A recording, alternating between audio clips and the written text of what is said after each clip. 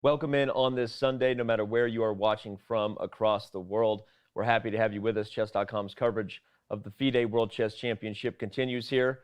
On the edge of the couch, you know where he's sitting. He's Grandmaster Robert Hess. You can't spell chess without Hess. Right here in the middle, we got the man who is has the whole world buzzing with the commentary debut that he's made with his coverage of the World Chess Championship. And I'm excited for day 3 here, guys. Robert, we'll start with you. Your thoughts on what might be ahead, real quick. Yeah, well, I said yesterday both players had losing chances. Hopefully today we can see some winning chances because Jan has lost the opening battle. We'll see what day 3 brings. Okay, Fabi, are they looking forward to the rest day? Be honest.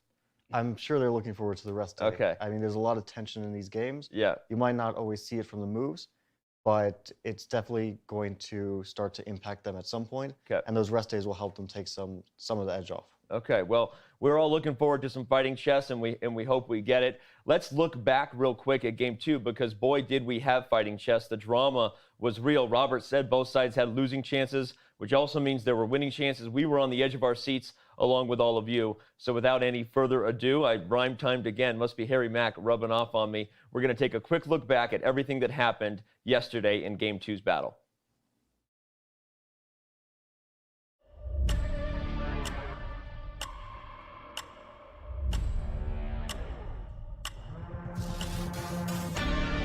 E4, we're all wrong. Wow.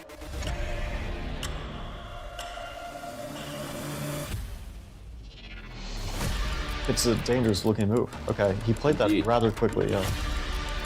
That looks problematic for Black. Strategically, tactically, and I mean, look at Jan's face. That's not the look of a happy chess player. It's getting really sharp. I just feel like he's been more focused. I know that they're always focused, but it feels like he's really zoned in on this game compared to game 1.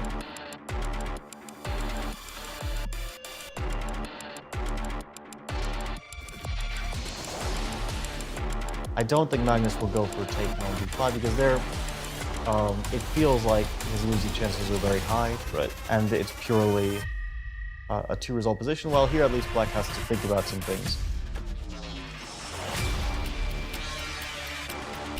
This type of position definitely offers Black huge winning chances.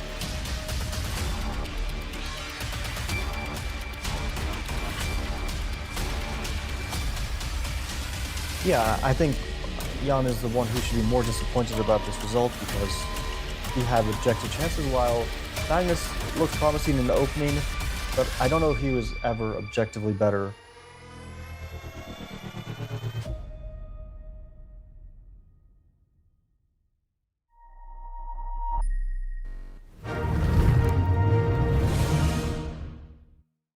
That video was hype, if I don't say so myself. I hope you're enjoying our quick recaps of the previous round, because we're going to continue to do it at the top of every show. We see chat. It's early in the morning here on the West Coast. We see chat buzzing. I saw Old Town Bob on YouTube saying Maggie's going to bring the pain. Shout out to Aquaman, already rocking and helping us over there on Twitch. We're going to be watching for your comments throughout the day, so keep them fun, keep them insightful, and maybe we'll be reading them on the show. I want to also say that on the show, of course, will be our guests. We have Hikaru Nakamura joining us, Eric Hansen joining us. We have a lot of guests joining us. Jan Ludvig Hammer continues to join us every single day and bring his view all the way from Norway, and it's been awesome to get Hammer's insights. Also, real quick shout out, sorry I missed over it, but again, we have a new YouTube channel, youtube.com/chesscom live. We are also broadcasting there. If you're tuning in from there, you can chat, and we'll give you a shout out as well. Our daily recap videos are on the main channel. We also have Coinbase recap videos. If you're missing more of Fabiano, all you got to do is check out YouTube after the day. And Mike's video interviews, which he's doing daily from Dubai, are always on our new Chess.com live YouTube channel. So coming up after the break, we get into our predictions. Robert, Fabi will give you their thoughts on what we're going to see on the board, both from a results perspective and a first moves perspective. So stick around. We will see you on the other side of the break as Chess.com's coverage presented by Coinbase continues.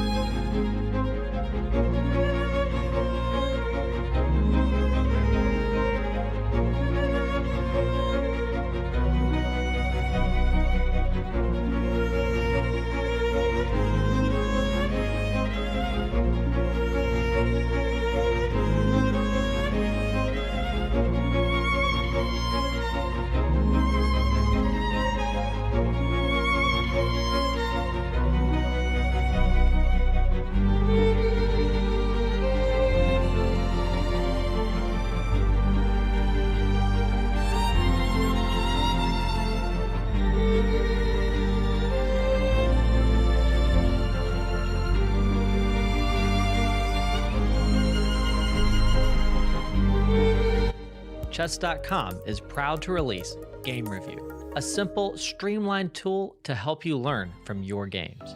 Immediately see your accuracy and your opponent's accuracy and how many brilliant and great moves were played. Then select Start Review to dive into the game. Learn about the opening and get helpful stats on your performance. Retry mistakes to learn and improve your accuracy score. See why moves are played thanks to the coach's feedback and click Show Line to see helpful engine recommendations. Play a game, start review, and try it today.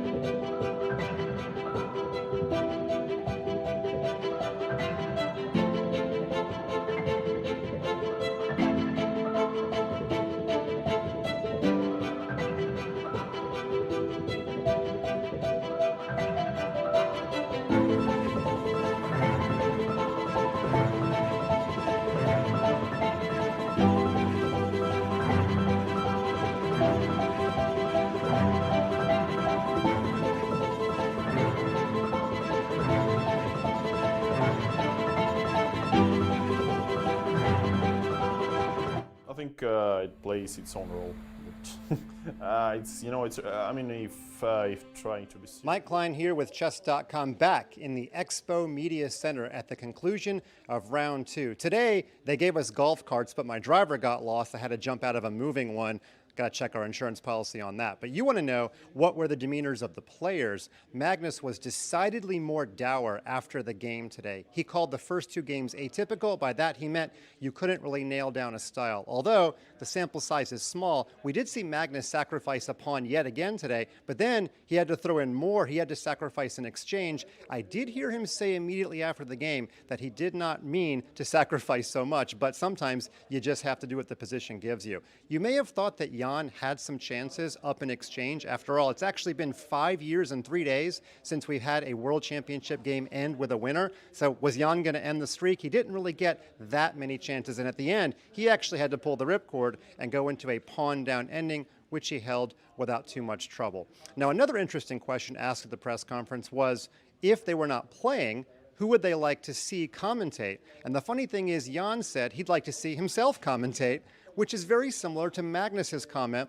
in London 2018 when asked who he thought was the strongest player. He said, well, himself a couple of years ago. So Magnus thinks very highly of his chess ability. Jan thinks very highly of his commentary ability and his humor. I also asked Jan, what about Dubai? Lamborghinis everywhere, 7-star hotel. He basically said that he's not falling into that trap. He's focusing on the chess games, and all of that opulence is not part of why he is here. So there you go. A draw for each player.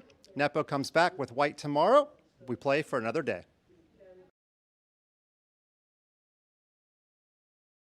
I can confirm for Mike that we do not have insurance that covers getting thrown from a moving vehicle. We do have dental at Chess.com, but not being tossed from a moving vehicle. Okay, we're going to jump right in here. It's time to look ahead to Game 3. We've got predictions galore just around the corner. We're going to remind you how you can get involved. But first, a quick shout out to our move predictions that are about to come, brought to you by our amazing sponsors, partners here at House of Staunton. Let's remember that you can pick up a House of Staunton board.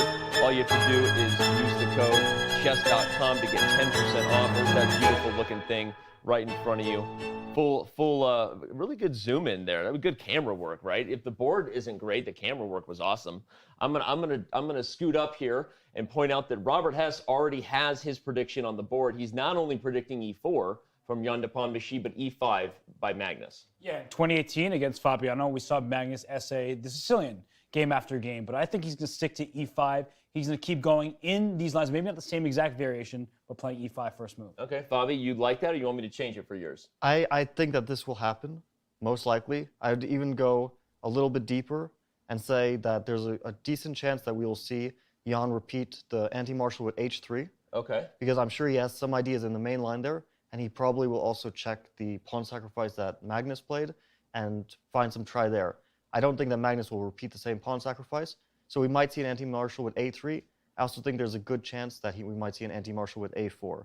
Okay. If Magnus were to essay the anti-marshal, to essay the marshal again. Okay, that's pretty deep and specific. I'll be the black sheep and say that Jan does what Robert thought he would do in day one and play C4, just to poke and prod a little bit and make sure he's looking for other things that Magnus might try. Although I'm with you guys, I think that likely Fabi's very well spoken. They say on the internet that when you speak, it's like hearing the truth.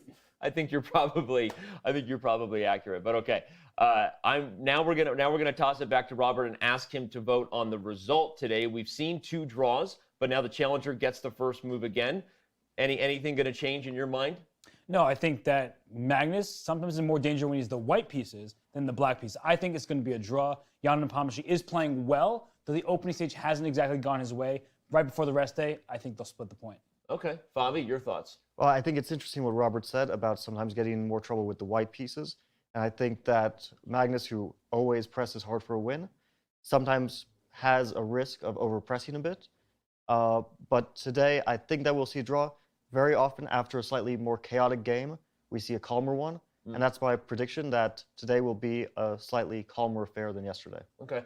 Well, Magnus even said so himself, that he thought today's game might be a little bit tame as both players look ahead to the rest day, both of them sort of doing what they're supposed to do. I'm going to say that I think that we are also going to have a draw. And before you turn your nose at that and be like, you guys are all predicting boring results, maybe today, since we've all predicted a draw, maybe we'll actually be surprised and get a decisive one, which means that even if we have all draws, we will have a happy Hikaru here at the end of the day. Remember, he'll be joining us at the top of the show. So picking the fat head when we're all picking draws, I didn't know who else's face to pick, so I grabbed a happy Hikaru. It looked like he was chilling and figured he could join the show. So there you go. All right, well, let's remind you how you can get involved. You can go to chess.com/events or click on the direct link that one of our amazing moderators will provide you, no matter where you're watching from. Head over, click the vote button, cast your opinion on what you think is going to happen in today's game. It can be a win, draw, or loss, and you will be automatically registered as part of our contest with $10,000 in cash prizes available, including a ton of premium memberships as well. Again, all you got to do is go to chess.com, cast your vote every day, and if you end up being near the top of the standings at the end of this event, you could take home $3,000 cash money, homie. That's a pretty. Do you like that? That's a cash money, homie. I like what you're doing there. Okay, you feel that? Okay. Well, we hope that you will consider continuing to play along with us as we get set now for Game 3. We take one more very, very quick break. When we come back, we'll be watching the players come to the board, seeing on the board whether our predictions were correct, and our coverage of the 2021 FIDE World Chess Championship continues.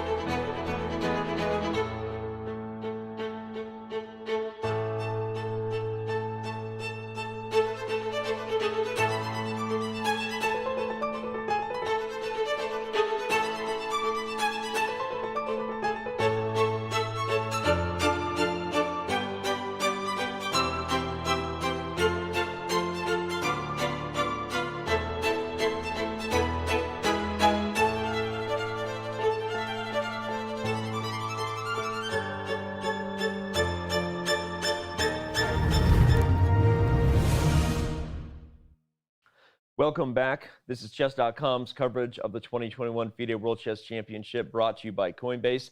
And this next discussion is brought to you by Ervin Lamy on Twitter, who almost in direct response to Fabiano Caruana in real time just said, if the discussion in the anti-martial indeed continues today, I doubt we will see another 8H3. Fabiano thinks we will.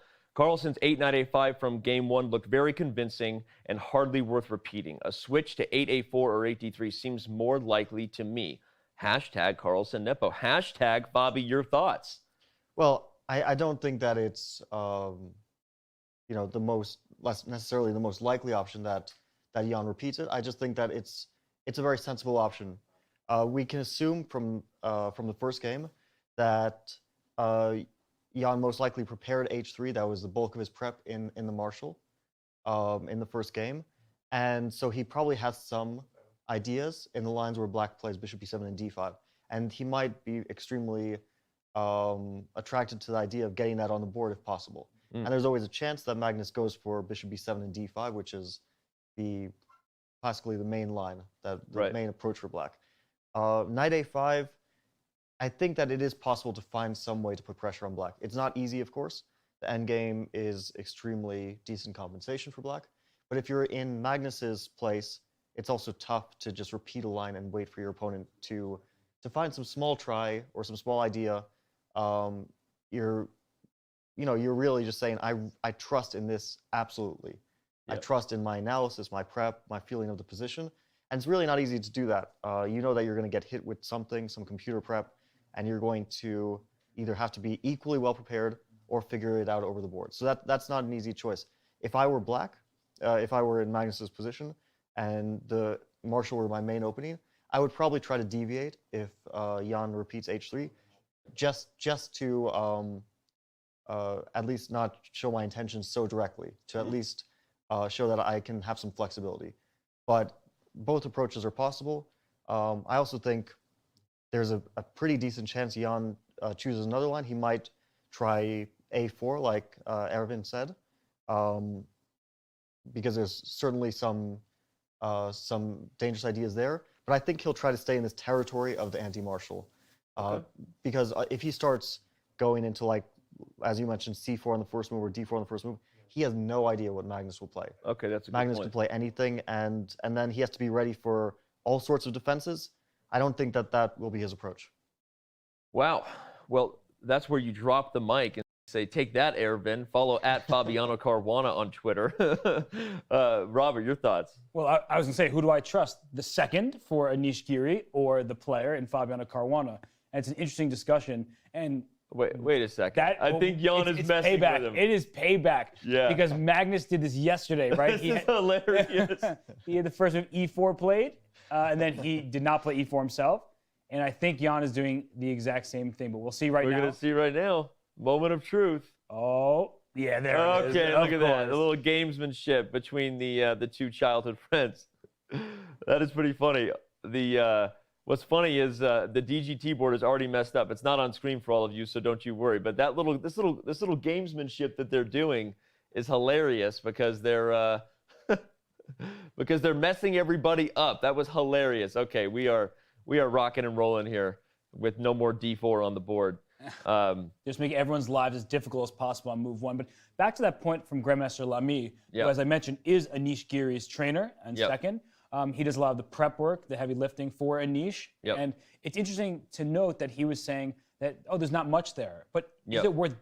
That sort of begs the question, was Jan playing a one-off opening in game one, hoping for something? Or does he believe in his preparation? You would hope that the World Championship stage, you believe in your preparation. And in the previous World Chess Championship between Fabiano and Magnus, they played the same opening to start with, but there were deviations along the way. But Magnus did stick to his same weapon of choice, and Fabiano also found some ways to get an advantage. So right now we see the game starting off in common theoretical territory. DGT fashion with King F1 on the new DGT boards being switched now.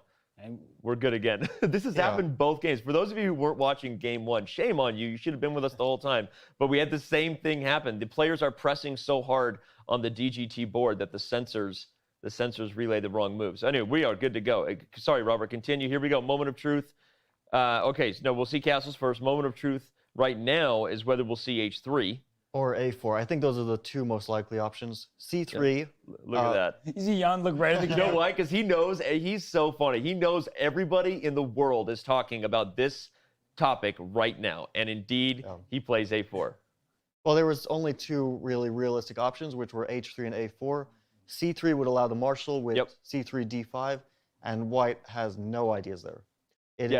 Let me analyze that and show the marshal here real quick, because again, it's important. Of course, we've got our eyes on the live position. Don't you worry, boys and girls. c3 is traditionally, if you looked up this position in databases for most of the non-super GMs out there, you might be like, well, c3 is the most popular historical move, or was for a very long time. But this move causes development issues to the queen side, which can build up quickly if black plays d5 and goes for the very, very infamous, if you will, marshal gambit. Sorry, just showing that real quick. And c6 would be played, and there you go. Yeah, here in this marshal gambit has a huge amount of games in theory, but it's no longer very popular because white has run out of ideas after tens of thousands of games. Yeah, I mean, not just that, right? Like all the games, but also the preparation. Yeah. People are doing behind the scenes. Yeah, all of that stuff that's led white to basically abandon c3 as a move. And that really leaves you with a few moves, h3 as Jan played in the first game, a4 as Jan played in this game, and d4, which isn't theoretically considered so great, and d3. There are no other logical moves. So it was kind of easy to pin down Jan's choice to either a4 or h3 as he played in the first game. So just highlighting a4, d3, h3. These are all, sorry, I also skipped c3. Those are all the moves, but that's why you're saying your process of elimination was why it was easy to pin down a4. Or h3 as he played in the first game. But it turns out Erwin was right in predicting that Jan would not repeat the opening played in the first game. I think that is a relevant moment. So he feels like he was just out-prepared in that game. Yep. And he's abandoning that move. But that's interesting, because that's on Robert's point. He was just saying you want to believe that you trust your preparation. Is it really that bold of a statement he's making by not playing h3 that he's just out prepared? I would say that sometimes it's good to be a moving target, because if you play the same thing over and over, both you and your opponent are doing deep research into that same variation. So if Magnus doesn't know what to expect from Jan, and maybe he will play a different first move at some point, that makes him a really difficult opponent to play in any single day. Now, if you're playing something different all the time, you may not go as deep. So it's a breadth versus depth argument to some extent. But I do like the decision from Jan, because it just felt like he didn't feel truly comfortable in the game one position. And it was much more Magnus' style, where this feels like he can get a healthy and safe position that he can then try to push for more from. And as we see, he just made this move, knight to d2, Fabiano. And yeah, that was a significant choice for white. Because white, if we go back one move, has a variety of options. All of them are pretty decent. I recently played with black against Maxime Vachier-Lagrave, and he played bishop to d2. It looks like a strange move, but the idea is black wants to play knight a5 to put pressure on that bishop, so you stop it. White can also play knight c3, basically just attacking the pawn on b5, a very logical move. And of course, white can play the typical c3 with a slow build-up, c3, and eventually white tries to get d4. Typical Lopez. Yeah, so Jan played knight to d2, and here the most common move is knight to a5. And so that's what we're expecting from Magnus here? It's possible that he can play another move. I mean, it's a position which is very flexible, so black really has a lot of choices. Even if black were to make a move like h6, there's nothing wrong with that. h6 followed by rook e8, bishop f8, and the typical Ruy Lopez or Zaitsev development that black often goes for in these lines. But knight a5 is the most common move. So we're expecting knight a5. Hasn't been played yet. It's a little more ambitious, right? Playing knight a5, because what you were saying, h6 and all those moves, that's solid. It's sort of like the Italian game from the black side, but your bishop's on e7, and so it's a little more passive. But here you can play c5 as black, gain some space. So how is white handling knight a5 here? You have to deal with the bishop here potentially. The immediate problem is the bishop, so you have to play bishop a2 if you want to fight for an advantage. If you allow black to trade off that bishop, then black has the bishop pair advantage, and white has no real, let's say, advantage over that. There's no. Sometimes you give away this bishop if you get something in return. Yeah, in but game in one, case, white had a pawn for the bishop pair, so here exactly. you have nothing. So here you want to save your bishop with bishop a2, and this is an interesting moment because one of the most ambitious moves is to actually grab the pawn in a4. I was just about to say, and this is a line that I don't know well, right? Obviously, Captain Obvious, but I'm looking at this. This is a really unique type of exchange for a Spanish queenside. Yeah, it's an interesting line because you are destroying your pawn structure, and if you were to lose that a4 pawn, then there would be no reason to do this for black. You would just end up with split pawns on the queen side. But it's really tough to win that pawn. Yeah. You have no very easy way to attack it multiple times. Like, you can attack it with c3, but black can defend it with queen d7. Mm-hmm. So very often here, white surrenders the queen side. Okay, so what are you doing here then? You can play, for example, knight f1. You surrender the queen side, and you try to build an attack on the king side. Okay, what's the line that we might see? To be honest, I haven't checked this line in many years. I played a game in this b takes a4 line in 2014, but since then I haven't really looked at it very thoroughly, so I don't remember the theory. But that makes me feel better. Now there's two. Now there's two of us here. But one of the main things that you can see in this position is black's pieces, the knight on a5 and the bishop on b7. They're not in play over on the king side. So the bishop on a2 may be on the queen side, but it's the power of the bishop. It's slicing across the board to f7. So with Fabiano's idea here with knight to g3, and sometimes you can even play like h3, g4, and throw pawns up the board. But the point is that white is much more prepared to be active on the king side, whereas black not only has those pieces on the queen side, Fabiano's point, that if you move your knight back to c6, then it becomes much easier for white to go after the a4 pawn. And if you lose the a4 pawn, you will just be positionally worse because I'm going to show that real quick just to highlight. I don't know whether this is the move or not, but just to get the point across that what Robert's saying is b takes a4 for black may have won a pawn, but if that pawn falls, i.e. there's no more queen d7 or something, the structure here is greatly, just make a random move, greatly advantageous. This is the kind of thing you never want to do for black on the queen side in the Spanish. Yeah, this would be disastrous. And even, I think, more accurate than bishop c4 would be to play c3, because if you can make a move which attacks the pawn and is also a developing move, and c3 is a developing move because it prepares d4 in some cases, then you're killing two birds with one stone. So black shouldn't play knight c6. In fact, one of the main, let's say, development plans, and if let's say we don't play b takes a4, but we play c5. This is actually one of the points of playing knight a5. It's to chase the bishop away for a second so you gain a tempo to expand in the center. So now if you play knight c6 back later, let's say we'll just do this to show. Yeah, for example, your knight is no longer blocked by the pawn on c7. Right. So now you have a lot more space, and also that c5 pawn exerts pressure on d4. So white finds it very difficult to play d4 without massive simplifications in the center. Okay. Yeah, so that's interesting. c5 is the most common move after bishop a2.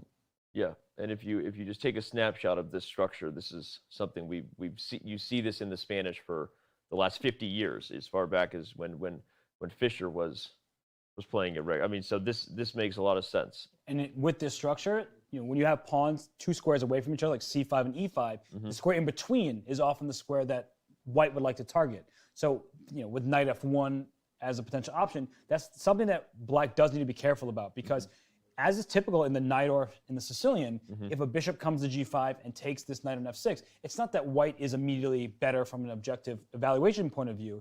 It just becomes a dark square bishop, and look at the pawn structure for black behind your own pawns. Making some random moves. Sure, exactly. Exactly. We can show the d5 square is so important because you don't have a pawn that can kick a piece out. That's what an outpost is, and it's exactly what white would use in this type of position. Okay, well, what a traditional Spanish game that would be if it was delivered, but no. If I'm correct, it looks like we have a move on the live board. Indeed, we do. We see that Magnus has played the move rook to e8 on move 10. Fabi? Yeah, so this is similar to the plan I mentioned with h6. Yeah. Basically, he wants to develop with bishop f8 and get that bishop out of the way and eventually try to push d5. So now that he'll overprotect e5, and then d5 will no longer potentially lose a pawn on e5. The interesting thing is here is white can play knight g5, attacking f7. That's why I suggested h6 first. But I'm wondering about d5 here. Oh no! So we're not gonna play a little tickle. I don't think it works though. I think that after e takes d5, it's not going to I was work gonna out say, for do black. we have a lolly gambit happening over here? I want something nasty with queen f3. I think that you're really asking for it here. It does, right? It's got to. I And think queen so. f3, and the king has to go to e6, and Oh my God! that's Just if this happens in a world championship, I will give every viewer a 1-year diamond membership. But there is an interesting point here that your d5 move, maybe it doesn't work if you follow up with knight takes d5, but aren't there positions without the king on e6 I was gonna say. where after e takes d5, let's say, Yeah. you like play a move like knight d4 and you like start giving up pawns. Yeah. And it's Yeah. similar in nature to what Magnus did in the first game, where he goes after the bishop on b3, he gets the bishop pair, but he loses the pawn. So this kind of move is definitely possible. You always have to watch out for d6. Like here it doesn't. I was just about to say the key is that black can take this first. Right, and after d takes takes e7. e7, this is the really important point, Yep. queen d5. Yeah. Because otherwise you lose. If we just go back that half Yep. second here, that your queen's under attack and your knight's under attack. So you need to save your more important piece. If you take the pawn e7, you just lose your knight. So queen d5 attacks something greater in the position. So that means that black is actually the one who gets to escape. Only thing greater than a material queen edge. is the king over here. Very, very nice. actually, I think it instructive would be interesting to continue that line Okay. for just a second. Okay. Although I don't think it works out for white. point. Okay. I think it's still, if we're having fun checking some crazy lines. Hey, we're having fun. Look at that. All the viewers can see the live position, so calm yourselves. Let Bobby analyze. So d6, knight takes b3, d takes e7, queen d5. This is necessary so black doesn't lose that knight on b3, and it looks like black is winning the rook on a1. But if I play knight g to e4, now if knight takes e4, d takes e4 wins a piece because the queen is attacked. So black's only good move is knight takes a1, knight takes f6, g takes f6. So white is down a full rook, but after knight e4, white has very significant threats, and then the knight on a1 is also probably going to die there. Even if this happens, I will give everybody a diamond membership. I promise. I promise this more won't likely. happen. I'm risking. Look at Sam insane this is. I think it works out very well for black after queen e6, most likely. But it's God, I not. want There's this still so knight bad. c5. There's But a look lot of how tactics. I love the fact that Stockfish 14 is evaluating a position with black up a rook anywhere close to equal. I am getting excited right now. I'm glad I'm not on camera. Yeah, this is very unlikely to happen, but it is an interesting line. It's some of the possible lines that will remain behind the scenes, but the players are probably kind of briefly looking through in their minds. Okay. But I don't expect knight g5. I think rook e8 is first of all preparation from Magnus. That's clear. He's looked at this line, so you don't start going for sharp lines like knight g5 without preparation in return. Quick note on the position. Apparently, so Carlsen has actually never faced the move knight bd2 in 14 games of this position. Thank you to our team working hard, bringing us stats. So that's already an interesting point, that one of the reasons Magnus paused on this last move before playing rook e8, maybe he'd never faced that move order. We also have a note that the move 8a4 hasn't been played in a world championship match since Kasparov Short 1993. Oh, so that's actually an interesting game. Kasparov Because Short? yeah, it's a Don't let Nigel hear you say that. well, Kasparov won that game and it was a brilliant game. Oh, then go ahead. But it was the reason that for decades a certain way of development for black was rejected, Okay. and then recently it was revitalized. It was black at some point plays knight d7 and knight c5, and based on that game, everyone thought this is very bad for black. But then more recently, computers said, oh, this is actually a very legitimate way of playing, Okay. and that game, even though it was a great game, is not theoretically so relevant. All But right. anyway, that is not happening today. And that's the problem with great games, is people often take for granted that there's so much lying underneath the surface. So especially if Kasparov is the one Right. playing, and you're like, okay, I trust him. Yeah, the result and the man playing the position, you assume, okay, well, this must be good. But indeed, this is a very playable variation for black. Now we see h6 on the board, stopping knight g5. Fabi gets his wish. And Jan takes another sip of whatever's in that thermos. Yeah, I feel like knight g3 is feels like almost an automatic move here because the knight on f1 has two places to go. It either goes to e3 or to g3. So most likely you put it on g3 first. Okay. Black Why plays- is that? Just to both options in the Spanish are typical, but here with the rook on e1 and this anticipatory structure where d5 might happen just makes more sense to put it on g3. Yeah, well, we think about the knight on either g3 or e3 as where can it go? And the squares on g3 it can go to potentially are obviously f5. That's the most obvious square, and maybe h5 someday if the knight on f6 goes away. But that square doesn't seem very relevant at the moment. The knight on e3 can also go to f5, or it can go to d5. But on d5 it gets traded off, and white isn't really interested in trading off pieces to play for an advantage at the moment. But the knight on e3 has disadvantages in blocking off two of white's pieces, the rook on e1 and the bishop on c1. It limits their influence. So if the knights are going most likely to the same square, which is f5, why would you put it on a square where it blocks your pieces off? You'd rather put it on a square where it doesn't obstruct anything. It also opens up d4 as a possibility, right? Because the knight on e3, you're not playing d4. Your e4 pawn is loose. With the knight on g3, you have a second defender of that pawn, so d4 is in the card at some point, not in this particular position, because bishop f8, which is the move that we expect in such a line, because that actually helps black's rook, and at some point black may play g6. And we know a pawn 3 squares away from a knight dominates a knight, because where's the knight on g3 going? f5 or h5, a pawn there takes away those options. But if white is able to get a knight on f5 first... I was just about to say that. Yeah, you don't... One of the typical ideas whenever there's a pawn on h6 is you now have that anchor. So knight on f5 and bishop on c1 actually frees the pawn where it stands. g6 would hang the pawn. So I also want to... is this a line you think we might get? Knight g3, bishop f8, knight f5? I don't know about knight f5 because one of the problems with knight f5 is, for example, black might just play knight e7. Trade it off. And just trade all that stuff off. Okay. What were you going to say then? But I was just going to point out an interesting thing, because what Robert mentioned about g6 is extremely typical and likely to happen at some point. But black plays g6. After bishop f8. After bishop f8, and let's say white plays c3. I think more likely black's idea is to play d5. Okay. But let's just say that black were to play g6 to limit the scope of the knight on g3. I actually think an interesting move would be h4, and we could see some aggressive intentions from white, because white noticed a target on g6. The h4 pawn is going to go up the board on h5, put a lot of pressure on that pawn, and give black some tough decisions. And if black were to stop it with h5, then suddenly we see knight g5 coming into the picture, and a lot of pressure on f7. So this might be the downside of g6. But I think Magnus's idea is more likely, in general, to go for d5 in the center. Why am I so excited about this game? I know we came in here, all three of us predicted draws. We're looking at the rest day, and every move that's being played. Can you feel the energy in here? Well, you just made it awkward. If the energy's there, you don't have to talk about it. Well, Danny, I feel the energy in the position. And then Danny looks to chat for someone to say something nice to him, and there's nothing there either. Back to the chess. Okay. No, I know what you mean, because even though it's a quiet position, there's a lot of stuff. There's a lot of tension. A lot of very interesting things. It's chessual, the tension.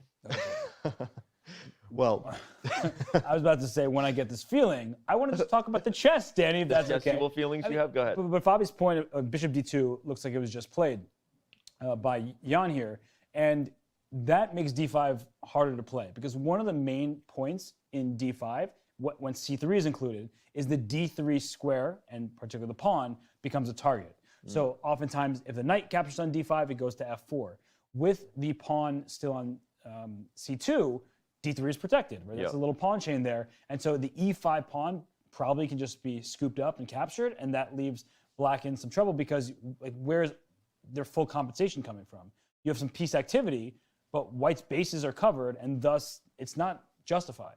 This is also interesting, Fabi, because this is sort of like the idea that Maxime played against you to prevent knight a5, but the white knight is already on f1 rather than on b1. So this is a very interesting move. I was trying to understand the idea, and it's clear when you play bishop d2, this is an indication Jan knows the position. You don't just play bishop d2 quickly, because it's not the most natural move, knight g3 is, without some idea of what you're doing. And I actually think the idea is, and I might be totally off on this, and I'll look a bit silly with this next move, but I think the idea might be bishop f8, c4. What? You do look silly. Explain yourself. And I think the point is that normally black can reply with knight a5 here and put a lot of pressure on that bishop, but you covered that square. You're threatening a pawn, so black has to make a decision with that pawn. What can you do with it? You don't want to take on a4. We already spoke about that in general. We're just going to remind everybody, this is a no-no on the black side of a Lopez. That's super bad. If you play b4, white will play a5, and that pawn will get isolated on b4 and eventually picked up. So you don't want to do that, because also now you can't play d5. So that pawn on b4 is a huge weakness. Yeah, look at this. Look at this and how it says no. It's really funny, because I think when people learn this type of position, the point is the bishop on b3 is so strong. So playing c4 to some extent seems counterintuitive because you're blocking your bishop, especially in the event of b4, as we were just looking at. But Fabi's point is extremely important that after b4 for black, white plays a5 and cuts off the circulation of the pawns. Because what would black like to do? Jump that pawn from c7 up to c5 right over the knight. Obviously, that's not legal. And where's your knight going? Well, you drop the pawn on b4 if you move the knight. So that's actually a big struggle that black has in such a position. So c4 is a really interesting idea, and one I would say that does not naturally come to mind for most. The last idea you didn't mention is what happens on this. Well, which is the move that black probably should play. But then after bishop takes c4, we actually notice that black has some concrete problems to deal with. Queen b3 is a big threat. As well as bishop takes f7 Possibly. for the record. Yeah, bishop takes f7 and queen b3, and these ideas are in the air. And so if black were to deal with that, white can actually start advancing on the queen side. The bishop on d2 is super useful, and there's like b4 ideas, maybe not immediately, but in general, and then b5 is coming, queen b3 is coming. You see how black is under pressure and white suddenly has initiative. And that pawn on a6 is a weakness. The bishop on c4 is staring at it. White also has ideas maybe to use the rook on c1, put pressure on the c-file, or play knight e3 just to cramp down on that d5 square. So I think this might be the idea that Jan is going for. And it looks like an interesting one to me. And it seems like he first put his knight on e3. So after bishop f8, knight e3 was played. So, I mean, the c4 idea is rich. Like, that's a fascinating variation. And he's leaving that option open.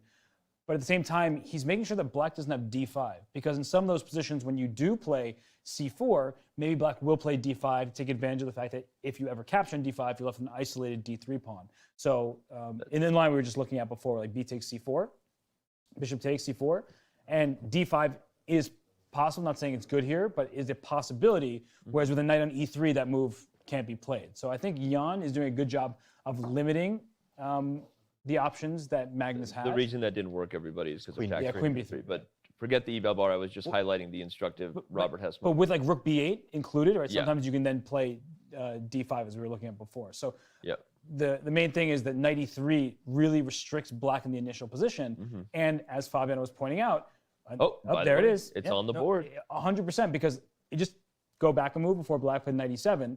From g3 and e3, we were talking about the knight's going to f5. But the bishop already made its intentions clear with bishop d2. We were discussing the move c4, thanks to Fabiano. And so now we don't need to look at d4, so the knight is great on e3, covering f5, and very importantly, d5. And so c4 makes sense, but Magnus responded very quickly. Oh, sorry. No, this is awesome. I mean, this showing, maybe so far the best showing of opening prep from Jan in the match at this point. It would seem so that we would agree on that. And I'm not saying that means, he gets some sort of dominant advantage, but so far Jan is showing a little bit more in the first stage of things than we've seen. I also want to give a quick shout out. This is the time when voting is closed on Chess.com. You missed your chance, but do it at the start of every show for a chance to win your piece of $10,000 in cash prizes. But now's the time to spam emotes in the chat wherever you're watching from. Let us know who you think is going to win. Play along with us. Magnus head, Jan's head. I got a couple of fat heads around the office. I see you, Peter Kuiper, I'm just on YouTube. Anyway, chat, we're watching. Let's go back to the chess. So I just wanted to say that it's clear also that Magnus knows something about the position. He's also playing quickly. So to speak about who has better opening prep for the moment it's difficult to say, because they both seem to be well prepared. Of course, white is the one who is potentially better in this position. Black is the one who's trying to equalize. I just saw a funny line which I wanted to mention. After bishop c4, the most natural move is knight g6. And first you think, oh, queen b3 wins some material. But then after queen d7, and this is a reason I actually think queen b3 is a mistake. Queen takes b7, rook e to b8, the queen is trapped. So this isn't good for white. And if white plays bishop takes f7 here, after queen, instead of queen b3. This is the good way. He was getting there. Yeah. instead of queen takes b7, we just go back one move. Wait. Instead of bishop takes f7 check, play queen b3 first. Bishop takes f7 is the best move, though. Yes. That's definitely the best move. Okay. But if queen b3, queen d7, bishop f7, it looks like you win a pawn, queen f7, queen b7, because now the c6 square is available. But then black plays knight f4, and you can't actually defend that pawn on d3. Even though it's surrounded by pieces, there's no way to defend it, which is kind of funny. The problem for black is, of course, bishop takes f7 immediately, as you pointed out, and this is a good version of winning the pawn. So what I always love about this is, sometimes when we commentate, it's like, well, why are you going through these variations? But in order to get to the correct one, you have to make your way through, because that line we're just showing with bishop take queen b3 first, and then bishop f7, it looks pretty natural and looks pretty good. But you win a pawn, but then you suffer some of the consequences of the knight jumping into the board. So b takes c4, I guess Jan isn't at the board because bishop takes c4 seems kind of obvious. Knight takes Knight takes c4? Knight takes c4 from Ian Nepomniachtchi. Okay, well. Again, I think proving he is in his prep and comfortable. Look how confidently he plays it. And now that it's on the board, I'm looking at knight a5 and liking it. That's an interesting idea that's coming. Yeah, he knows this position well for sure. The knight is potentially coming to a5. It's not 100% because also the bishop might find a nice home there on a5 with rook c1 and pressure on c7. But this really does kind of carve out knight a5 as the intention. I wonder what black will play here, because rook b8 is a very natural move. You basically just say, well, I'm the only one with the open file on the b file. You have the c file, but I need to make use of the b file while I have the chance. The question is, does this b file actually matter? White can play. Is there knight takes e5 in some positions as well? Well, maybe in this position. Yeah. I didn't notice that option, Yeah, but that looks super dangerous now that you mention it. Right, because the f7 pawn can't be defended. So knight takes e5, and That would be. Oh, that would be. that would be a problem for black. That would That's be what that a would- problem. It's interesting. Maybe black can. It's probably not very good, but maybe knight ed5 Yeah. actually doesn't lead to such a terrible position. E takes d5 is forced. Bishop takes d5. I thought we were going to go Marshall with like bishop d6, but yeah, okay. Yeah, then And knight c6. Okay. White has a lot of weaknesses. If bishop d5, queen d5, suddenly a lot of things are hanging. Right. So maybe black has some compensation. Probably not enough for equality, but it's not a complete disaster, let's say. It actually doesn't look that terrible because that's it's an extra pawn for white, but look where the extra pawn is.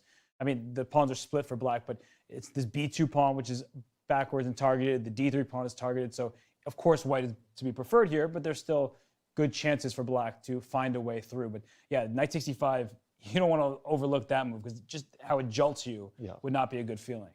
And Magnus played a very interesting move, and he dealt with two threats in one move, knight a5 and knight takes e5. But he also spent two moves to get to the same square. But he also spent almost no time. We saw for a second, for anyone who couldn't see the camera, both players were gone from the table. Magnus comes back and sits down and makes his move instantly. So they're both still very clearly. I wonder, though, that's what I was just going to ask Fabiano. Like, do you think that Magnus is also in preparation, or he got to this point and then knight c6 felt like the move? Because he's playing it quickly, so it leads you to believe it's preparation. But this is kind of a rare line. No, it's an unnatural move. Yeah. Because you don't immediately think, oh, I have to go back to the square I just came from. And you also don't want to block that c pawn. Because one day black would like to play c5 to get some grip over the central squares. And he played it quickly. So it means, so what you're saying to me makes it more likely that it's prep. I think it's an absolute certainty that they're both in their preparation. Although Jan is starting to look a little bit like he didn't expect that move. But it's clear that up to this point, all of their moves they knew about beforehand. And it is a rare line, but this is a World Championship match. The players have been putting an unusual amount of time into their preparation for this match. How would you know that? LOL. Sorry. An unusual amount of time, but yeah, go ahead. Maybe unusual isn't the right word, but they have the liberty to, let's say, play less events and put more of their effort into preparation. But it looks like Jan didn't really expect that one from his body language, and now he's started to slow down a bit.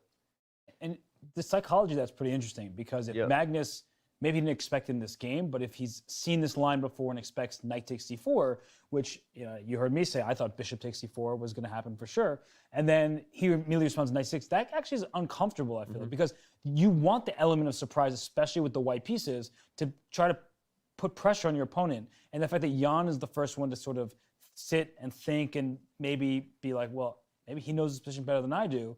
That's well, it brings me back to Fabiano's point yesterday, which was an amazing point, which was brought on by chat, asking about how much you're using the engine prep, and the idea that you're actually looking for positions sometimes where you might be a little bit worse, because those are the opportunities where you might trap your opponent, right? Positions that are a little bit worse, so they go for it thinking they have a safe edge, but there's an opportunity there that's maybe hidden, or an idea that maybe would be easily to dismiss, because as you said, no matter, it sounds in theory like we got a bunch of seconds and a bunch of engines, but you only have so much time, right? So no matter what, you have to choose where to put most of your resources, you were saying. So is this maybe one of those sort of traps where Magnus is a little more prepared for an idea, despite it looking like White's a little better? Yeah, I think what you mentioned is interesting, that there are a lot of seconds, but the decision is made solely by the player. Right. Magnus, he might get all these ideas in seconds telling you this is interesting, telling him this is interesting, this one I've analyzed and it looks good, but he needs to be comfortable with the position, and he needs to decide that this is what he likes. And I feel like maybe this type of position appealed to him because although Black is potentially under a lot of positional pressure, Black also has something to look forward to positionally. White has weaknesses. The b4 square, potentially the d4 square, and somewhat split pawns because White plays c4, which was an ambitious move, but also a slightly positionally damaging move.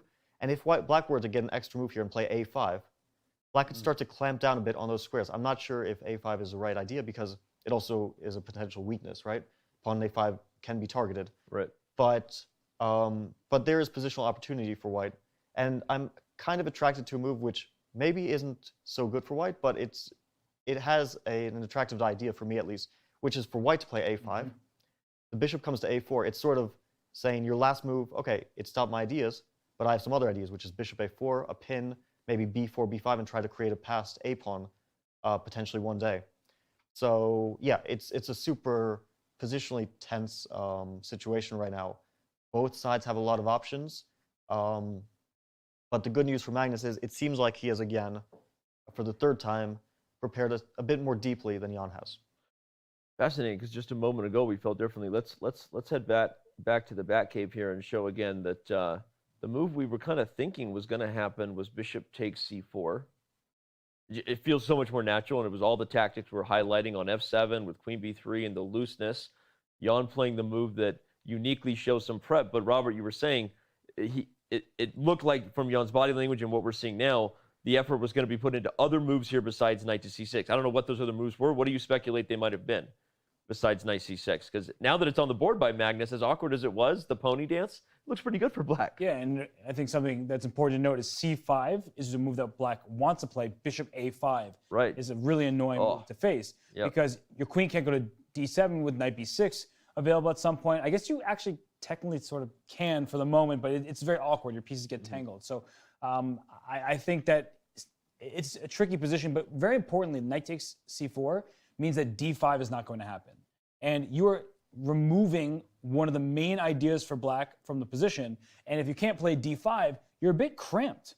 You look at the position here, the bishop on b3 is better than its counterpart on b7 because the bishop on b7 stares into a protected pawn on e4. The bishop on b3 is, again, heading towards the king side all the way to f7 for a potential attack. So the knight on e7, that blocks all of Black's pieces. So knight c6 does make a lot of sense. Going over to g6 is actually heading away from where the action's taking place. There's no attack in this position. It's more of a positional bind happening on the queen side. So knight c6 does make a lot of sense, and so did Jan's follow-up. Rook c1 is now on the board. It's a semi-open file. Your rook likes to have good room to work with, and it's also just passes it back to Magnus. The a5 move that I mentioned was the first idea that I was thinking of. At some point, perhaps play bishop a6 to take over the b4 square, but I was concerned that if Black plays a5, you can't really move your rook very easily from a8, and you can't move your knight for the same reason. The pawn on a5 is loose, which means you're not getting c5 in at any point. If you could just put that pawn on c5, then Black would be much happier in this position, but you have limited space, and your pieces are quite restricted from Black's point of view. I think White has much more dynamic chances. Bobby, your thoughts? Do you think a5 is still an option for Black here? Yeah, I'm a bit worried, like Robert mentioned, that after that the pawn will eventually become weak, and for example, a move like bishop c3 and queen d2, it might be difficult to find a way to defend that pawn. So I don't expect a5, but rook c1 opened up a threat for White. It's a move with a clear idea. The idea is knight a5, and then Black will be obligated to capture. Let's make some move to show everybody what might be coming. This would be very difficult to deal with because now you have to play rook c8 to defend that pawn. We can potentially, well, there's bishop takes f7 here concretely, so this is just bad. This is losing for black. So you have to play rook e7, which is super awkward. Yeah. But in any case, black has to deal with this threat. I think queen d7 is a very natural way of dealing with it, because now after knight a5, black can take and play c5, so that takes the bite entirely out of this idea and passes the onus back on white on finding some sort of threat. It's clear that black is in a slightly reactive mode at the moment. Right. Black is the one who's dealing with white's initiative, but there's some long-term potential. I think that's the main thing. But of course, white is slightly for choice here. And queen d7, I know I'm kind of keep going back to this the same idea, but it does really invite a5 again and bishop a4 because now it's a triple pin. I love that idea. And I think one thing we should highlight is that a5 for black and the line you talked about cannot be followed up quickly with a move like knight b4 because of tactics involving knight takes a5, immediately removing the defender and hitting the bishop. And yeah, exactly. It's important because if black could get knight b4 and then to Robert's point, c5 to follow up, that would be a very good clamp to have established, right? So the fact that knight b4 doesn't work for tactical reasons is important. There's one sort of funny thing here. After bishop c3 in that variation, that we're talking about how the a5 pawn is loose. Sometimes, not obviously in this position, but black plays like queen b8, queen a7, and it's a move that looks very strange because you're moving your queen over to the wing where it's not fighting for the center. But on a7, it actually does compete for the d4 square. And very importantly in this position, like white needs to find a breakthrough. So d4 is a tough one to make work for white in many positions because e4 becomes loose. And I don't really like the notion of having my queen on a7, but then it's like, well, what is white doing after that? Because it's awkward placement, but it's not like white can put more pressure on the a5 pawn. And so you're, again, passing it back, saying you have to find your next idea. Yeah, I think it's funny you said not in this position, but I think specifically in this position. The more you talked about it, the more I was like, is this a move? Black probably has to play queen b8 here to deal with that threat. I don't know if this is a good outcome for black, but it's not easy to... It looks interesting to me. The bar says, hey, go for it. And actually knight f6 to d7 to c5, you're going to wrap that knight around at some point. You are moving many of your pieces away from your king, so you have to keep a lookout, especially in the f7 square. But yeah, that's what I was aiming for. Just trying to stop white in his tracks, and then for black, I can still maneuver my other pieces. Yeah, it's actually a sensible option. It's a bit risky and a bit committal, so I don't know if it's easy to decide upon that, but it's possible for sure. I actually just wanted to continue the line I mentioned before a little bit with queen d7 because I think it's a very natural move. I don't know if it's the best one, but if white were to play a5, the downside of this move is that black might actually play knight a7, and you're thinking, oh, you move this knight from b8 to c6 to e7 to c6 to a7. What are you doing? But you're reacting to white's threats. If bishop a4, now you're happy to play bishop. I'm not really sure bishop c6 or knight b5, but both moves are possible, and it's nice to trade off some pieces because white has significant positional risk here. The pawn on a5, the pawn on b2, this is a very serious backwards pawn on an open file. So if black were to take that file with rook b8, eventually rook b5, you notice that white could come under some positional pressure. Yeah, that's kind of a typical idea for black in any of these Spanish games where white's pawn makes it all the way to a5, the rook lift to b5. So did you see Magnus's body language there? Yeah, that was interesting. Yeah, I don't know if that was a back spasm or he just is not happy. I have a catalog, as you know, of Magnus Carlsen and Hikaru Nakamura's facial expressions and body language. That was new. I'm gonna make a note. I think maybe he heard some noise because the glass box doesn't, I think, filter out 100% of noise. It sounded like he was disturbed by. So he looked to the side and he's like, "Yo, what are you doing? I'm thinking here. Yo, I'm walking here." But that actually it's really bad if you can't hear, especially when it's pure silence to that point and you're really focused because the lines we're looking at, you know that Magnus is looking through some of these, trying to figure it out, and especially this, a5, queen b8, queen a7. It's committal to the queen side. It's awkward, but it seems justified. Yeah. And as soon as you hear something, now your focus is thrown off, and you have to get right back into it, and that's very difficult. Let me throw the other view of that though is the fact that you're in a distractible place might mean you're already initially a little frustrated to begin with. I mean, we were talking about Jan's pausing, but Magnus has now been on the clock for some time, and he doesn't have a move yet against rook to c1. So is he recalling prep? But based on, you know what I'm saying, right? We always talk about that. Like, you know, your mindset might already be in a place where you're a little bit frustrated and easily distracted. Yeah, I think I was a bit premature in saying that Jan was not fully in his prep and that Magnus was better prepared. Although he took some time on his last move, I still feel like he knows the position pretty decently. And it looks like, I mean, Magnus, I don't know, again, reading into facial expressions is not always... It's more my job. Yeah, I'm not very good at it, and it's maybe not the easiest thing to do. But he doesn't look entirely happy at the moment. Yeah. It looks a bit uncomfortable. And as I look at the position, and in addition to how he looks, it is an uncomfortable position for Black, especially considering how he fared in game 1 and 2. Not the result, but the types of position. In game 1, there was a lot of flexibility on his side. In game 2, at the start, you know, he was the one pushing forward. He'd sacrificed the pawn, and then of course he made a mistake. But the start of the game, the initial positions right out of the opening, were ones that he felt comfortable in. He had many different options. And here it's like, where does Black get activity from? Usually you play d5, but that was the whole thing with knight takes c4. d5 is very hard to punch through because the e5 pawn is attacked by the knight on c4, the knight on f3, and also the rook on e1 after e takes d5. So if you can't play d5, you're sort of sitting and waiting. As Fabian said, you're reacting to many of White's moves. And that's not a good place to be in, because maybe the objective evaluation says you're all right.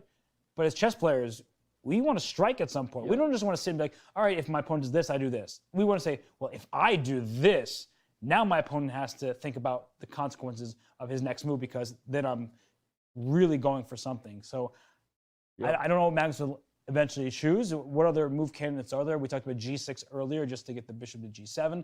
I don't think in this position it really calls for it, because the bishop on f8, even though it's staring into its own pawn on d6, if you're able to get the move d5 in, the b4 square is so vulnerable here, and that's one you want to take advantage of, because there's no c-pawn. The pawns are in a4. Pawns don't go backwards. To your point, g6 also feels a little unnecessary compared to a traditional position for the knight on g3, right? you talk about the pawn on g6, 3 squares away from the knight, dominating the horse. So but you're right. It's interesting in terms of what move to suggest. Quick note, because we will have her on as usual, Ho Yifan. 12 bishop d2, if we go back to the Batcave, was played by Yifan back in 2009, and she won that game. So we'll definitely ask her a little bit about this position. It means she knows this line, and it'll be interesting to see if she can recall any of her own prep, given that we know bishop b2 is kind of a rare idea, or at least it hasn't been popular in the most recent chess theory. So just quick note for the fans that we will definitely be asking Yifan about this line later today. Yeah, right. I think in the current position, like when we're discussing Black's options, it looks like Black has a lot of options, but I don't think that's the case. There's a move like g6 or rook b8 we tried earlier. White has a really serious threat here. Knight a5 is a huge threat. G6, we can already talk about White, potentially being close to winning if Black were to make a move like that, because knight a5 is so difficult to deal with after that. So Black's options are limited. We mentioned a5. That deals with the threat, obviously. Queen d7 sort of prepares against the idea of knight a5. But I don't see other very sensible moves. I mean, I kind of like Robert's idea of sliding the queen over. Yeah, that's definitely an option. I mean, it's a very logical one to play a5, because you prepare for the future where you're trying to take the b4 square for your own. The problem is Black is really tied down here. I mean, it's not clear what White does, but also not clear what Black's next move is. Maybe, in fact, you want to get rid of that bishop on b7 and try to get it to e6. But you have to bishop c8 to e6. But that's also a bit of a slow plan, and you are concerned with Black that White can do something in the meantime. So I don't know what he'll do, but I know for sure that he's going to react to this idea of knight a5. One thing is in these knight a5 variations that we keep talking about, which is important because that is a big threat, that rook e7 is the required move. And we should show that one more time. I'll just show that funny line we had with rook e7. Yeah, but because we just want to show road turn. Rook c8 doesn't work because bishop takes f7 check. Yes. We just want to make sure everyone is fully aware of the sacrifice, followed by queen b3 check. We'll pick up the bishop back on b7 and win a pawn in the process. So that would be very bad news for black. So if rook e7 will be a required move, maybe g6 does make some sense, because if the rook is blocking that bishop and it's doing nothing, a bishop on g7 will make it more likely that black can play d5 at some point. So that's one of the reasons why g6 came to mind. Is I understand that knight a5, it doesn't look pleasant for black, but if I'm going to be forced into rook e7, having g6 in the picture does seem to at least feel a little bit better. Yeah, and I guess if white tried to continue to bring pressure here, you still couldn't play rook c8, I imagine. You could actually, actually the you rook could now. protects You could do it f7. with the rook. but you can also knight e8. you could also make a move like queen to maybe e8.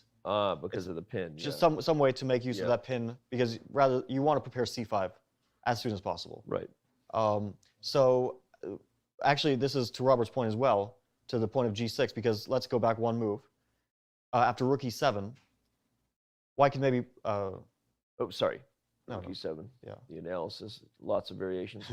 White can maybe play knight h4 here. And that was no g6. I'm terrified for black, because knight g6 and knight f5 are both on the cards. Yeah, let's show it. Yeah, g6 here would be a real blunder. So maybe g6 is a slightly better version, because then you can try to play like king h7 there and stop that knight h4 threat. But in any case, I think black wants to avoid all that stuff.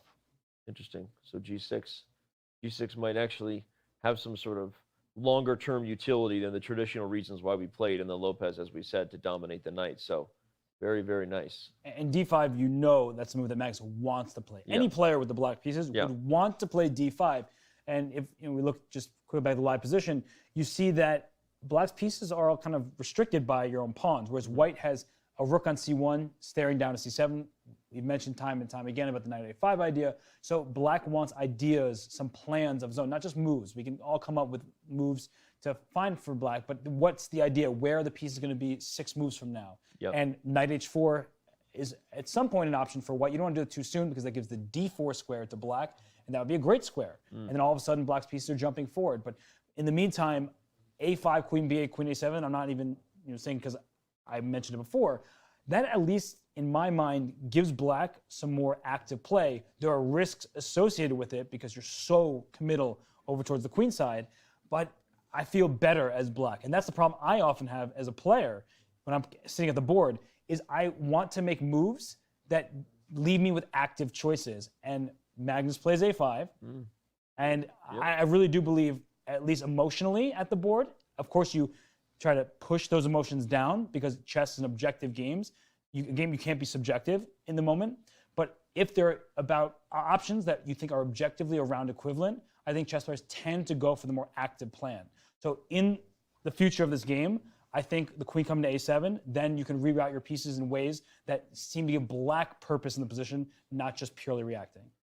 Welcome to class, boys and girls, with Grandmasters Robert Hess and Fabiano Caruana. This might be the most educational show we've had at this point. I just want to say that. You guys are spitting hot fire right now.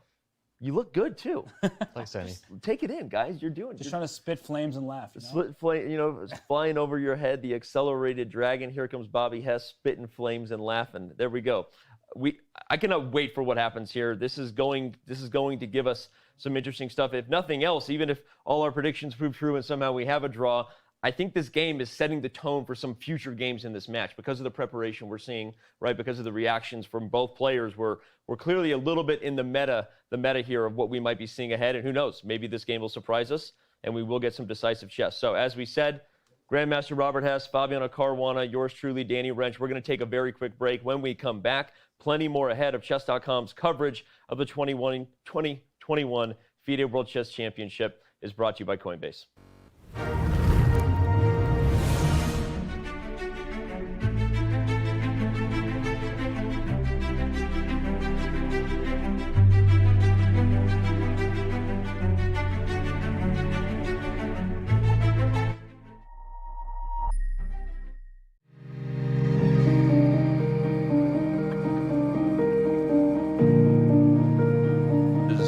Is this. So here's what we're saying. Yes, we would discuss it on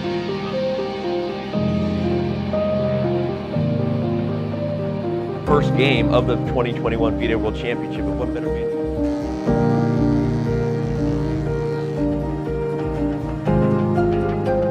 Camera lighting and audio. We're going to crush through the top of the show. All right.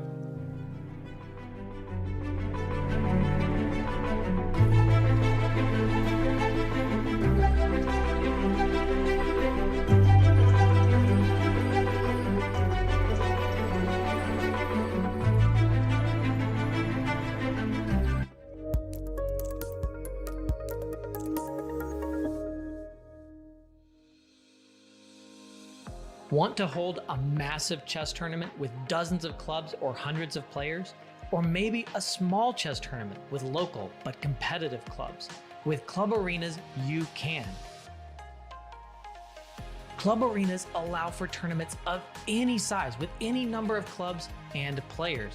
Customize the arena with any time control, with standard chess or mini chess variants, and with any starting position you want. Club Arenas are the most flexible tournament format on Chess.com. Try one out today.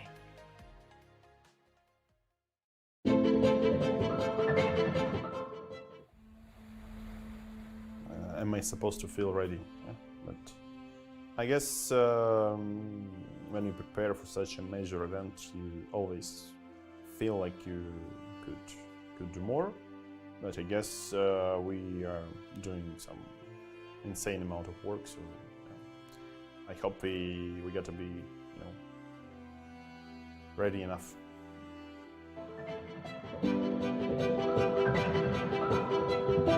Did you know you can watch top chess events right on your phone?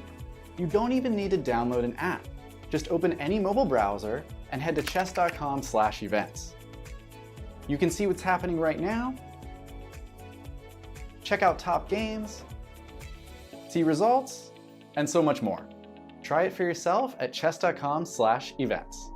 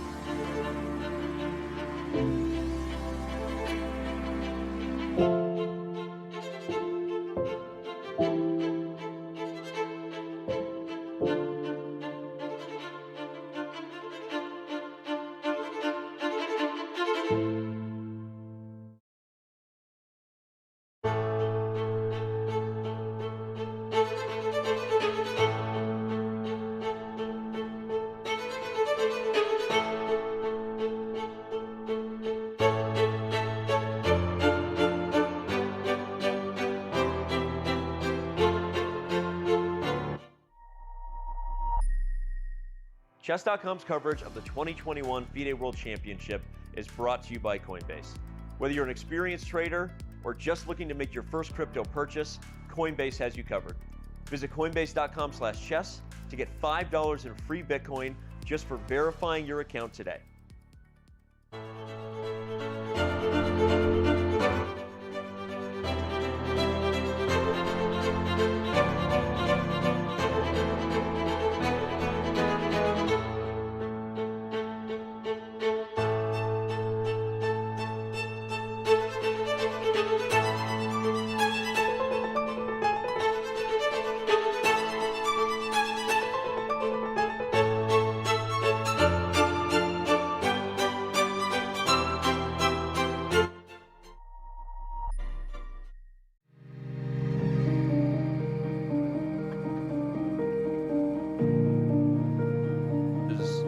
This. So here's what we're saying. Yes, we would discuss it on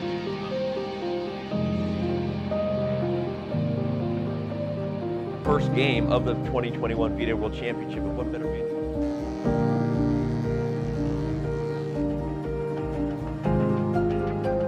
Camera lighting and audio. We're going to crush through the top of the show. All right.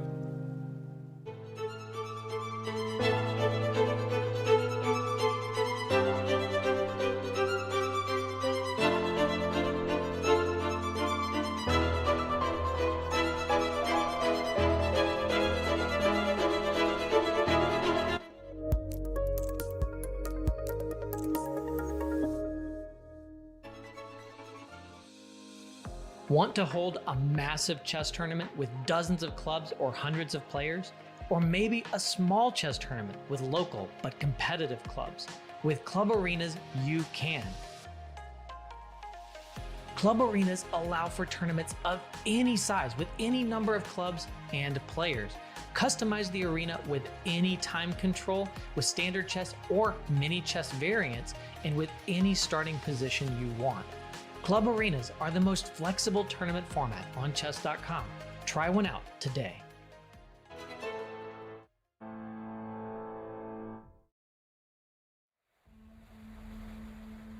Am I supposed to feel ready? Yeah, but I guess when you prepare for such a major event, you always feel like you could do more.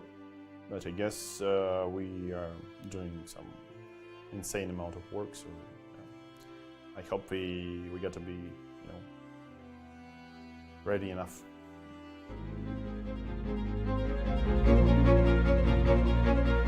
Did you know you can watch top chess events right on your phone? You don't even need to download an app. Just open any mobile browser and head to chess.com/events. You can see what's happening right now, check out top games, see results, and so much more. Try it for yourself at chess.com/events.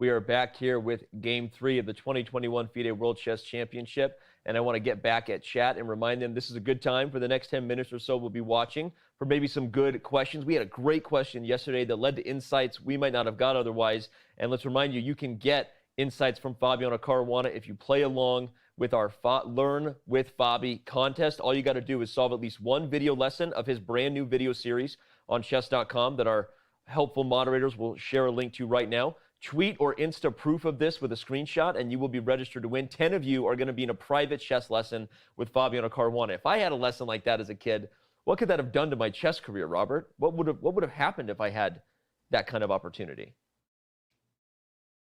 Okay, moving on. What we need to get into here, I feel like I just set you up to dunk on me over and over again. Why do I do it? Because in this instance, I couldn't do it. You put it out there. It was too easy. Okay, thank you. Appreciate you showing that you can hold back. You know who wasn't holding back when he came back to the board was Magnus Carlsen. It was interesting, but I want to, again, a quick reminder as well, we have our trivia question coming up, and when that happens, you can play along by the first person to quote tweet the answer using the hashtag FWC Trivia. I think you can win if you just quote tweet the correct answer. Today's question is a zinger. Can't wait to see it brought to you by Jonathan Korbla, who is the voice of our new documentary series, Chess, A Reflection of Us. So, all right, back to Magnus, who, as we said, came to the board.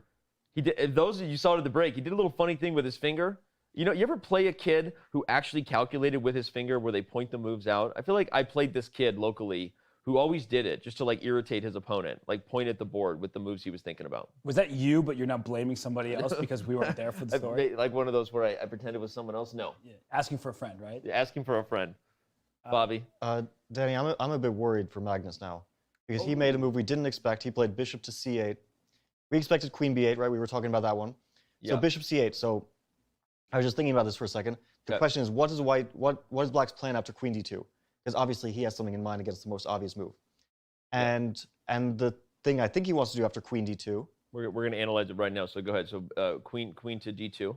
Go ahead. I think that he wants to play bishop e6. That's the most logical way. It looks like, You did mention this idea before the break, though, the relocation of the bishop. as a general idea, we mentioned it, but here it gets very concrete. And I'm wondering, bishop e6, knight takes a5. We continue with the line where white takes a pawn. Bishop takes b3. Knight takes b3. And now he picks up the a4 pawn. But then I was wondering, what happens after knight a5?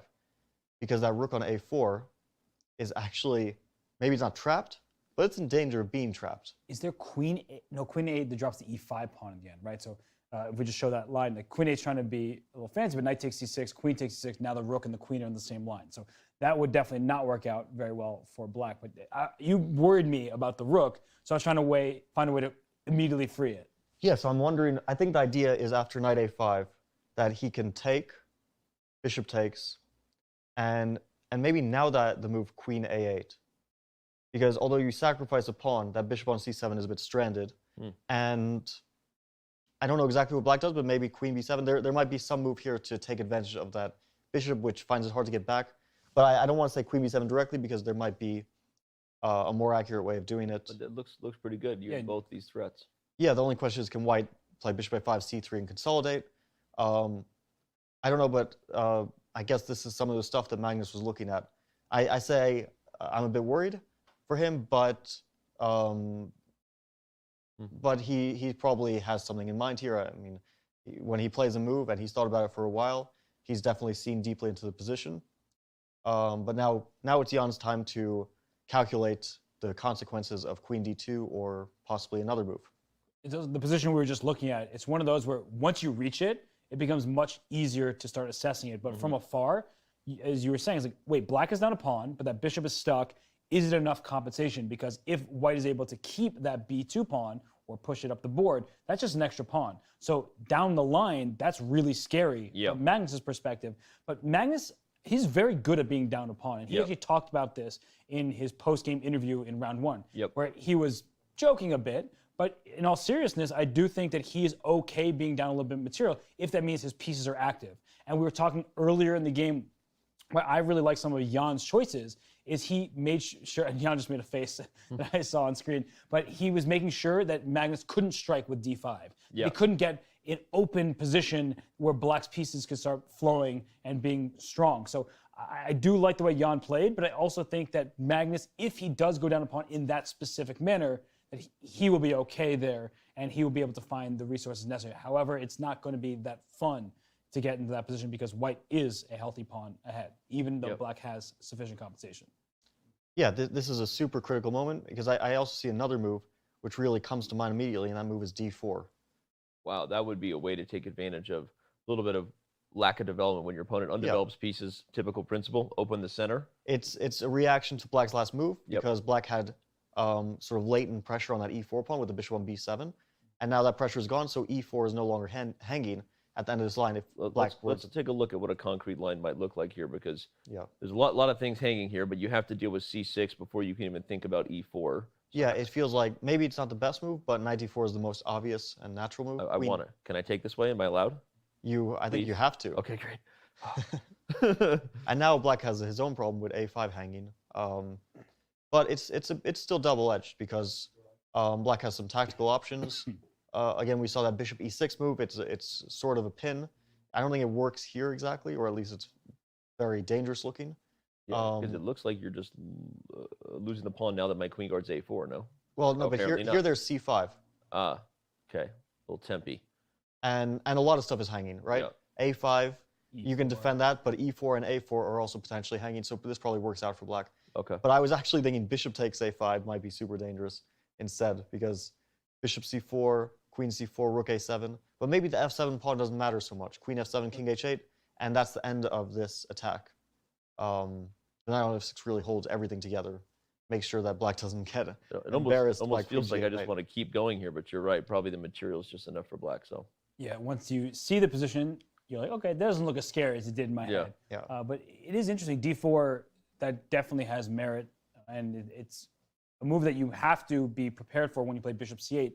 And if you push this pawn to d4, sometimes black says, I can keep the tension. That is favorable to black often, but here I don't think you can, because bishop g4, looking to pin the knight on f3, Then you have to calculate d takes e5, and as you see here, the position is clearly growing for white because you can't maintain the pin. Yeah. If d takes e5, you think, well, the knight on f3, that can't move, but once the queen trade happens, then e5 falls, a5 is next, everything is falling apart for black.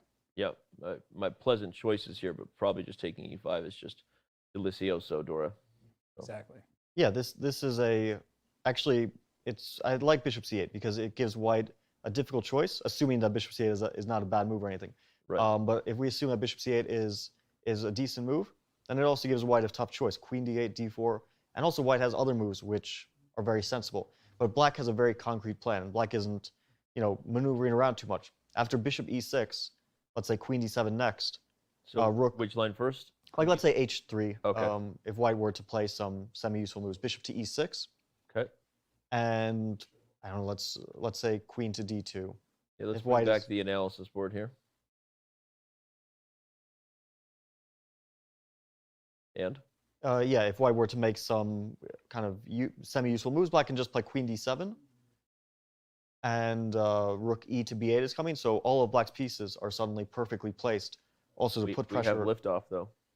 He played d4, which... d4, knock on the door. Which is a move you sort of have to play. If Yeah. your opponent is playing bishop back to Undeveloping c8, pieces. yeah, they're setting the pieces up for the next game. Yeah. Well, now's the time to strike in the center. Right. And Magnus, we're just speaking about, he has to take on d4. I don't really see another option.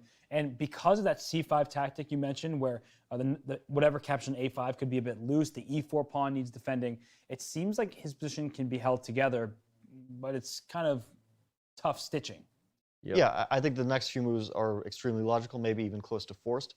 Black really should take on d4 because if white gets a chance either to take on e5 or to play d5, bad stuff is happening to black. Well, if d5 comes, a5 is just It's just falling. gone. So black pretty much has to take on d4. Okay, let's look at it. So e takes d4. Yeah. Knight takes d4 is obligatory. Knight Here takes I was d4. thinking it's not 100% obligatory because there are some moves like bishop to d7, but they probably don't work out so great. And knight takes d4 is a more logical move.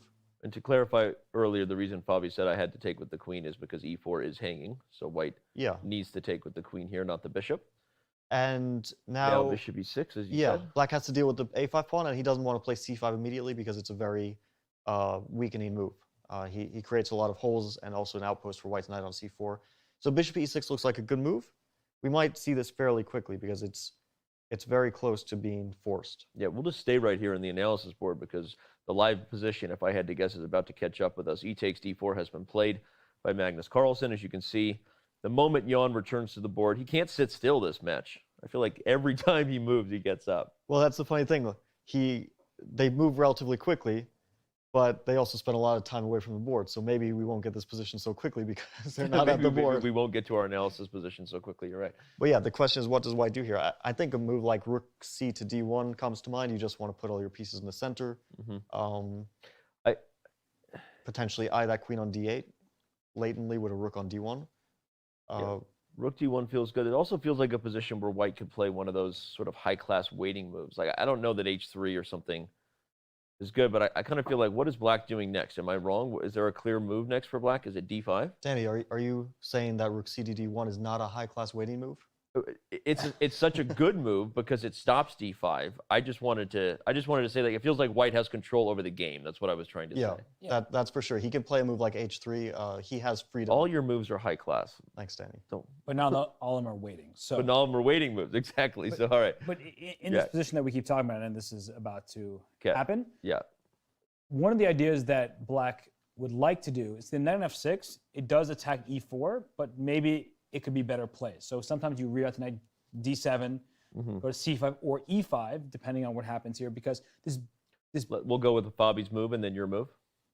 Well, and so you look at the position, and you have to watch out for a5. So that was the point I was going to make. Yeah. But when you ask what is black's plans, knight d7 would be a good move to play, and maybe it is possible here, but a5 is hanging. So at some point, black would like to reroute the knight because it's not doing as much as it can. But tactically, it feels super dangerous, right? Suddenly the bishop being loose here with the pressure of the e6. Yeah, I'm a bit worried about this generally. Yeah. Because knight takes a5, maybe c5, black holds it together.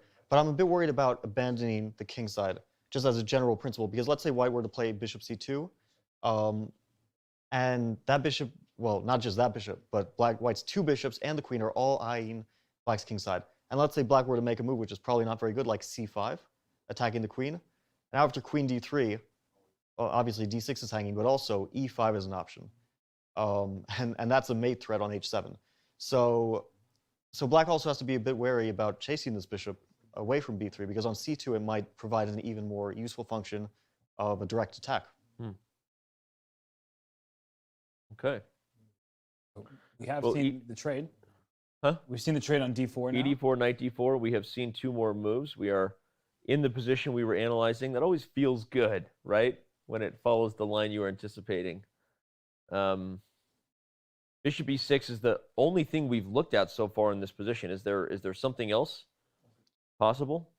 Nothing very obvious. We mentioned c5 as not a very... No, well, he I played won't even. bishop e6. Magnus plays it before our very eyes, so we'll just keep it.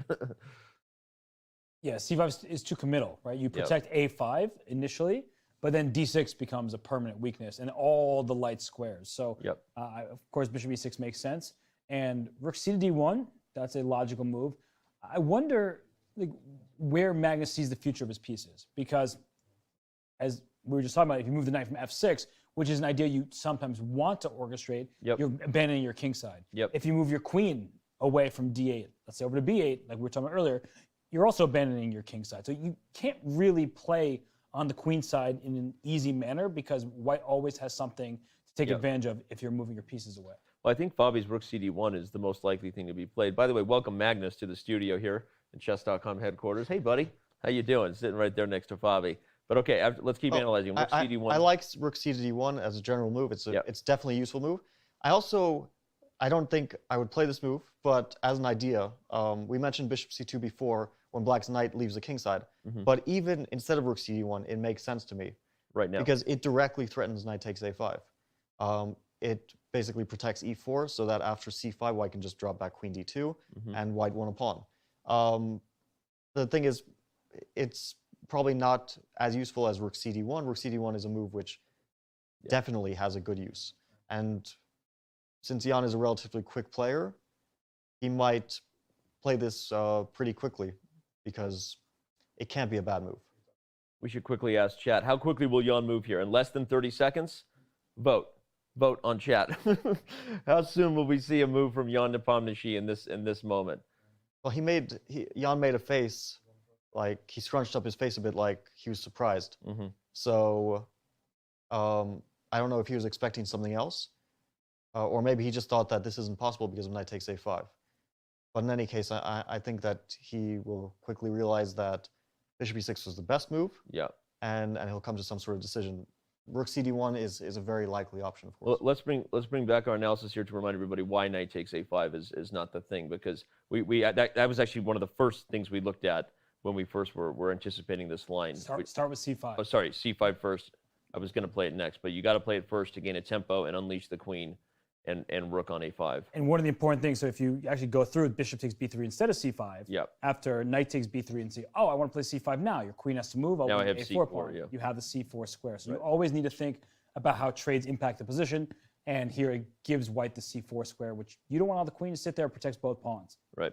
So c5 would force the queen back to d2, because as we said, the queen and rook have been unleashed together, and now when the exchange happens, a4 falls, and black is probably actually just... Or e4 as well. Or e4, yeah, which is better, who knows, e4 might... Black is already starting to get an advantage, because white's pawns are falling like flies. Knight e4 and a4 is going to fall pretty much next move. So definitely not what Jan will go for. The thing is, like I mentioned bishop c2, but that move can, like the threat of knight takes a5 can be met by even c6, for example. Black has ways to defend that pawn, so it's not clear if bishop c2... I'm wondering if rook cd1 also sort of puts some pressure on d6, so discourages black from moving that pawn. But even after rook cd1, c6 is an option, and maybe not...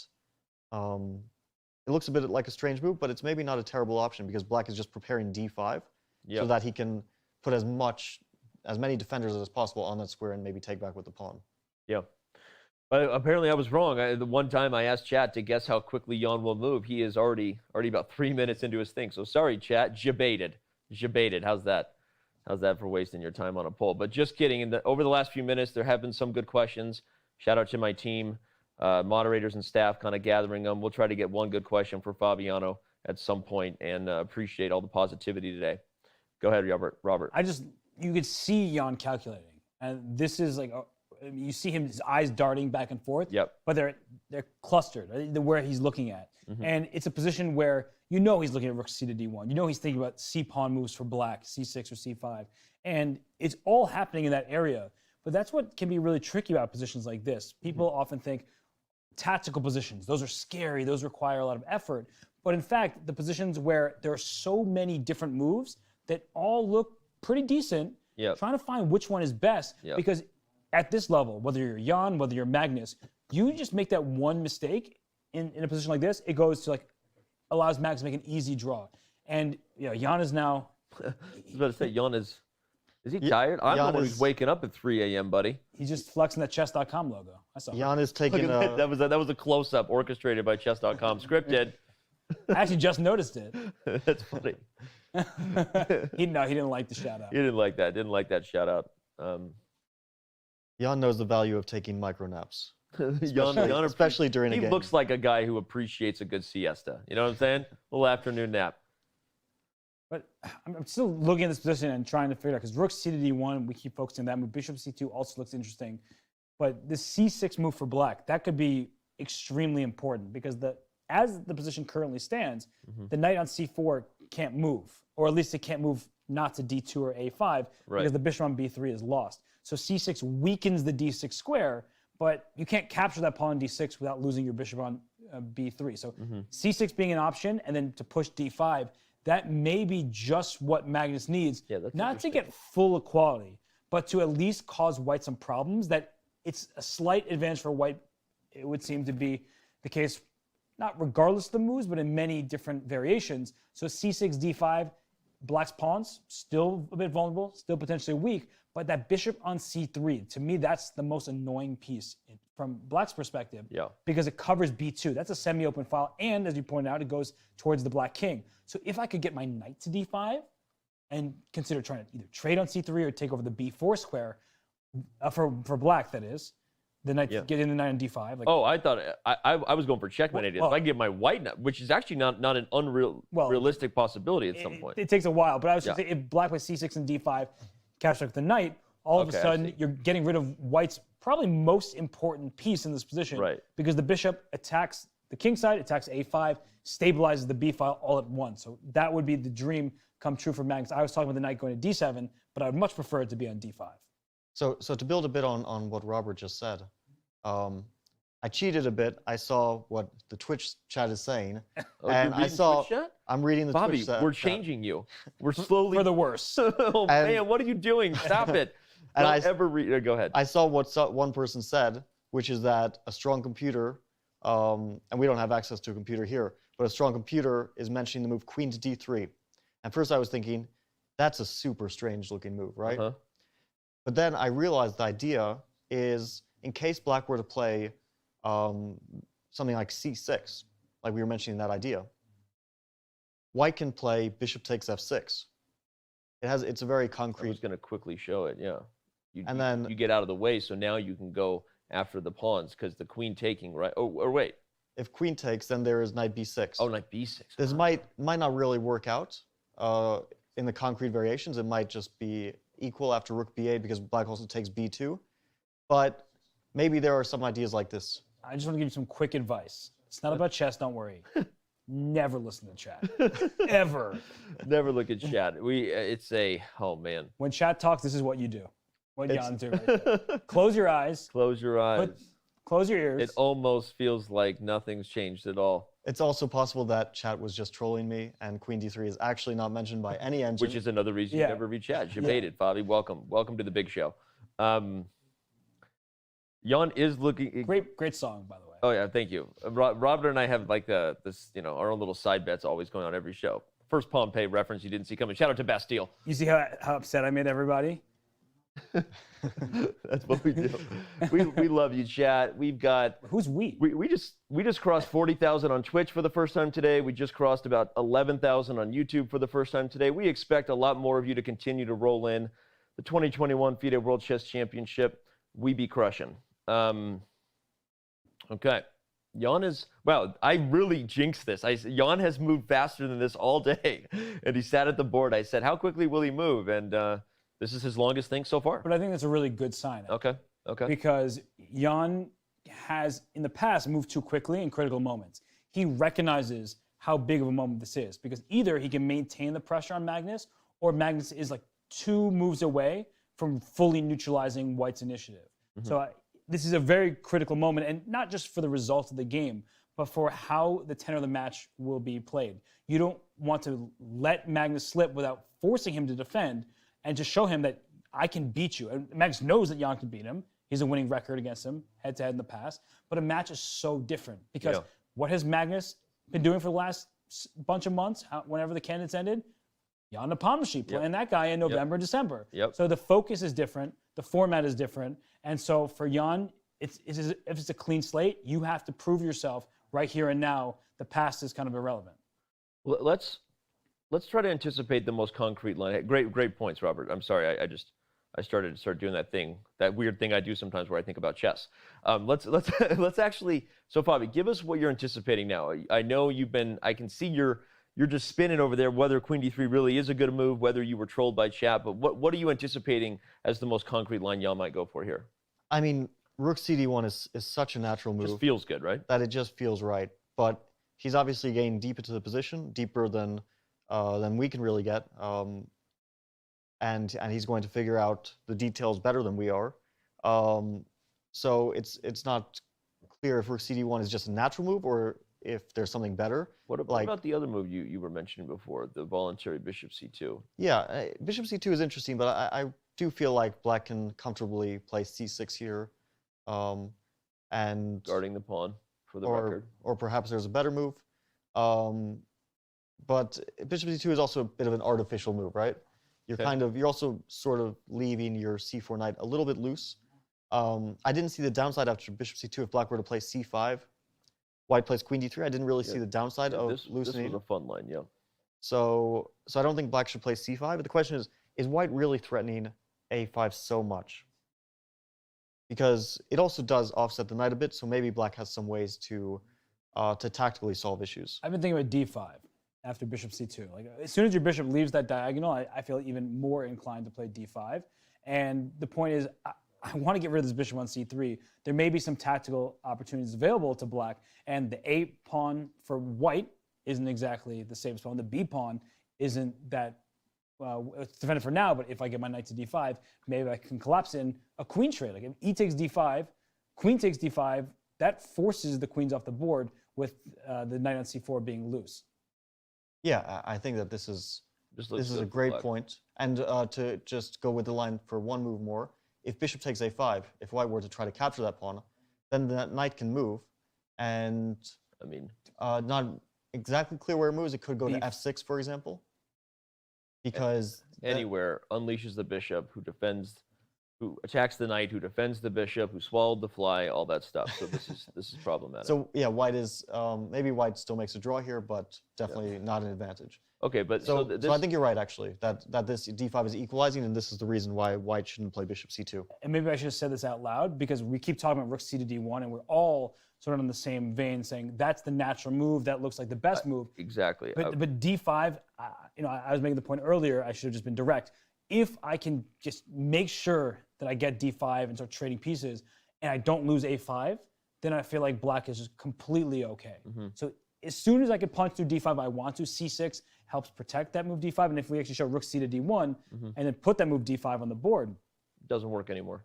I mean, with the rook staring down the D file, maybe it does still work. Yeah, I am wondering. Wow, maybe it does. Because, well, this could be a critical variation. So after D5, White is sort of forced to play E takes D5, because otherwise Black plays C5 and just rolls down the center. Yeah, that's actually really important to show that if you, I don't know what else you would do, but well, there's knight takes A5 or knight E5 or various knight moves, but then Black just rolls down the center, so you don't want that at all for White.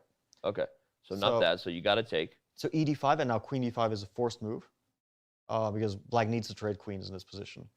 And I don't see something very obviously bad. Like we noted the rooks in the center, but white has these awkward pieces on the queen side. The bishop on b3 and knight on c4 are pinned, and that pin is very relevant. And in an endgame, like queen takes d5, I was just going to say, though, I want to play a move like this or something, right? Yeah. I want to slide the queen over. Yeah, queen f4 is very critical. Yeah. But maybe I'll just keep chasing you with that queen g5, for example. Just keep... You know what? I want to get greedy up in this. I can't do it, but I want it. Danny, if you get greedy, you're going to lose this game. Really? I don't think that you should take on... Yes, or says greed is my best friend. Show me. I mean, I know. I want you to do it. Rook... Which rook to This c8? rook. They might allow queen b7. Oh, then you rook. Yeah, this one. Okay, that Yeah, one. yeah. All right, fine. I answered my own question. So white probably will trade queens one way or another because black can bully that queen trade. And then the question is, well, white really can't grab the pawn on a5 without also losing the pawn on a4. So maybe black equalizes or gets very close to equality in this manner. Some fancy variation like this, and we are headed for the type of position we keep anticipating all along, right? This is pressure, right? It's interesting, but a lot of these variations just continue to simplify themselves out. And that's the thing. I mean, we have the eval bar off to the side. The players are not thinking like this. Oh, it's 0.4, half a pawn. Pretty sure what's going through Jan's head right now is Robert Hess is talking about the eval bar. Exactly. But it is a moment where if he can sustain some pressure, he would love to do that because it feels bad, man, when you allow your opponent 20 moves in the game to like completely equalize, and that's the case in the event of bishop c2, d5, as we were looking at. Even in rook d1, d5, it seems like somehow, despite awkward play, despite being uncomfortable, as Magnus looked earlier, that he's finding his way out of the stage, and at least it's much clearer, right? Before, there's like, what am I doing? Where am I going to maneuver? And now Magnus's pieces have all found reasonable squares. The bishop on f8 is protecting g7, so that the knight can move. The bishop on e6 is challenging the bishop on b3 and the knight on c4. The rook on e8 has pressure on the e4 pawn. The rook on a8 covers a5. All of black's pieces have become harmonious. They're working together pretty well. And if I can punch through d5, then I think you solve pretty much all your problems. Yeah, I'm starting to get the feeling that maybe Magnus just is prepared. Like he's been taking his time, but that doesn't mean that he doesn't know the position. He could just be reconfirming the variations that he knows and going through them just to understand them over the board. He's still playing relatively quickly, and I think he's playing pretty good moves, possibly just the best moves. It kind of feels like it might still be Magnus in preparation here. Well, you've said before that there are two different types of how you're remembering preparation, right? There's like concrete variations, and then there's being confident that the ideas of this position are X, Y, Z, and you at the board you're sort of piecing together, the proper way to execute on it. But so maybe he was thinking, maybe he had to take a second to pause. Was this the right idea? Bishop C8, Bishop E6 here. Yes, I remember, right? But it does seem that way, right? The combination of how quickly he played Knight C6, which is an awkward move to play unless you know it, and then yes, he took his time, but Bishop C8, Bishop E6. How are you stopping D5 here? D5's coming. I think A5 was a very difficult move to play because you put your pawn there, it's a permanent target. Yep. So once he figured out that he could safely play A5 and then reroute the bishop in the manner that he did, then he probably felt more comfortable. But you don't make that move A5 if you haven't really been diving deep. We can suggest the move, but we can always take it back. We're commentating. But as a player, you play that move A5 and you're like, oh, that's a permanent target that I'm not going to be able to defend very well. I have to use all my resources to defend it. That's how things get out of hand. So I think Magnus's time usage was well spent. And so out of the opening, I did like Jan's choice, but it seems like Magnus has found a way to pretty much neutralize any advantage that Jan could really hope for, as long as he gets that D5 move in, which it seems like that's almost pre-movable. All right, well, and I guess I also curse the fast pace that we've been running at here by thinking that Jan was about to engage in another quick move. No, and in fact, he has settled in for a long Dubai nap right now, and we're going to take a very quick break. When we come back, we have the four-time women's world champion, Hou Yifan, who has played this variation as white, so can't wait to see how much she remembers that game, knowing that she's been busy with some other things over the last couple of years, but we will ask her about this line. Trivia is coming right up, your chance to win a one-year diamond membership, and so much more on our round 3 coverage of the 2021 FIDE World Chess Championship on Chess.com. brought to you by Coinbase.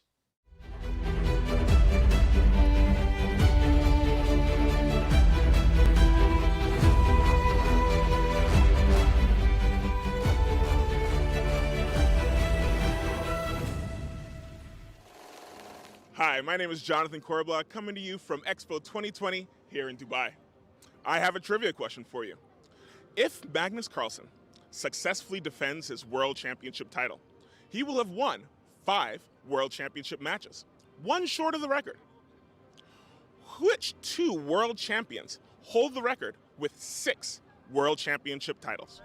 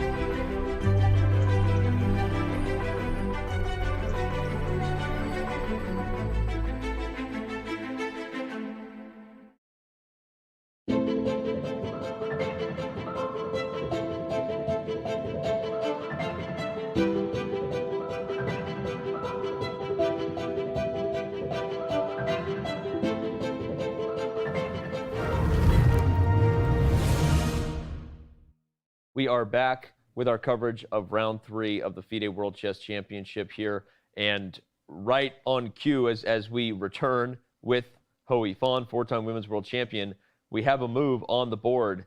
So where to go? Normally we started with some casual small talk. I think we might need to dive right into the live position, Yifan, if that's okay with you, and your thoughts on Jan's last move, H3. Yeah, definitely. Because actually during our last break time, I found that Nepo just played this move H3, which I thought is actually making sense because, to be honest, most of the white pieces are kind of in the best squares, but some it was kind of like frozen in the center. To be honest, I didn't see exactly like which piece white could still improve. But in the meantime, it seems like it's hard for black to clarify the position at once because he got this long-term weakness on a5, right? Like the pawn structure should be slightly in favor of white, and also this diagonal from c3 to g7, like also in white's favor. But the question is like, you know, what should be the plan for black to develop? Either it's maybe d5 or, well, knight d7, knight c5. I mean, black needs to decide like which direction to go. For sure, it's what we were discussing, Yifan. And I mean, I just want to ask you about the position itself in the game. Like, you actually had a game in this very variation, right? When you played in the World Championship. Yep. Right? Or was it? No, it wasn't the World Championship, but it was you played Bishop in D2. the Grand Prix in 2009. You played the move 12 Bishop D2 here. Yeah, actually, you know, I simply didn't like remember clearly about this game, but I've also received a short notice from our producer say like, okay, you know, you got game exactly the same position, 12 Bishop D2. So I quickly go back to my database and found this game. And to be honest, I have no deep impression about this game. It was just played in some, let's say, I think it was some invitational event. Yeah, but I remember I was trying to recall how I made this move, whether it's some preparation or just a random move. Then I figure out, okay, definitely should be a random move. So I don't think we have much to tell. Maybe just a apparently it was a random move, but maybe a strong one no less, because now more than 10 years later, with deep computers and preparation, they're still saying that it might be one of white's best tries here with this kind of interesting development to control the a5 square, and of course everything we saw after it. So, okay, we'll let you off the hook on the game you played, but as we talk about what you've seen from the challenger here in Game 3, now with 2 draws in the books, is well, it's hard to say now, but it seems like Jan was, at least for a while, pulling on his preparation, seems to be doing okay. How do you feel about what Jan got out of the first stage in this game compared to the other 2? Well, I thought he definitely got a good, let's say, position right after the opening. I felt like white is actually having a very comfortable setup. To be honest, so let's imagine if we face a Spanish. I mean, it could be like a Marshall, it could be like anti-Marshall, and we got such a position. I guess most of the players with white pieces should be happy because there will be some wild and dynamic real play. So what we might hope for more, but the point is still like, you know, what's next? I mean, happy doesn't equals to a win or convert to a win, right? So it's too early to say anything, but I just feel like all looks natural for white, but also the maneuver of this bishop from the world champion also looks great, because otherwise maybe it will be even worse. Yeah, it definitely was well played by him to get the bishop to e6, and he spent a bunch of time thinking about the move a5, the move directly before that, because it was such a committal choice by Magnus. And, well, you just mentioned that it looks pleasant for white. It seemed to us, at least earlier, that Jan had his best day of preparation, and yet he's facing this position now where it's probably slightly better for white, but it doesn't look so clear. So from your experience playing in World Championships, how frustrating is that to get 2 white pieces in the early games and not really have a big advantage despite having the first move?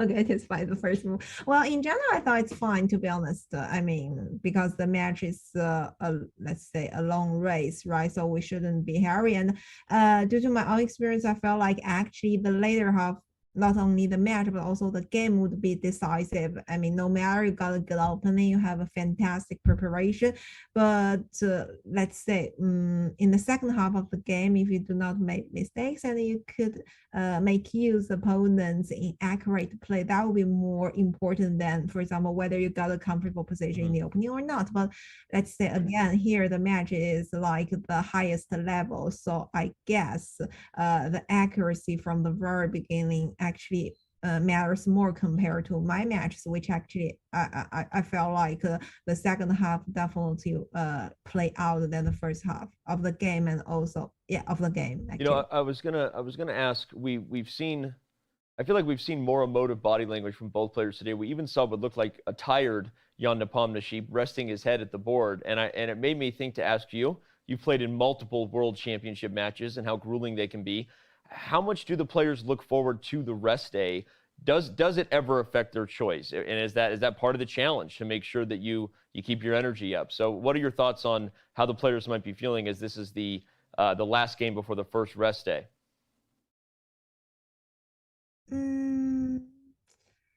I remember that in my previous matches, actually there will be a rest day after every 2 games. So that could be an advantage for both players if we're talking about preparation. Why? Because normally 2 games would be 1 white and 1 black, right? So any new opening or any new weapons came from your opponent, actually your team might have at least a rest day to prepare, but not like here. The match will have a rest day normally after 3 games sometimes, right? So that means you would have 2 games to play with the same color. That means your team got less time to prepare. So that's one thing. But if we talk about, let's say, the psychological preference for a rest day, to me, I don't think that really matters a lot for me. Okay, a rest day, just prepare a bit, and well, you might feel a bit relaxed, to be honest, because there's nothing, on the schedule that in the afternoon you need to play the game. But apart from this, nothing really special. I mean, sometimes I even hope that I could play more games than to have a rest day, because in that case, the match will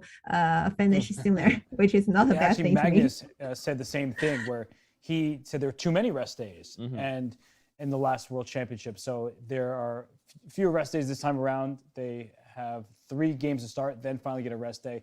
But Ifan, in this current position that we have here, I mean, Black wants to play d5 at some point, but it seems like Jan played this move h3 and saying to Magnus, if you play d5, you have to watch out for that a5 pawn, because in all these variations, a5 is the loose pawn, but it seems justified to strike with d5.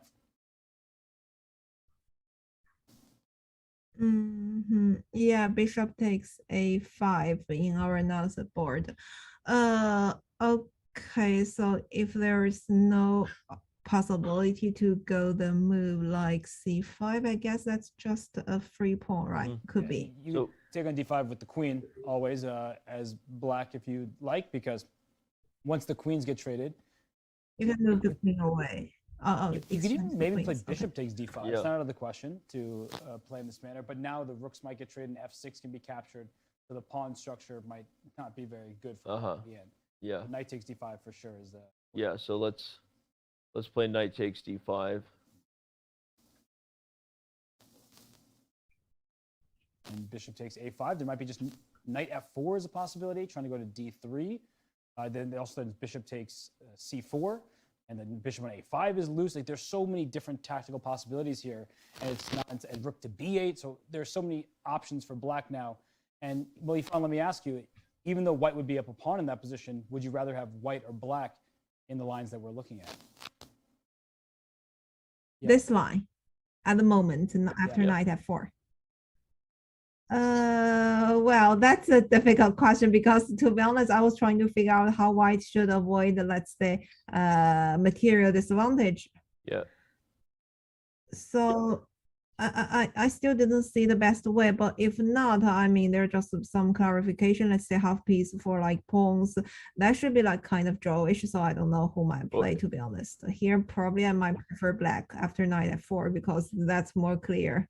But that's all based and supported by the calculation. Well, yeah, and we looked at something like this with the queens being traded knight f4, and we were kind of curious whether there was an opportunity for white to keep the queens on the board, but in those lines, it was with the rook on d1, so moving the queen gained a tempo and therefore kind of made some tactical sense at least. You moved the queen to f4, and not that white was getting anything, but here keeping the queens on the board, even though it doesn't gain a tempo, is perhaps also for consideration.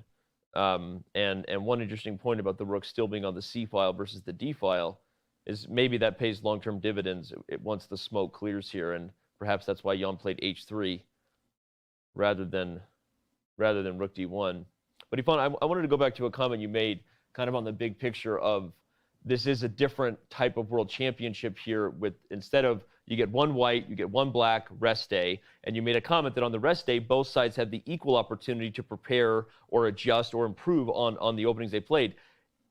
I hadn't thought about that until you said that Jan is playing his second white before a rest day, but Magnus will get a rest day before his second opportunity with the first move.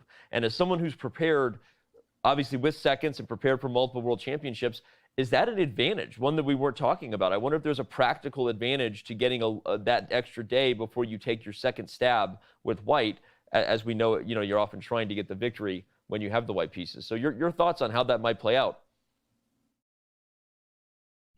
Well, to be honest, to me, I didn't think about the difference between white or black. Let's say we will get to prepare for the next round. As I mentioned before, that for me it's actually like equal chances every time. It's always like 2 games. So normally the color is even. But here the case, I guess it depends on the specific players. It depends on what is your strength and what you felt like you're not so confident with. I mean, talking about the opening repertoire.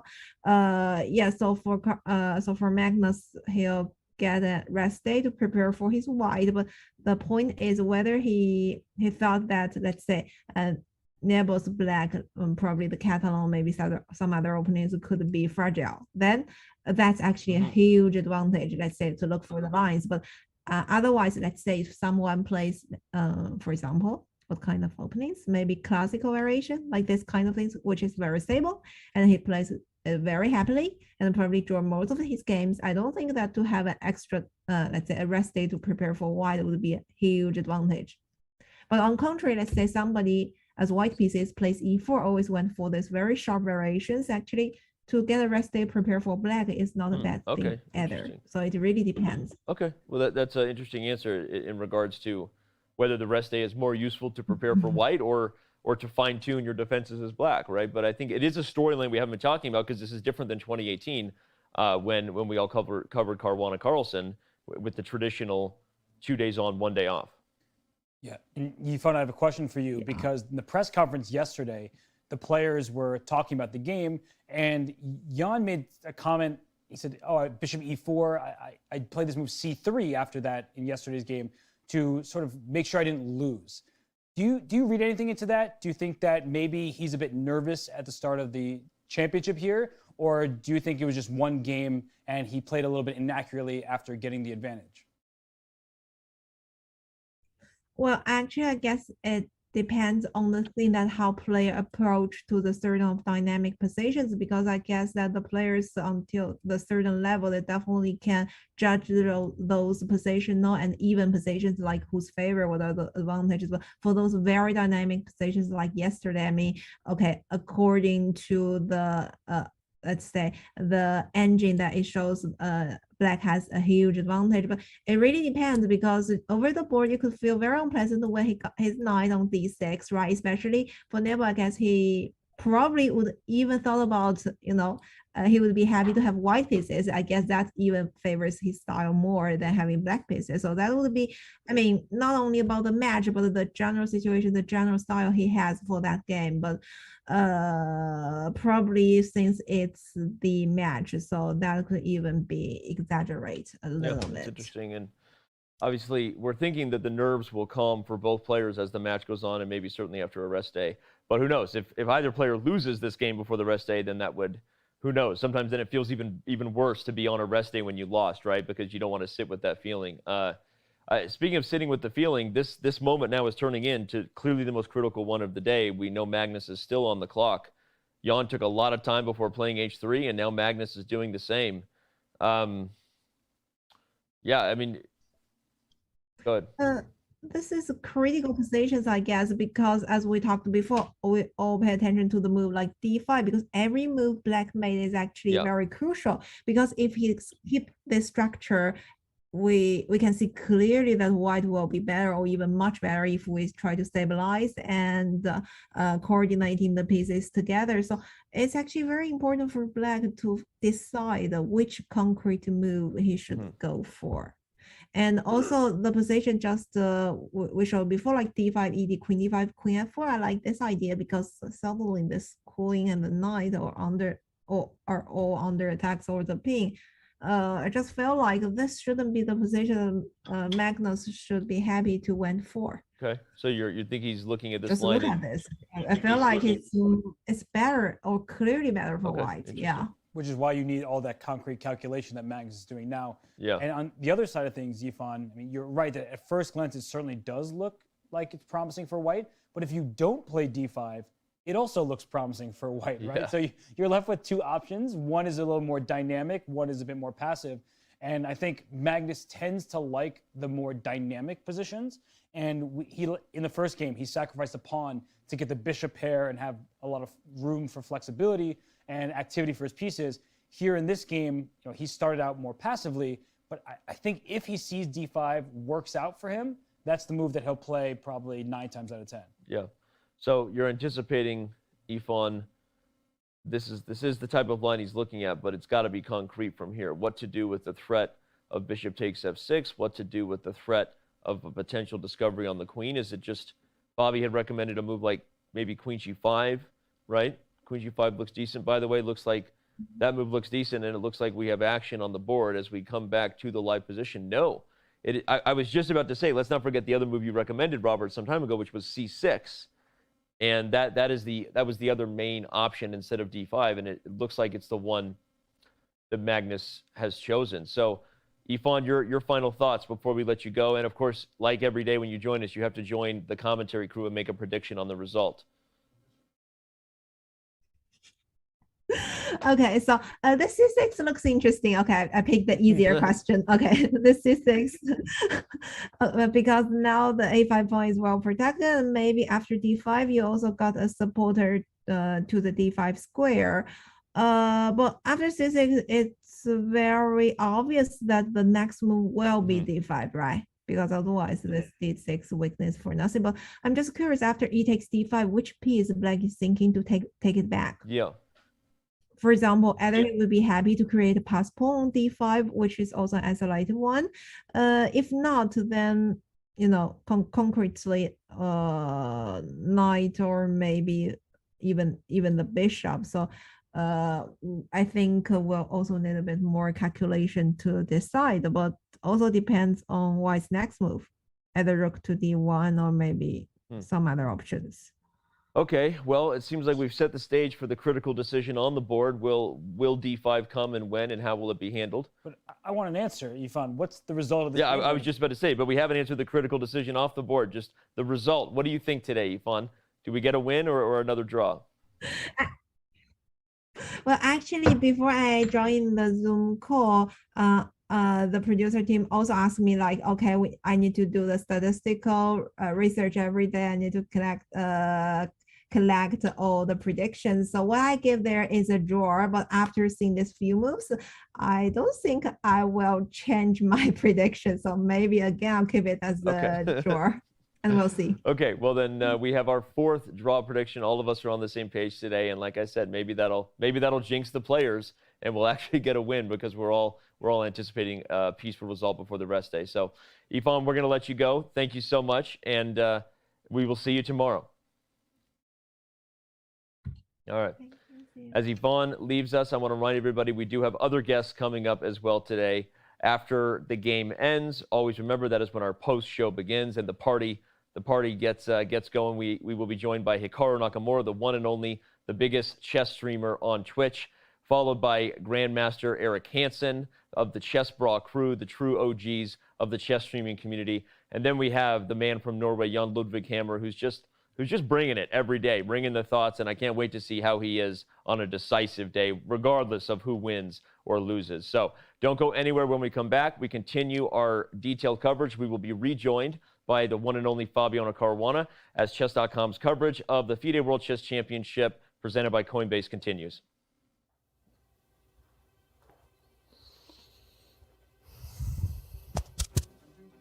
You ready? Yeah. Your knight's on f7. Where can it go? f7, d6, e8, g7, h5, g3, e2, c1, b3, Stop. a5. White king on a3, white pawn on b3, black king on e7. Who wins? It's a draw.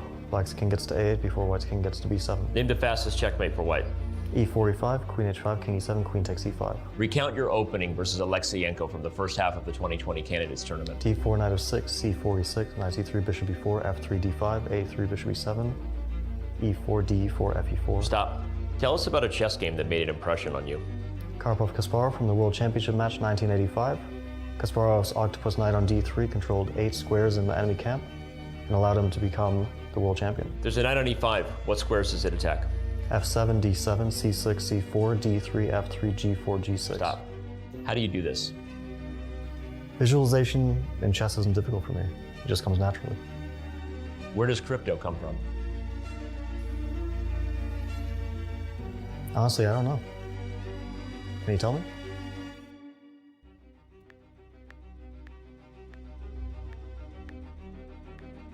Learn more at Coinbase.com/chess to get $5 in free crypto when you sign up and verify your account.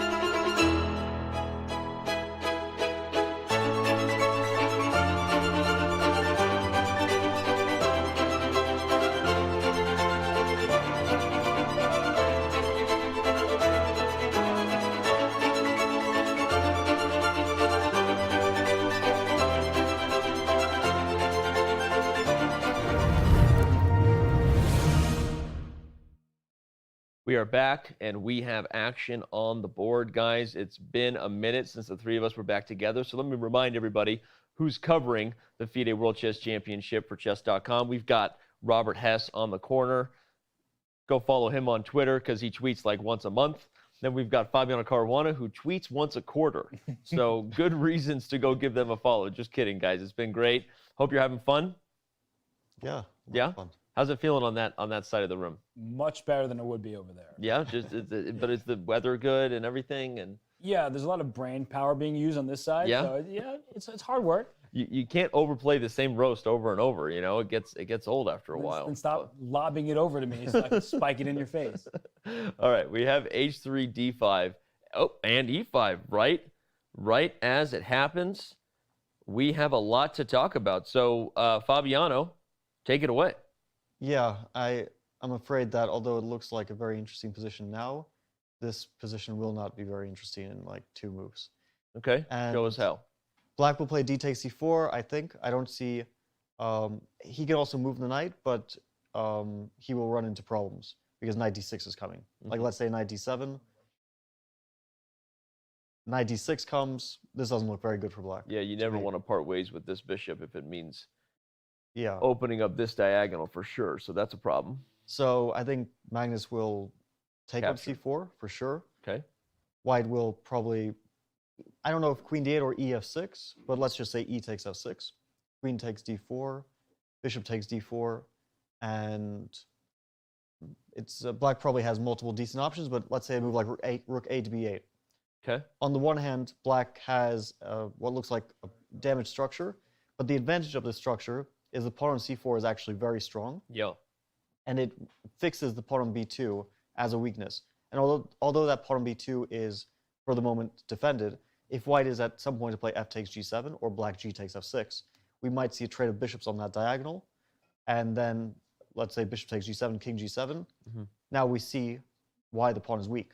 Yeah. It's fixed backwards on an open file, and if black were to take that pawn, he would not only have a rook on the second rank, but a passed c4 pawn.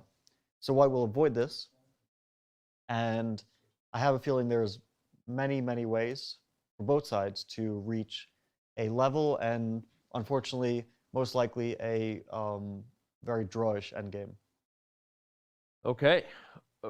Robert, any points to add or any other thoughts on a different variation that you're seeing? Well, there was one quick point in that tactical variation where if he did just take on c4, Yeah. had he not done that with that knight d7, knight d6 line, I just want to point out something very quickly. That c5 looks like a very good move for black because it hits the queen. You could take on d6 next, try to get your pawn to him, but queen d3. It wasn't just about the dark square position. It's now h7 checkmate, and the rook on e8 is hanging. So too many strong diagonals for white to work with. That is exactly why the pawn capture on c4. And we are going to see a series of trades. In fact, the queens have been traded on d8 right now, and it seems like it's a pretty straightforward position from black's point of view. And I would say if anyone has to be a little bit careful, not that careful, it's white. Because look where the extra pawn will be for white. It's in front of black's king. It's going to be very difficult to create a passed pawn. We'll just take it and show that, yeah. And on the other side of the board, that b2 pawn, as Fabiano mentioned, if g takes f6 or if f g7 and bishop g7, now you have to protect your pawn with a rook. So even though black's pawn structure looks worse, there is the open file down to the b2 pawn, and also just whose pawns can be targeted more easily. The answer here happens to be white's. But it should be a hold. It should not be actually a particularly difficult hold, but you just want to make sure that you don't just fall asleep at the board. We saw Ian put his head down earlier. Can't actually fall asleep. Micro nap is okay, though. Yeah, I think that the position is equal, but maybe Jan will be the one who will have to sort of force equality at some point, although it shouldn't be too difficult. I think probably Magnus will play rook e8, although there is an argument for rook a8, but the rooks look like they want to take over the open b and d files, so rook e8 makes more sense in that case. E takes f6, and a move which I like for black after that, because black's main problem is the a5 pawn is a weakness and it's tying black's rook down. But if black plays bishop to b4 here, and the king side is not a big deal, because at some point white will play fg7, but that pawn is dead long term. It can even sit there, black will take it eventually. And the idea for black is, after you trade that bishop on c3, the rook can infiltrate to b2 to d2, and the other rook can try to infiltrate. yeah, let's say f takes g7, bishop c3, b c3. I'm not sure which move exactly. I kind of like rook a to b8. One of those rooks is coming to the second rank. And, of course, white just should one, not right? be in any danger. Maybe both. Yeah, we might see a trade of rooks and then another rook come to. By the way, in the live second position, rank. we have exactly the line you're discussing on the board. Bishop b4 has just been played by Magnus. Yeah, bishop b4 looks like. I don't know if white will play fg7, but if he doesn't, black can play bishop c3 and gf6, winning a pawn. So maybe white would like to play fg7 just to avoid losing that pawn. And Well, and again, here we go. And that pawn actually is important. And the reason why is because in some positions, because white has an extra pawn on the king side, you can create counterplay on that side. If you lose the pawn f6, even though black's pawns will be really hideous, that structure, double isolated c pawns, all your pawns are isolated, double isolated f pawns, h and a. The problem is that white doesn't have that counterplay in the same way, and then black can focus all of his attention over there on the queen side and try to exploit some of white's weaknesses. Yep. And the bishop on c2 is worse than the bishop on e6, because the bishop on c2, at some point, it'll probably go to e4 just to create a threat, but then bishop d5. And do you really want to trade on d5 and fix black's pawn structure, give him a passed pawn? The answer is no. So it does feel like black, at least for now, has the slightly better pieces, and it should be a draw. It likely will be, but Jan really needs to make sure he is attentive to the entire board, because this is the exact type of position that Magnus, you think he's about to extend his hand, offer a draw? He's like, prove it for the next 20 moves. There's a rest day tomorrow, so he can play. Yeah, I think that this should be a balanced position. Although visually it looks better for white, because you think white is the one with the pawn majority on the king side, and black has these doubled c pawns, which aren't, ideal, right? I mean, if the c6 pawn were on d5, then we would already talk about a huge advantage for black, but doubled c pawns aren't doing very much. Black's advantage is, as Robert pointed out, first of all, the bishops, although it doesn't really look like the bishop on e6 is better than one on c2. The one on c2 is sort of restricted, mainly by this pawn on c4. And that's the basis of black's compensation for the weakened structure, is the pawn on c4 is a really big pawn. You cannot really attack it in any way. And if white were to lose a c3 pawn, that pawn would be super dangerous. So white is in some ways going to be tied to defense of c3 one way or another. And here we go, the capture on c3. Brings the pawn to what you said. And there's also the pawn on a4, which of course is stuck on a light square. Not super relevant at this time when it seems easily protected, but could be long term, right? I think that's also quite relevant because that pawn is more likely to be lost than the a5 pawn. And a passed a pawn is a dangerous thing, an outside passed pawn. If either side were to lose their a pawn, then that would be a serious issue for them. So Magnus just took back immediately, which is also for sure a fine move. I think all those moves were decent. Rook b8, like we mentioned, king g7, or rook d2 were probably all pretty decent moves for black. We saw Jan kind of take a glance at Magnus there and kind of be like, well, there's other moves here for white. If you could imagine a rook making it to a square like this, putting pressure on a bunch of pawns, or if white was the first one to get some counterplay, the problem is, from what I see, the rook coming to e5 will be met by some piece on d5. Or in fact, if rook e5, I would be worried that rook d2 would come with extra effect. You just ignore it. Because if you play rook c5, I mean, the c6 pawn is not white's main concern in the position. The main concern is the c4 pawn, and you can't really attack that. So the rook on e5 is also abandoning the defense, potentially, of the second rank, right? Like now white can't trade off that rook with potentially rook e to d1. So that rook on d2 is a danger. White would love a trade of bishops, but concretely here it doesn't work out. It's really important that you can't challenge anymore. A trade of rooks would be good for white, and also trade of bishops. If bishop to f5, this would be but ideal. But that runs into king f6. But king f6 wins in exchange, so white can't go for that. So I'm thinking maybe instead of rook e5, bishop to e4 is the most likely move, because if bishop d5, which is probably a good response, we'll see a trade of bishops one way or another, and with every trade, the position becomes more and more drawish. And having the pawn on c3 is huge for white now, because if we had a bishop on c3, then d4 is really a threat, but now it's just an offering of a trade, and then we'll see liquidation. And also, but not just the pawn on c3 to guard the d pawn, but the pawn on b2 was such a target, right, on the b file, as you pointed out, because the c4 pawn kept it backward. looking more and more like our predictions were correct, and more and more like maybe the question from someone in chat we asked for it a little bit ago is a little bit relevant here. Mr. Stupid Sacrifice. I'm reading that name out loud because I've made a few of those from time to time in my career. Mr. Stupid Sacrifice wants to know, what does 0.5 on the eval bar mean to you on a practical level? You've talked a lot about this in terms of the preparation strategy. You're not always worse. You're not always worried about being worse. But when is the I'm gonna add a little bit to Mr. Stupid Sacrifice question. Is half a pawn, half a cent a pawn relevant, or when do you start to look at that eval bar with some relevance? Well, this is a very position specific issue. In some positions, 0.5 doesn't mean very much. In some positions, especially in positions where you don't really have counterplay, that can mean that your opponent will put pressure on you for the entirety of the game. So it's a bit too much based on individual positions to be easy to answer. The thing is, of course, the players have no clue what the evaluation is. They might have a general idea that this is basically equal, but players think not in terms of evaluations, but equal, or worse, or better. So they're probably thinking this is pretty close to equal and likely to be a draw. They're not thinking this is 0.2 for white or minus 0.1 for black. And I actually like the move that Jan made here, king to f1.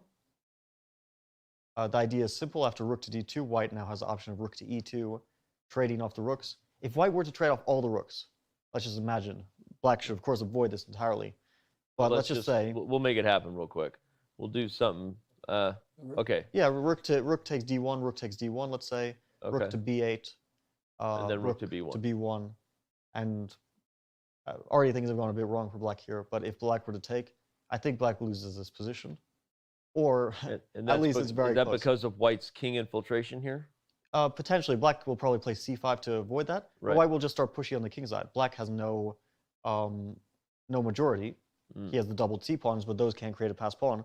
So he will have to wait, and white will put the king on e3, play g4, f4, f5, king f4, try to create a pass pawn. The weakness of the a4 pawn means that this might just be a draw anyway, because black will fix white's bishop to defense of that. But it's clear that white is the one pressing for a win here. And so trade of all rooks, not what Magnus is going to go for. He's going to try to create counterplay. Rook a to b8 still comes to mind for me as a very natural move. Because if we were to play, let's say, rook a to b8, and white were to stop the infiltration with rook b1, black takes, and the rook may be able to infiltrate. But still, after rook d2, if white plays rook c1, we actually see that the rook can't maintain itself there for very long. So maybe white will be pressing here, because once the king gets to center, black has no infiltration squares, and that kingside majority makes it a bit more pleasant for white. Are we suddenly thinking that maybe Jan is the one with a little bit to push for here? Possibly, yeah. My feeling is maybe black is the one who has more problems to solve than white. Because the problems are long-term for black, right? The problems for white are a bit temporary. Rook's getting on the 7th rank. If you trade a pair of rooks, you get rid of that problem. So for black, the pawn structure is clearly worse. If you think about it as a king and pawn endgame, we remove all the pieces from the board in our heads, the rooks and the bishops, that is, white is up a pawn. Because you have a 3-on-2 majority on the F through H files, and black's 3-on-2, you can put that in air quotes, because double pawns are notoriously bad because they can't create a pass pawn. And they give you open files, but they make sure that in the end game you're not getting a pass pawn. So I completely agree that Magnus would be wise not to trade both pair of rooks unless he sees definitively it's a draw. It likely is a draw because when you have a bishop, you can't attack both color complexes. So black can keep a king on a dark square. Even if you get a pass pawn, if the black king is sitting on a dark square in front of that pass pawn, it could just be a draw. So if the rooks get traded, Jan can push. And that question, which I thought was a great one, by the way, about the eval bar, and Fabio did a great job explaining how it's situation dependent. It's also different opening and the end game, because some end games are theoretically drawn. The one we saw yesterday, that rook end game, both players knew that was going to be a draw. But the engine may say at some point, oh, it's half a pawn or even a pawn better. But then you work down the line, oh, you're going to have a series of trades, and then we know it could be a draw. You know, I love to mention it, bishops and rook pawns. You have a light square bishop here. So if white is left with a light square bishop and an H pawn, even if black has no other pieces, that's a draw. Not going to be necessary in this particular game, but it's something good to keep in your back of your mind in case you feel like you're getting in some danger. You may have that kind of option to bail yourself out. But Magnus, of course, he's not going to get there. He played rook to b8, rook's on open files. I liked rook b1 as a suggestion by Fabiano, and maybe Jan can hope that Magnus goes awry somewhere. Okay, so I'm sort of entertaining a crazy idea. Okay. I love it when you get crazy. But unfortunately, it probably... Rook b3? Yeah, rook to b1, rook to b3. This becomes a very dangerous pass pawn. It's probably not good for a number of reasons. One is... You can just sacrifice right back. Yeah, you could sacrifice with rook e6, and maybe this is a draw because black's rook will get to a1, and we'll see a lot of pawns being traded off. But in any case, I'm not... It's also super risky, because after c takes b3, if white were to make, let's say, 2 moves in a row, like rook e to d1 and king e1, then probably the king gets to the center and controls that pawn. It's not easy at the moment to control that pawn because rook e to d1 actually loses. Yeah, trade. Rook takes d1, rook d1, and bishop f5, and white cannot stop that pass pawn from promoting.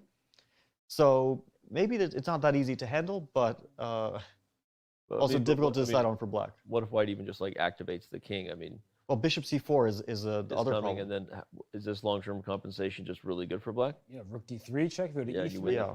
And I think that after king e4, black, well, there's This a is what I was thinking about. I thought if you took king d4, but I guess you have rook c2 and you're fine. But even rook to d2 here, I kind of like, because maybe you can go after different pawns rather than the c3 pawn. Okay, interesting. yeah, even if like a move like c5, just like. But then rook takes b3, that is the...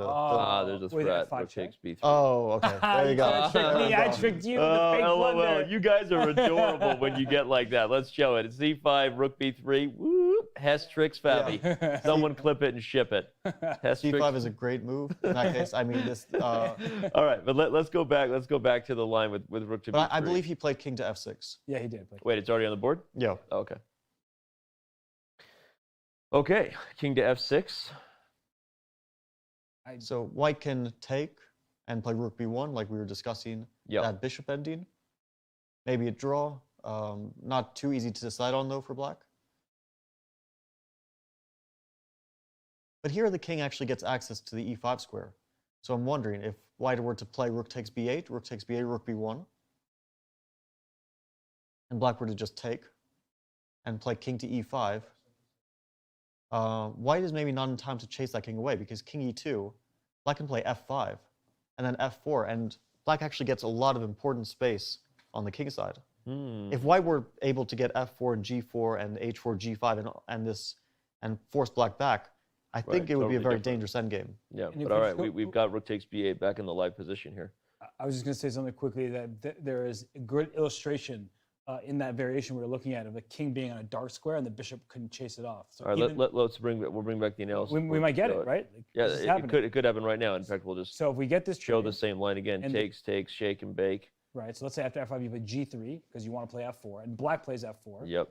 And you take on f4. Like, oh great, I have a pass pawn. I have a clear pass pawn. You're never kicking that king at f4. In fact, you see the evaluation go this way because black is actually going to start winning your kingside pawn. So you have to be really careful. h4, this king g4, and so on. So, but ignoring the fact that pawn is hanging, I just want to say the king on f4 cannot be kicked out of that square, and that's the limitation of a bishop. And you might think, and this is, I think, a relevant question, white might try to create an outside pass pawn with g4 here. But this outside pass pawn is not too dangerous, and white's king is kind of locked out. So let's say after g4, black just plays c5, and white plays like f3 to try to play h4 and g5 eventually. After bishop d7, bishop to c2. If black just plays king f6, for example, h4, we're going to have a fortress. White's king cannot infiltrate with these pawns on c4 and f4. Yeah. White's bishop is tied to a4, and black has no targets besides a4, so we hit an impasse for both players, and this will just be a draw.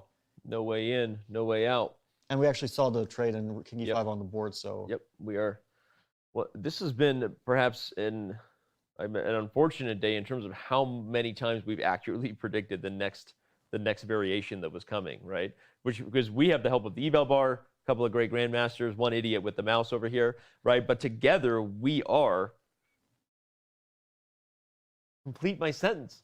I don't know if we are farmers. We're not getting sponsored by them, you know? Together, no, I'm kidding. But jokes aside, like when you have the help that we do here, we're often going over, what are we going over often? Like the best line, right? Which means both sides are kind of playing, there's no blunders here. Both sides are playing very well, and so we're getting a lot of variations we predicted, which means we might be headed toward an equal, peaceful result. Yeah, I think that's very likely. And the players probably played quite an accurate game.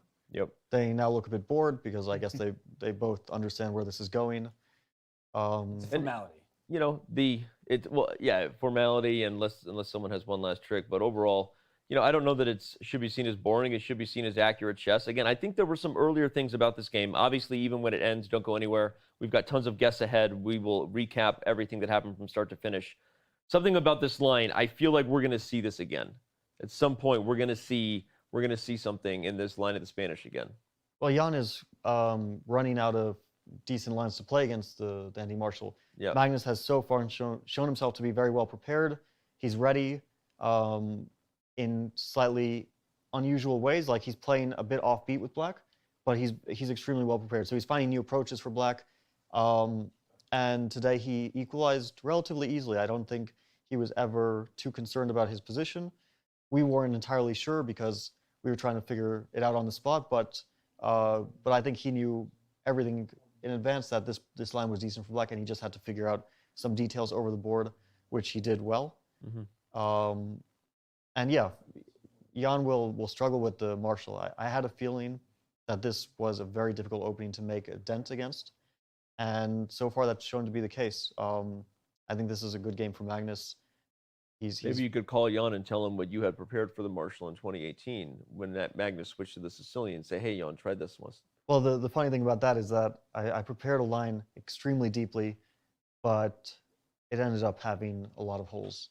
Oh, interesting. My preparation in it had mistakes, and it was shown in games I played later on against Ding Liren, especially that my preparation it was deep, but somehow there were too many options for Black, and I wasn't able to cover them all. Got it.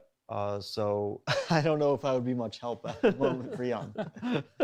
But as we talk about preparation, it's bad news for Team Nepomniachtchi that in the opening battles, he's not winning them, because that has been seen, at least, as Magnus's weak point, that he doesn't love to play theoretical lines. He likes to be on his own in earlier stages. And if Magnus is winning the opening battle, I mean, what I said earlier, like, if Magnus overpresses, that feels like a possibility for him to go wrong. We saw against Sergei Karyakin. And that's not giving enough credit. Those storylines often say it's Magnus this, Magnus that, and the other player is just there. And if Magnus loses, then he loses, not the other player wins. But I do think if Jan is not going to win the opening battle, that's going to make his life extremely difficult, because Magnus is the #1 rated player in the world and has been for such a long period of time that you need to get Magnus in uncomfortable territory. Yep. And Fabiano did that in several games in their World Championship.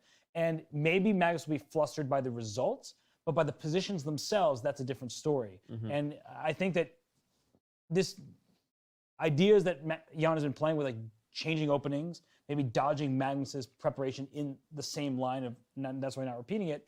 Maybe you need to keep trying to punch at the same line and find a hole somewhere or something unexpected, and maybe that's the way to go. Of course, I'm not a second for either. I was just going to say, well, what Robert just said, the suggestion. What would you do in that position, in that situation? Are you looking to punch a hole and get stubborn, right, and make this World Championship match a theoretical contribution to those who want to talk about the Marshall, or do you mix it up and try to find holes elsewhere? Yeah, I just want to say first that I always thought this narrative of Magnus as a poorly prepared player as maybe the most bizarre thing I've ever heard. Yeah. As they say, it takes a lot of preparation to avoid people's preparation. Yeah, that's one important point, which is that just because Magnus has a slightly different approach and prepares lines which are not the most theoretical, that doesn't mean that he's not prepared them well. That just means that that's where he feels he has the best chance in the opening. Right. And I think that, like, as an overall opening player, Magnus is probably the best prepared in the world and has been for many years now. Wow, that's heavy praise. Someone clip and ship that from the man who Robert and I have called maybe the best prepared player in the world more times than we could count. Yeah, speaking of that, also a bizarre narrative from my point of view. Really? Okay. But I can't comment. But yeah, I just think that people think that because you play offbeat lines, that means you're poorly prepared, but that's not at all the case. Okay, wow. It's just a different approach. Huh? It's just me. So it's just, Robert's the only one who plays bad lines because he's not. That's hilarious. Okay. Well, we have the moves that were sort of predicted being played on the board. I don't know that we should be going anywhere right now because I'm expecting this one to maybe ultimately prove to be our shortest game in the entire match. I don't think that this game is going to be going for more than another 15 or 20 minutes or so. That sounds generous. That doesn't mean that we're not going to still have a lot of fun ahead. Again, as we said, we have Nakamura, we have Hansen, we have Hammer. Triple H is the only one missing from that crew, huh? Triple H the wrestler, huh? Come on, bring it, right? Do I got to be Shawn Michaels then? Shawn Michaels, and you can be Ric Flair, Nature Boy. I don't know much about wrestling. If you promise to scream and get real red-faced, but no, we will have 3 H's, Hammer, Hansen, and Hikaru. I do have a hookup at WWE right now, so maybe I could organize a quick celebrity appearance by Triple H. Although, at some point, the wrestling world was split, very similar to the chess world. There was the WWF, WWE. Was it always the same thing? I digress. It is interesting to hear Fabi's thoughts on these narratives. And yeah, no, this is fascinating. For sure, because as I was saying it, I was like, it just feels wrong. But in certain positions, when someone has studied an opening really deeply, they can catch their opponent off guard. And so if you play the same opening over and over again, on one hand, you're preparing that line deeply yourself, but on the other, you can continue to shift away from what's expected. And if you're playing something new every single time, well, maybe they just have a good repertoire against that, and then you're not testing them again, so you don't know if you change your line, will they be able to successfully react. And this game, of course, it's going to be a standstill, and Jan looks over at Magnus. And Magnus has his head on his shoulders. He can't buy a victory, but for everything else, there's that MasterCard in the box. There you go. He hasn't bought a victory in quite a while in classical chess, but he's never bought a victory. Let's be clear. He's never bought a victory. But for everything else in life, there you go. You got it. Bobby, yeah, that's fascinating to hear. There we go. The hands have shaken.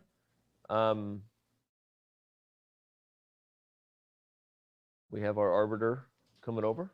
We actually have audio, so we might have audio to listen into here. Everybody, don't go anywhere. Oh.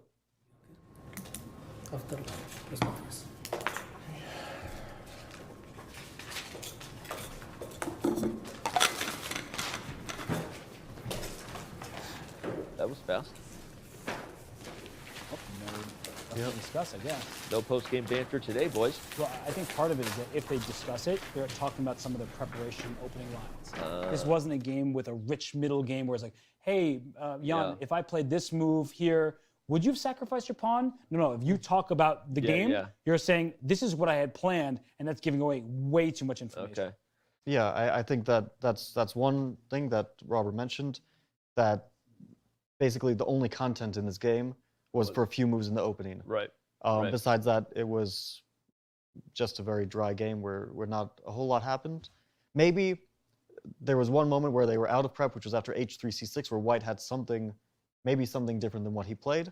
Well, let's hold that thought and dive right into it then, because as you said, no content or dialogue between the players after the game, but we have a lot of content and dialogue ahead here in our Coinbase Rapid Recap, where we review the entire game. For those of you who just tuned in, we know there are a lot of you because we are at peak viewership right now. So many of you are like, well, I got up a little bit late on a Sunday. We hope you had a great Saturday night. Hope you partied hard and you showed up now. And we had another Spanish game.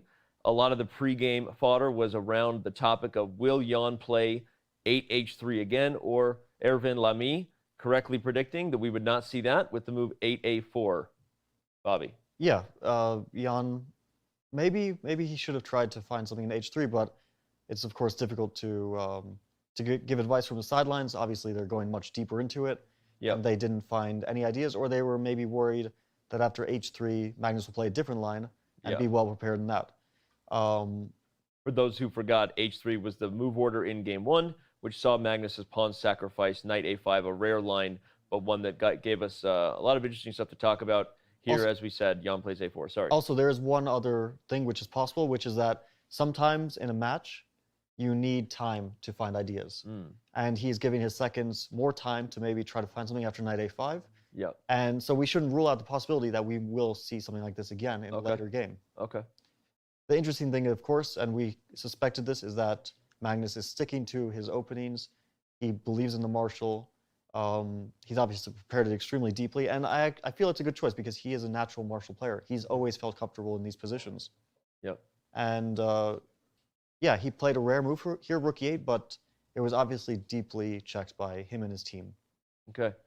Yeah, rook e8 is a rare move, but still theory and was checked. We mentioned that after knight f1, h6, and then bishop d2, this position had been played both by Kasparov versus Tkachev in 2001, and then again by Ho Yifan in 2009. But neither of those games had really any real relevance here, Robert. But tell everybody what the whole idea of bishop d2 was.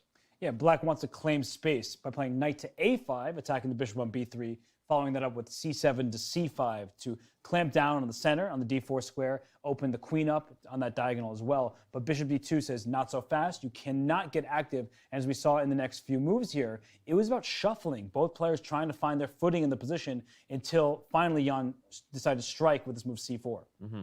And Fabi called it after bishop d2, not only the point you just highlighted that it stops knight a5, but pointed out the unique idea that c4 was coming. And sure enough, we had it on the board. When it first meets the eye, this feels anti-positional for white because of the things pointed out. That did have some storyline in the game, the weak pawns, but overall, as Robert said, the main point bringing the knight to c4 is d5 is very hard to get now, right, Fabi? Yeah, it's a very interesting opening discussion. And Magnus played knight c6, so he played it rather quickly. He knew about this idea. It looks funny at first sight because you just came from there. We'll highlight the path of the pony to show a little awkward. Yeah, it looks very strange. You wouldn't really come up with this move instantly. It wouldn't be one of your first candidate moves, let's say. But the position changed. White had concrete threats, knight a5 and potentially knight takes e5. So black just reacted to that. I was kind of wondering after rook c1, a5, which happened in the game. I had this thought before we went to break, and then a bunch of moves happened, so I didn't get to share it. But I was wondering about the move knight e3. Sort of funny mirror of black's idea. The knight coming from where it just went from, with the idea now that the pawn on a5 created weakness on b5, and maybe the bishop can sneak in bishop c4 and bishop to b5. I don't know if this is a good move, but it was briefly seemed interesting to me. Fabi and I quickly talked about it during one of the breaks, and we were just trying to dissect it because white tries to go in the light squares, and if black plays knight b4 as a way to get active himself, there's problems with this as well because you might have to play c5 at some point. All those light squares, d5, b5, c4, can be whites for the taking. Okay, well, maybe that'll prove interesting. We'll make note of that, everybody, that if we see this line again, perhaps Fabi's idea is one that resurfaces. But a5, bishop c3 was played, and then bishop to c8. We had speculated an interesting approach of queen b8, queen a7, and Magnus was showing body language, remember, at the board, that we weren't sure yet how well prepared he was. But as soon as he played bishop c8, and we saw that this forcing exchange was met by bishop e6, we were already, unfortunately, as commentators, kind of sensing the foregone conclusion here, right? Magnus was prepared. d5 is going to be very hard to stop. Anything else white could have done here, Fabi, than the forcing lines we saw ahead? Yeah, my feeling is, and Magnus was taking time, so we can't say for sure, but my feeling is that if you play bishop c8 over the board, because it feels like a rather unusual move when white is obviously preparing d4 to take so much time to reroute the bishop, that it doesn't really come to mind so easily, and that Hebo played it and it turned out to be the top engine line, as we found out, suggests that he knew about this in advance. And the only thing is after h3, c6, because he could have played d5 and probably equalized easily with that, I think this is already immediately equal. Playing c6 maybe open up some possibilities for white to try something besides what he tried. But it's probably more or less within equal bounds anyway. Well, Jan played bishop c2. You say try something he didn't try. Is there something else you would suggest here? Well, we were looking at queen d3 in similar positions, and I'm sort of wondering if queen d3 here. But black anyway achieves d5, so maybe it's very difficult to stop this idea. It feels like white has some pressure in the center, but d5 is such a powerful resource, kicking that knight away, and that pin on the knight and bishop c4 and b3 is pretty uncomfortable for white. So maybe he had nothing better than what we saw in the game, a simplification and a very drawish endgame. Well, after d5 and e5, we had the good point made by Robert that this whole thing with dc4 and ef6, as we saw, was forced because on knight d7, knight d6, obviously you can't take it with the bishop. You don't want to take it and open up the dark square diagonal, but even at c5 hitting the queen doesn't help, as the queen can retreat to a new diagonal, and things are still good for white. So it indeed was a forced and semi-foregone conclusion. Last little bit of instruction, right, educational stuff on the game was this whole point of bishop to b4. Was there any other way that, because what happened in the game, guys, was the bishops were traded on c3, which took away the weakness of b2. b2 was really key if black has any chances. Any other way Magnus could play this besides the idea of bishop b4 and exchanging? Robert, or Fabi, or you know what, LOL, whoever wants to go. After you. I think that we would most likely both say a very similar thing, which is that the bishop on c3 is too powerful a piece to remain there. Okay. Black has to get rid of it. The bishop on c3 both is a defensive piece, defending b2, and also an attacking piece. It attacks a5. But let me play devil's advocate to the idea you guys were pointing out in real time. What if you take it? With the idea being that if you take, you try to trade the bishops over here. Is white just retreating back anyway? Well, in this specific case, the rook is hanging. Okay. Otherwise, that would probably be an excellent way for black to play. Okay. But black needs to take time to move the rook, and he can do that with, for example, rook d to b, rook d7. And you could get checkmated with rook e3 to g3. A very big problem with this is rook e3, problem. And you might still be able to escape because you can stop rook g3 with bishop d6, but not what you want for sure. Okay, so there really was no other way, as you said. The bishop on c3 too powerful. Bishop b4 was forced for Magnus, Robert. Yeah, and Jan was wise just to keep the bishop there because at some point black's going to have to take, otherwise you're not going to make any progress. And what progress is made, you've opened files, but the rooks came off so quickly that even though white has a pass pawn potential, it can't go anywhere because it's a bishop. You can't control the dark squares of the light square bishop. So Magnus was able to bring his king to the center on a dark square and make sure that the game just petered out. Yeah, pointing out bishops are limited, and that's exactly the problem for white here, using a 3-on-2 majority that we've highlighted. Not really possible because the black king will dominate and control progress on the dark squares. Exactly what happened, and there we have it, petering it out and letting Fabi give his final thoughts here. That yeah, this was, I guess, a game where all the content was in the prep. Yeah, it's mainly a win for Magnus because his preparation really held up, and that will make Jan try to search for something that he can put pressure on Magnus in the remaining games. Okay. But that's not going to be easy. I think this was a good opening choice from Magnus' side. All right, well, that was our Coinbase Rapid Recap. Thank you so much. For those of you watching this live on Twitch, remember that they are available daily at our YouTube channel. If you want to give that a little slow-mo instant replay, we also have original content going to our new YouTube channel, youtube.com/chesscom live. So, all right, with that note, we are going to take a step back. Remember that the post-show is always packed. We have the press conference coming up next, and then right after that, the three you see before you will join in that order: Hikaru, Hansen, Hammer, and we're going to have a lot of fun discussing what happened here. And maybe who knows, maybe Hikaru has some thoughts in terms of what he knows about this line in the Spanish from Marshall. So can't wait to see what those guys bring us. We are going to continue our coverage of round 3 of the 2021 FIDE World Chess Championship when we return. Come on, check it out, Ayo, stepping up to me, but it can't be one. Magnus, Nepo, who the champion? I mean, both players been doing their thing, but tell me, who about to be the king? Who really about to make the people cheer? Don't change the dial, keep it here.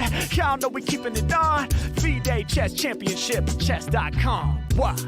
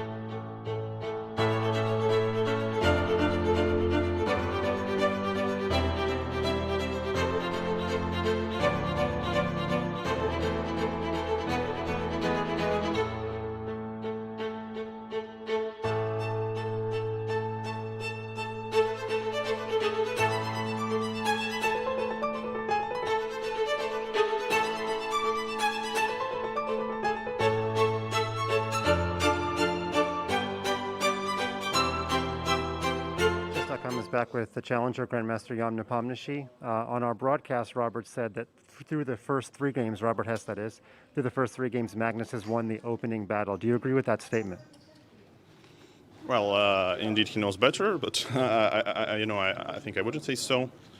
I guess, for example, today, I assume I had a very pleasant edge, maybe like very small, but very, let's say, long term. And I'm not sure, I wasn't sure how to proceed after this, okay, knight e7 takes a knight c6, but I guess, okay, what I did was quite logical. And, somehow after takes bishop e6, d5 is coming to the next move. So the best I can get is some typical martial extra pawn, like after knight d2, let's say he plays d5, I trade everything, I take on e5, but this is very likely a draw, so I decided to play h3, but I guess he had several reactions, so he reacted quite well, but in general, this martial is hard to break. Indeed, many have tried. Going after round 2, Magnus gave an interview on a podcast saying he predicted a stale game today, I suppose, after the craziness of the first 2 games. But I'm going to guess that you don't want a stale game as white, right? Every white is still very important to you. I guess every game is important, and in general nowadays there is not a major difference between white and black pieces. Anyway, once you see the chance, you try to use it. So, indeed, if white, you're trying to fight for opening advantage, and okay, I guess, as for example today, I managed to pull out something out of the opening, but maybe afterwards I wasn't very precise. But overall, game can be exciting or really really boring. But this is of course one of the outcomes of the opening. Yeah, so it depends on which type of position do we enter. And finally, we reached our first mini break of the match. Can you give yourself a letter grade A through F? Should be pretty much average. So only good point I didn't lose any games, but I guess yesterday I could be more precise. Thanks for your time.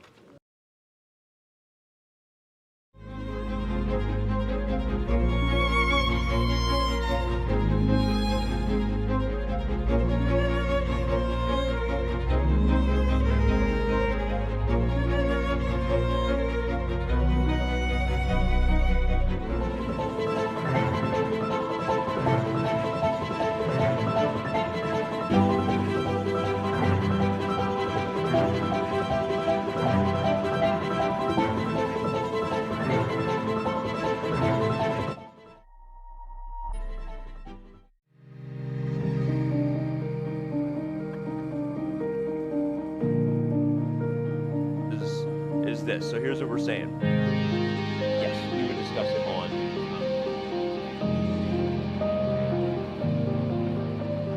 first game of the 2021 FIDE World Championship. And what better mean?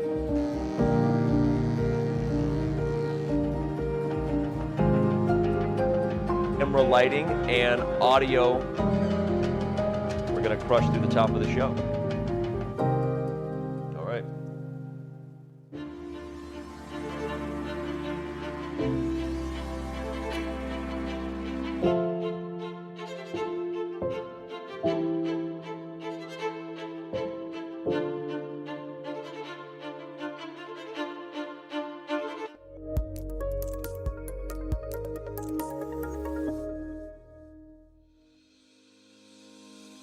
Want to hold a massive chess tournament with dozens of clubs or hundreds of players? Or maybe a small chess tournament with local but competitive clubs? With Club Arenas, you can. Club Arenas allow for tournaments of any size with any number of clubs and players. Customize the arena with any time control, with standard chess or mini chess variants, and with any starting position you want. Club Arenas are the most flexible tournament format on Chess.com. Try one out today.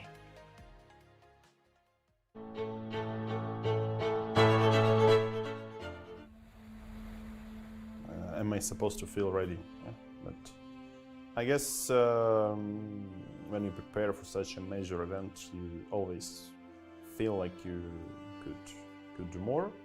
But I guess we are doing some insane amount of work, so I hope we got to be, ready enough.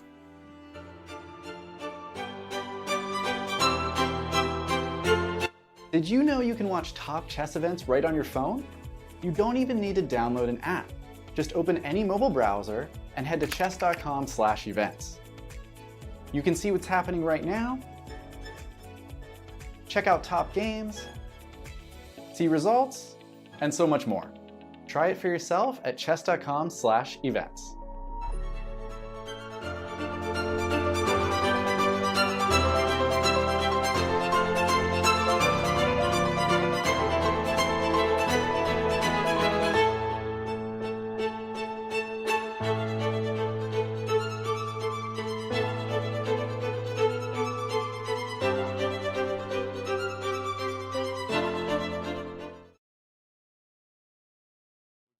Preliminary questions to the players. You can go to the microphones to the left and right of the room. Do not touch the microphone and always leave your mask on when you ask any questions at all of the players. Jan, you had your second white today. Was there a point in the game you felt like you might have had some chances? It seemed like it petered out pretty quickly. Well, I guess I could roughly say that opening ended up in my favor. Like I got some very slight edge, but it looked like it's going to be, let's say, long term. But then, well, this A5 move from Magnus is, positionally surely questionable, but seems like after some pretty precise moves, Black can be close to equality. And, d4 looks absolutely natural, and, if I would realize earlier that after d4 and exchanges after bishop e6, I can't basically prevent d5. So after d5, Black has some decent counterplay even in the endgame. I would probably play it differently, maybe, I don't know, some h3 or knight e3, just play it more slowly. But, after bishop c8, d4 looks like very natural, so Black has all his pieces onto the last rank. But yeah, somehow after bishop e6, it's really hard to do something. So I spent quite some time, and probably the best try I found part of h3 was, I believe, knight d2 move. But even then, okay, I can only hope for some Marshall-like. Okay, we're playing anti-Marshall, but anyway, Marshall-like extra pawn against two bishops. So basically, extremely close to a draw anyway. So that was it. Are you feeling any frustration about the fact that you haven't gotten going, so to speak, with the white pieces yet? No, okay, absolutely no frustration. So I guess it was a clean game and a very logical one. And even in the end game, if I would be, given a couple of tempi, I could pose some problems in this, like say, bishop endgame. But okay, especially once Black King enters e5 and the 5 f4, there is never anything for white. Well, I mean, this is the current status of the chess theory. Yeah, so it's hard to find some advantage. Magnus, is there anything sexy you can say about today's game?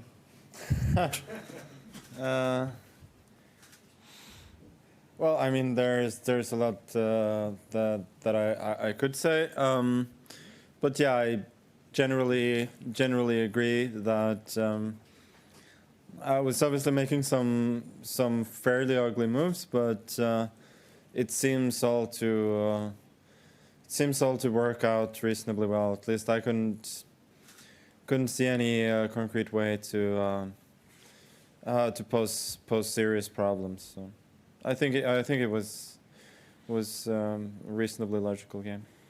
You seem incredibly comfortable with the black pieces so far in this match. Is that the correct sentiment? I would say I wouldn't say very comfortable. I feel like I've been trying to equalize in both games without getting a lot of chances, but it's okay. It's fairly normal procedure in these matches.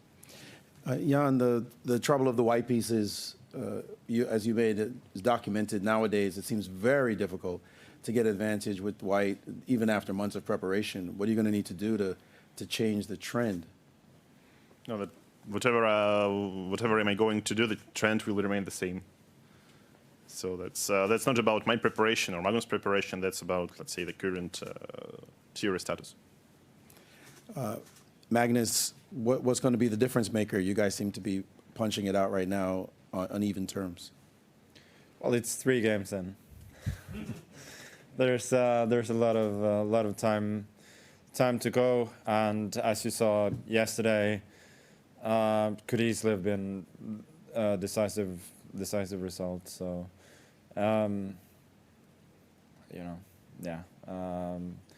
it could. Obviously, for each game, the most likely result is a draw. I mean, there's just saying otherwise would be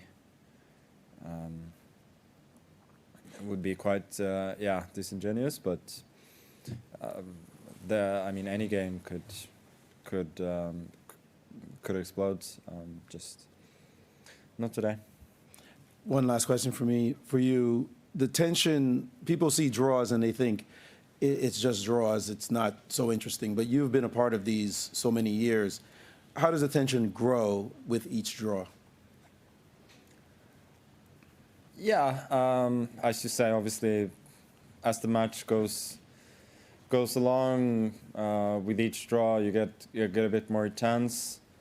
But I would say so far, yeah, it's 3 games, and personally, I've been black in 2 of them, I'm fairly satisfied, and there's a lot of time to create something. Although obviously it's not ever going to be easy against a very strong opponent.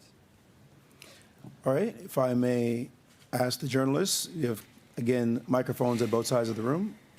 Here. So Jan, I wanted to ask you about it one moment. So when you played Rook E8, were you expecting Knight A5, which is sort of the main line, or? You mean Knight A5 instead of Rook E8? Yes. Was that something you were expecting, or was Rook E8 was it a surprise? Well, in some way, I expected everything. So, I guess after such long preparation, you more or less try to be familiar with most of the moves. But I'm sure there are also maybe some worthy tries which haven't been played yet. But yeah, okay, Rook E8 is one of the pretty logical sidelines. Like this whole plan is very healthy. Rook E8, Bishop F8, H6. Yeah, so a little bit like that's a variation. Yeah, but I mean still very very nice for black. And then to Magnus, I wanted to ask about this moment with H3. If Jan had played Knight D2, was your aim to play D5? Yeah, as Jan mentioned, we'll after d5 pretty much by force get this ending with an extra pawn for white, which I thought was just a dead draw. So even if the bishop, would come to c3 and pawn on a5, was your idea to reroute the bishop to a6 possibly, or did you think? No, I thought the bishop eventually after d5, everything gets taken. You take on a5, rook a8, bishop c7, rook a4, bishop goes to e5 and then c3, and then you go f6, king f7, h5. The bishops are just way too strong, I think. So you would say that you were more than willing to go into this endgame, or did you consider perhaps playing another move to keep things going and maybe perhaps some chances? I hadn't decided yet, but I had I had that in reserve, at least I thought. So there might have been other options, but it didn't feel realistic that I could actually play for something. So probably that's what I would have done. And then I know on the first day I asked you about football player. I'm sorry. We have to give all the journalists an opportunity. You can come back on the mic if there are other questions. Sure. Thank you. Hi, Saravanan from ChessBase. Ian, in the official commentary, Vishy Anand was discussing about your opening strategy. To quote him, in every match, people have tried different strategies against Magnus, but so far they haven't cracked it. Ian's strategy seems to be very reasonable. His style has been classical. He's playing the Rilopers, the Catalan with black. For the moment, he's playing the main line and it's working for him. Was this your strategy? Would you agree with him? And do you think it's working for you? No, but as Vishy said, it seems very reasonable for him. Yeah. So actually, I also hope it's reasonable. But I guess after 3 games, it's too early to discuss the strategy. Mike Klein with Chess.com. This question is for Magnus Carlsen. Magnus, this is far from your first rodeo, and I know you have processes that have probably been established. So I'm wondering, how much are you trusting your team for in-match opening improvements, or are you still very hands-on in the middle of a match when looking for opening improvements? Yeah, it's an excellent question. I don't wanna say too much, but it's always a combination that obviously you have a good team that you trust, but I mean at the end of the day I'm making the decisions. Hi, this is Jan from VST from Montenegro. I have a question for Jan about the move h3. How happy were you at that point to make that kind of a move? Can you walk us through what was going on in your head at that point? No, I think I surely won't tell you what I was thinking. But in general, I found out that d5 is likely inevitable, and this was a way to improve my position before d5. So maybe I could capitalize on that if black would push d5 immediately, but I guess also d5 should work pretty nicely. But yeah, somehow after h3, c6, it's not such a great important tempi, but h3 could be useful in many lines. So I'm not getting mated on the first rank at least. Thanks. I am Rune from the global broadcasts of Chess24. The question is primarily for Magnus, and would also love to hear if Ian had a reaction. It appears that today's game was analyzed in an online database all the way up until move 20 2 days ago. If this was somebody from your team who forgot to make it private, how would you react?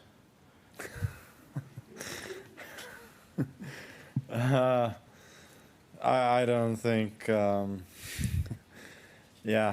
don't think any of us can reasonably comment on that. Well, I can only say that normally you try to switch off this online cloud option in your chess base when you analyze, to make sure no one uses let's say your fruitful analysis. But I mean, could probably be a coincidence as well. Okay, thank you. Alexander Evstigneev, TV channel Russia 1. My question is for Jan, and I will ask in Russian. Ян, скажите, пожалуйста, 3 ничьих подряд, насколько для вас комфортна эта ситуация, насколько она вас устраивает, и после суточного вот этого перерыва, который предстоит, можно ли ждать изменения тактики игры, стратегии, ужесточения, может быть? Спасибо. Ну, сложно сказать,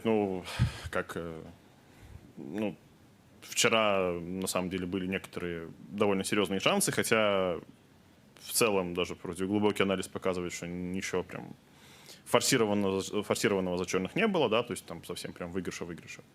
Вот, но, конечно, в принципе, всегда нацелен на максимально возможный результат, да, и, скажем так, вести 3-0, наверное, было бы лучше, чем сделать 3 ничьи, но надо понимать, что, в принципе, борьба очень вязкая, очень плотная, да, так что, вот, ну, опять же, играем как умеем. Вот, а получается, после выходного дня, ну, не знаю, надо сначала сыграть партию черными, потом партию белыми, то есть я, честно говоря, не загадываю, тут такая, шаг за шагом. Спасибо. Thank you. Ole Christianström, VG Norway. Question for both. As far as I understand, there is a doping test today. Do you think you can get an advantage in chess by using any kind of doping? Jan?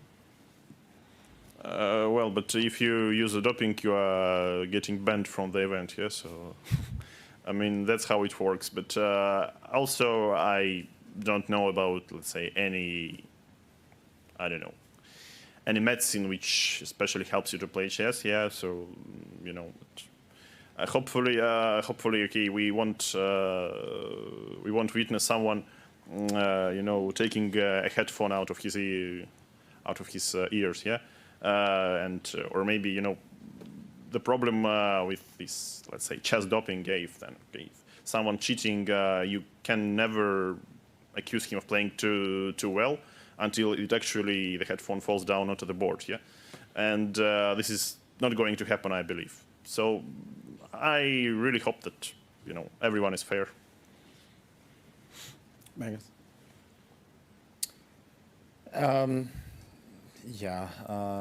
I think there are probably experiments to be made. I mean, people use drugs to both prepare for and to do exams, for instance. I assume they could possibly help in chess as well. If at some point my level of chess drops drastically, I might start experimenting. But for now, I don't see the need. Ulrich Stock from Die Zeit, Hamburg, Germany. Question to both. First to Magnus. Besides eating, sleeping and drinking, what is the last non-chess related thing that you did in these days here? That's a good question.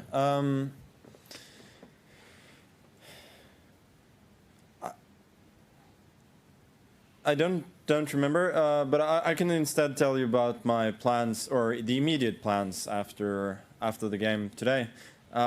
If it were not for the doping control, which sort of messes it up.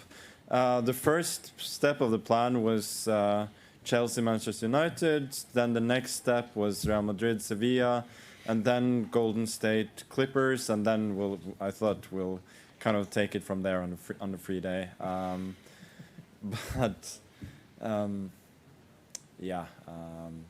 from that, I don't know. Well, that's a nice plan, actually. Probably I'll stick to at least some part of it. Mike Flanagan with Chess.com. I guess I should just mention Gordon Hayward's coming on our broadcast, but that's neither here nor there. Question is mostly for Magnus. It's been a through line in your career that when it comes to sport versus science, you've actually wanted more of chess to come down on the side of sport, even if it's disadvantageous to you perhaps keeping your title. But do you still believe there should be more sport in chess? And if so, what are some measures that could be taken for the World Championship match? I think there are many ways to play, but the most obvious ones, most obvious one is just shorten the time control. So, yeah. Well, at least make it a mix of classical and rapid. We'll take 2 more questions, please, before we conclude. Hey, Jonathan Corbell from Chess.com. This is for Magnus. Magnus mentioned his love of sports, some soccer as well as some basketball. In the off day, you said take it from there. Was there any plan to actually engage in some athletics on the off day? And this is actually also for Jan as well. Yeah, I think it's going to depend on how I feel, but I will definitely try and be active tomorrow. As has been mentioned many times, now that we play 3 days in a row instead of 2, then it means there are more limitations on the amount of physical activity you can get. So I'll definitely be looking for that tomorrow. Yeah. Well, you've got to do something about of chess and eating and sleeping. So yeah, that's surely a part of your day there when it's a day off. But in general, I always I'm normally trying not to get tired even more than during a chess game. Yeah, so it should be something. Yeah. And pretty balanced. And you guys have known each other for a very long time and played many games of chess against each other. Have you played any sports against each other over the time you've known each other? Yeah, I think so. So I guess we played quite some football, in the same team and different teams. But that's normally what you do during some round robin tournaments. You in the rest day you go somewhere and play. Okay, they call it football. Thank you. Yes, for the last question. So draws are, of course, not a new thing in World Championship chess at all. We have gone like 5 years now without a decisive game in the classical portion. In those 5 years, there has been a huge influx of new chess fans who may not understand or appreciate why we have so many draws. Jan first, and then Magnus, if you could chime in afterwards. To these new chess fans who may not understand, could you have a comment or a way of explanation of why we see so many draws? Well, normally you need mistakes for a decisive result. So this probably could tell you that players are not making too many mistakes. Yeah, and if you play consistently, yeah, so you don't blunder too often at least, yeah. In general, chess becomes quite a drawish game. Yeah. I would say that so much has been written and said about this. I really don't have a lot to add. We try. Well, we are happy that you do. Thank you very much. One more question, please. Thank you. This is a question for both. This is Theo Waite from Lee Chess.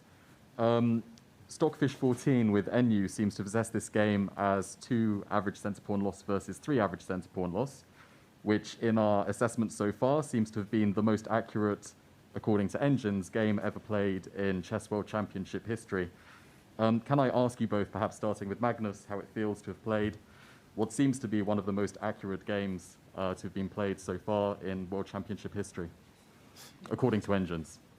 Thank you very much. It feels great. It fills me with pride, but unfortunately only half a point on the score table. Sure. And Jan? Yeah, I must say it's quite a murky question before the doping test.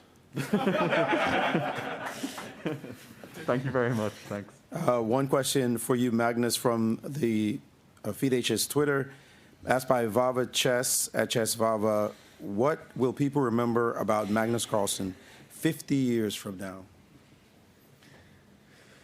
I don't know. Don't. I think talking about legacy during a match is a rabbit hole I don't wanna go down.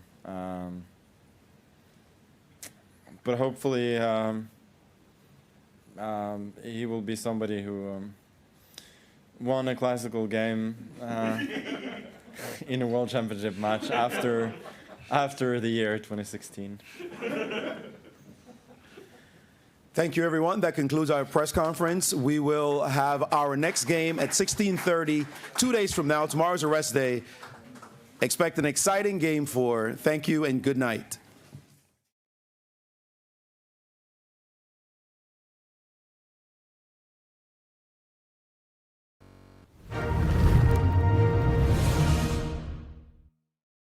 Okay, that was a good move. You got to be patient here. Be patient. Danny, he's attacking. You have to make a counter move at some point. I don't know what to do. Okay, support the baby dragon with Valkyrie. All right, but it's in cooldown. No, okay, put the barrel. All right. Back. Okay, I'm barreling him. Yep, good call. He's attacking my tower, Danny. Dude, his tower's yours. You got it. Sometimes the best defense is a good offense. Don't go anywhere. We'll be right back.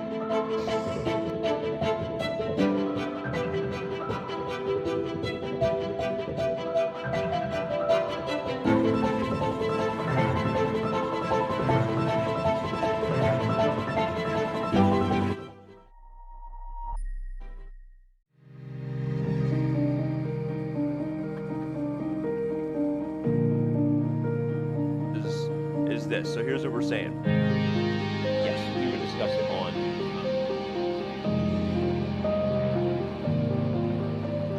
first game of the 2021 FIDE World Championship. And what better mean?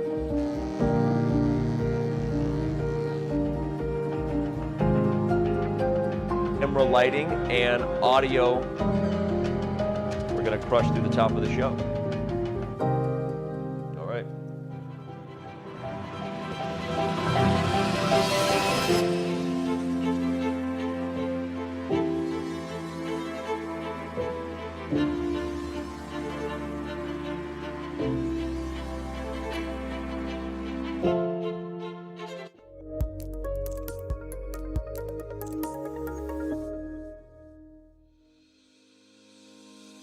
Want to hold a massive chess tournament with dozens of clubs or hundreds of players?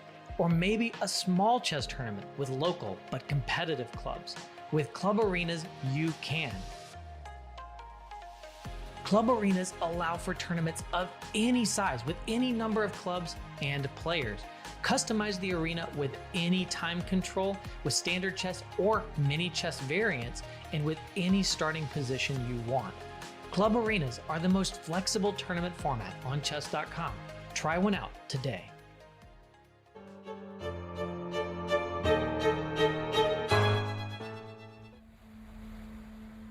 Am I supposed to feel ready? Yeah, but I guess when you prepare for such a major event, you always feel like you could do more. But I guess we are doing some insane amount of work, so I hope we get to be, ready enough.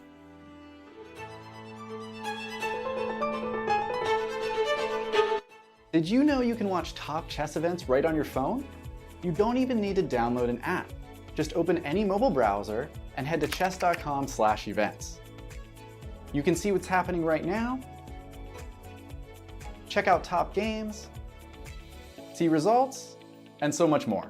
Try it for yourself at chess.com/events.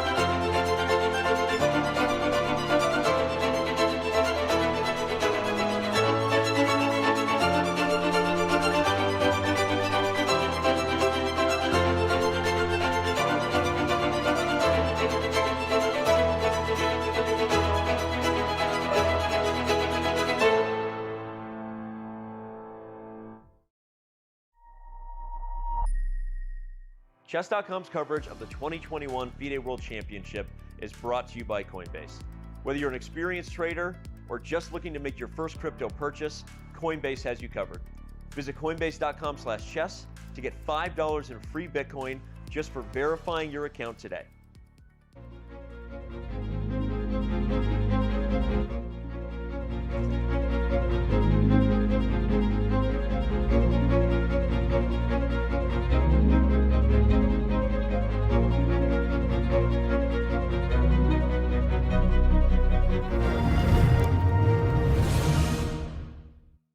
Well, after an interesting Game 3 and a perhaps even more interesting post-game press conference, as promised, as always, our post-game show may be the most exciting part of the day, depending on whether we get a draw like today. But either way, our round 3 coverage, post-game coverage continues now with the man himself, the biggest Twitch streamer in regards to chess anyway, Super Grandmaster and 5-time U.S. champion Hikaru Nakamura is now with us. Hey, Hikaru. Going good, man. How's it going, Danny? Good to talk to you again. You're here with me and Fabi, and we are excited to get your thoughts on this game. Obviously, there's been a lot of talk about how this was kind of just a prepared game, but I'm going to kind of go through and let you give your thoughts on first of all, Jan's decision not to repeat what he did in Game 1 and whether this is maybe a bad sign for his prep. I don't know. I mean, I think if you look at Game 1 in terms of playing this whole H3 variation, he got a small advantage. I think more speaks to a theoretical question whether you can play H3 at all. Because normally what happens is, and Fabio obviously having played a match could speak to this better, but you know, when you play these ideas like H3 or A4 or C3 or whatever the line is, you hope that like around like move 13 or 14, there's some deviation, but when the deviation comes right away after H3, the move like knight A5, which is so forcing, which might just kill the whole line. I think it just speaks to how well Magnus prepared prior to the match. And then in terms of A4 today, I mean, it was definitely interesting. Again, I feel like Jan is going to have to mix it up because he didn't get very much today. Yeah, I agree with what Hikaru said, which is I don't think Jan is super happy to see these early deviations. But the Marshall is a great opening in that respect because Black has a lot of flexibility in terms of playing small lines which are not super well known, but are extremely decent. And we saw that in Game 1, also today. Jan was in both cases prepared, but he couldn't go quite as deep as in the main lines. Right, okay. Well, and is Rook E8 considered the early deviation from today, Hikaru? If Knight A5 was in Game 1, was it Rook E8 or was it another move, perhaps when Magnus... Go ahead. I mean, I don't know. I mean, I feel like Rookie has been played a little bit. I don't know the exact theory because I haven't really played this line in quite a bit. But it felt like both players knew the line, whether it's been played in games or not. Both players knew the line pretty deep. And I think it was just very, very equal. I mean, I think Magnus maybe equals to the wrong way of putting it, but Magnus was only very slightly worse, and it never really seemed to get out of control per se. Although maybe there were alternatives for Jan, like Queen D3 a little bit later on, which could have been better, but it just didn't really seem like much. It seemed like typical Spanish and maybe some small pull for White, but nothing major. But I would say I was very impressed when Magnus played A5 because that was a move that, I mean, obviously looking with the computers, you see that it's the best move, but it doesn't seem easy for a human to play because you just create this weakness. But it was very, very impressive. In the previous 2 games, the players had a little more post-game banter. Obviously, they know each other, they work together, so we kind of expected that a little more than maybe Caruana Carlsen 2018. But today there was nothing. And do you feel like that's because neither side wanted to say anything, or how did you read into the fact that Nepo and Magnus just got up immediately from the board and went to the post-game press conference? I don't know. I mean, I think what I would say is that probably there was just nothing going on. I mean, what is there to analyze in today's game? I mean, because I suspect that their seconds are going to go look at the line. They're going to be like, maybe you could have played some move instead of Rook C1 or something slightly different. But also, like this line, I mean, if Jan tries to play it again, like, I mean, he has to play this or he has to play H3 or he has to switch completely away from E4. So I feel like if they analyze it all, you're giving away too many secrets. There's no way you can analyze this game at the board where you're not giving something away. So I think that's probably why there was no analysis. Whereas yesterday, I think the game was very interesting. There were many deviations for both sides early on, but today it's all theory. They knew it, and so like if you say like instead of rook c1, you say, well, what would I have done if I played, I don't know, some move like a5 or something? Like it's just you can't You really commented, ask and Bobby also agreed with you in real time in our post-game press conference that maybe queen d3 was it. Do you think it was queen d3 instead of bishop c2 or instead of h3 that might have been the last potential little fight for Jan? Yeah, I mean, I think queen d3 is, but again, it's one of those positions where when you look at the computer, it all becomes very obvious why what Jan did was wrong. But I think again, for humans in that situation, it's very hard to realize that queen d3. There's just one slight nuance difference, which is that after I believe after queen d3 d5 there, queen d3 d5, there's something with takes and is it takes and bishop c2 maybe. There's some slight difference. I don't remember exactly what it was, but there's one slight difference with versus like in the game where I mean I think Jan just didn't realize how equal it Bobby, becomes. Was anything else to add on that queen d3 because we also analyzed that. Yeah, actually, what Hikaru just mentioned about queen d3 d5 because Black's main idea is d5. Yeah. So we understand that queen d3 is the computer's line, but it's not easy to figure out why it's an improvement over d5. And I was speaking to Robert, and we were trying to understand the difference after d5, ed5, queen d5. And yeah, it could be something like bishop c2, which is super subtle. That's really weird. Just trying to improve the bishop. Not right away, obviously. Oh, sorry. Yeah, that would be after knight d5, bishop c2 would. Okay, yeah. If knight d5, bishop c2. But we were looking mostly at queen d5 in the game, right? So is queen d5 still probably what Black goes for? Yeah, I think this was Robert's suggestion, knight d5, bishop c2, g6, because c3 is still potentially being traded off. Okay. But queen d5 is more natural, and I guess White will anyway trade queens. Knight takes d5, and if bishop takes a5, there's knight f4 with a fork also on d3 coming. So it's not exactly clear or easy, to figure this out over the board. Okay. Well, the chess is like you're both saying, right? It feels like where do you even talk about an improvement without revealing prep? Maybe there wasn't even an improvement, and obviously we know. Oop! I lost Hikaru out of my ear. That's how you know it's live TV, everybody. I'm going to put Hikaru back in my ear. Hey, Hikaru. Okay, cool. Yeah, I can still hear you guys. I guess we'll switch to the practical nature. This one petered out, Hikaru. Your thoughts? Obviously, we do what we can to catch up with all the super grandmasters around the world. We've talked now with you and Levon and Maxime, so I want to ask you a couple of the general questions. What are your thoughts so far, generally, on what you've seen from both players, what you've seen from Jan's team in regards to preparation? And also, I want to end with a question. I know I'm giving you all at once. On the rest day strategy being different this time, I wonder if there's something to the fact that Magnus does get a rest day before his second chance with White. But please start with your thoughts on what you feel Jan has showed at this point in the match.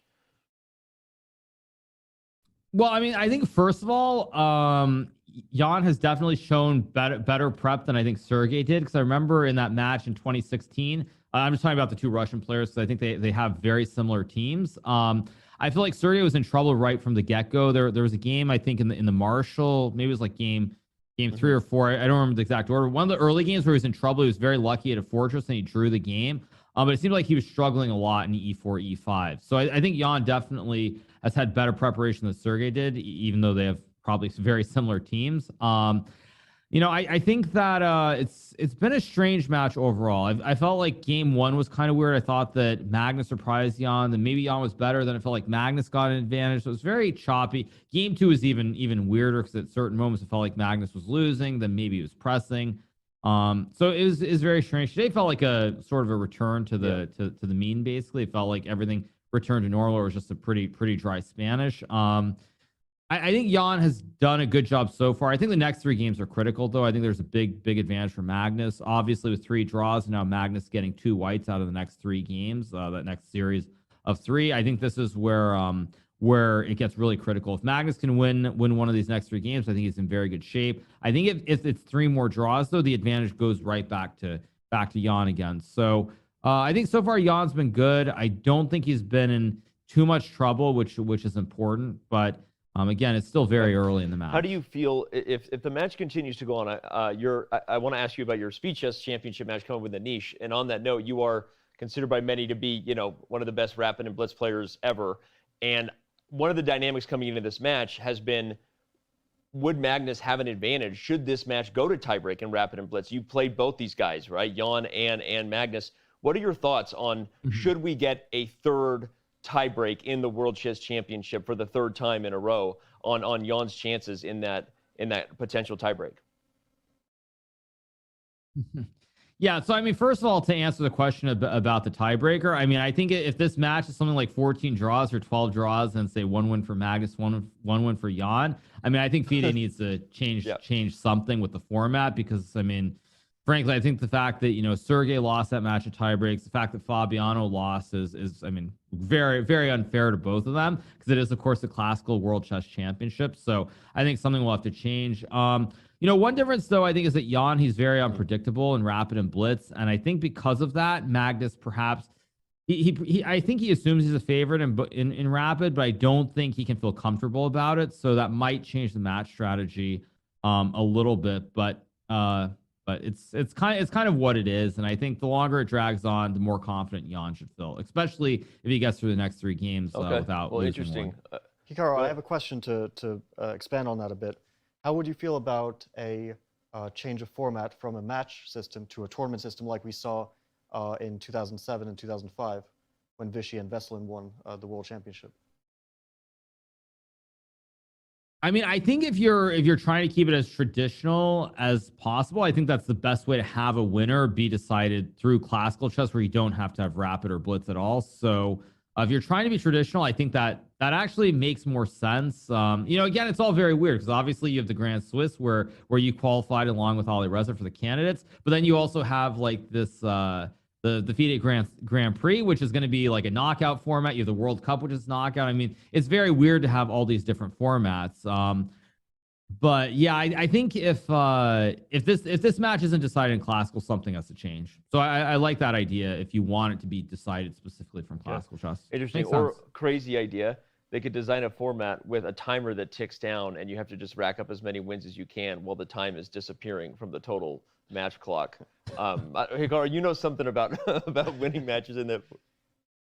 I mean, I also had one other thing that I thought. I mean, it sounds very weird, but the other thing that I was thinking about was maybe you should have like a rapid tiebreaker played before the match. I kind of wonder about that too, because then you know what the situation is ahead of time, and then like, you know, whoever like let's just say Magnus were to win a rapid tiebreaker, then I think that Jan definitely would be pushing a lot harder, and the match would be a lot more imbalanced. You would not see probably the same openings. You'd probably see Jan play the English and get some wild positions. So that's my other idea. That idea has been suggested by some different players. So that's another interesting one. Well, Hikaru, you have a match coming up versus Anish Giri. I don't need to tell you, of course, that you are the defending champion, and many people consider you the favorite. But we know Anish is tough, right? And you know, these matches, we know Anish is taking it seriously. I can tell you that because he told me on WhatsApp that he's prepping very hard, just so you know.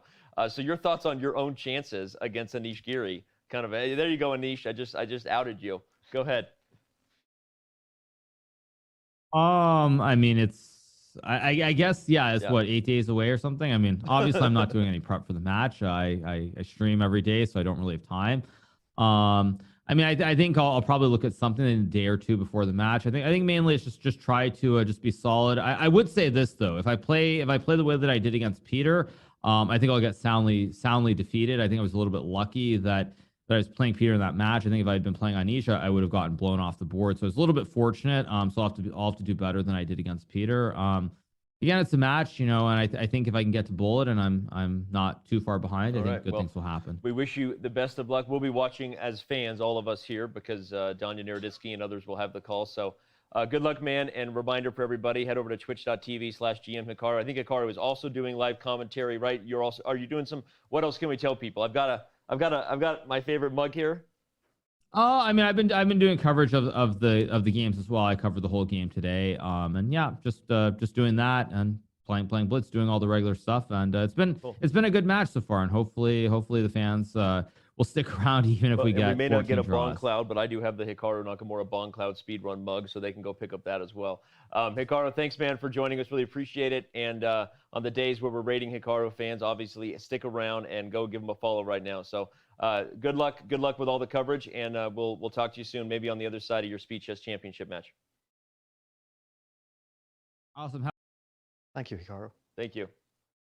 All right, that was the one and only Hikaru Nakamura giving his thoughts on round 3. Some interesting things there to take away. I like the discussion you guys had about what might need to change should we have another World Championship match where the classical world champion is not decided in classical. You and Hikaru kind of agreed on that. Well, it was interesting to get Hikaru's thoughts because he's played in the World Championship cycle Yep. for many years now. Yeah.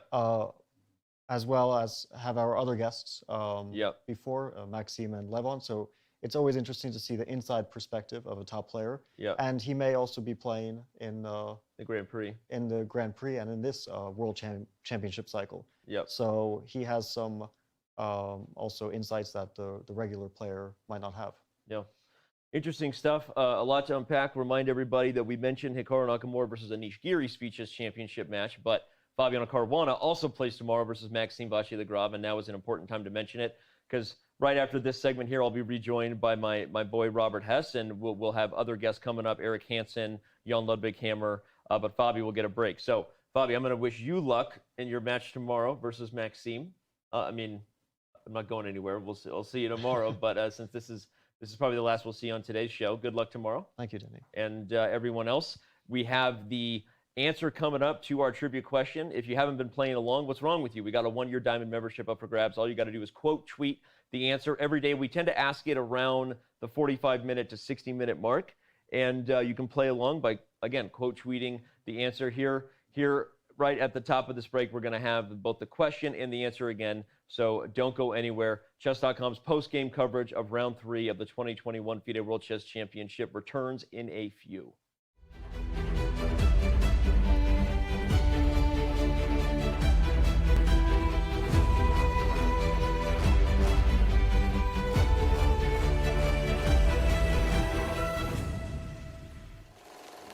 Hi, my name is Jonathan Korblock, coming to you from Expo 2020 here in Dubai.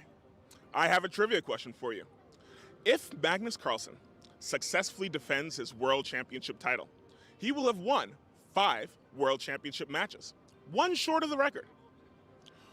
Which 2 world champions hold the record with 6 World Championship titles? Today, more than ever, when the world comes together to create a better tomorrow. It's going to be magic. Oh, La magie. Magic. Magic with music. with architecture. With colors. Magic with celebration. With your safety. From here. There. And everywhere. For 6 whole months, day and night. Join the making of a new world, starting October 1st.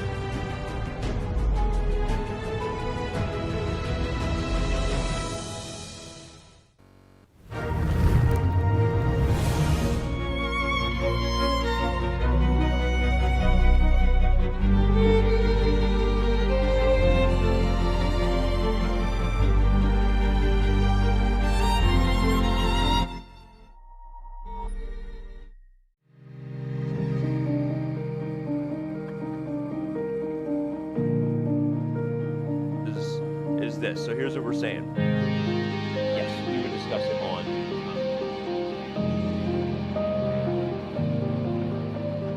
First game of the 2021 FIDE World Championship. And what better meeting?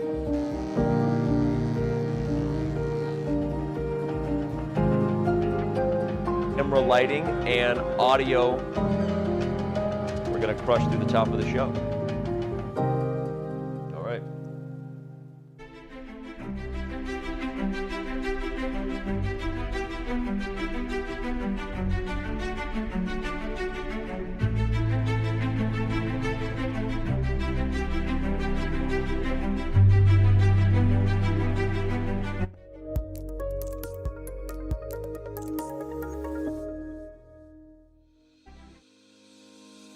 Want to hold a massive chess tournament with dozens of clubs or hundreds of players? Or maybe a small chess tournament with local but competitive clubs? With Club Arenas, you can. Club Arenas allow for tournaments of any size with any number of clubs and players. Customize the arena with any time control, with standard chess or mini chess variants, and with any starting position you want. Club Arenas are the most flexible tournament format on Chess.com. Try one out today.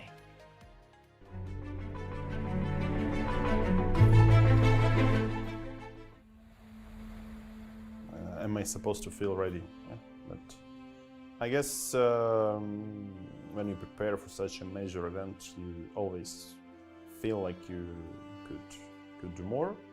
But I guess we are doing some insane amount of work, so I hope we get to be, ready enough.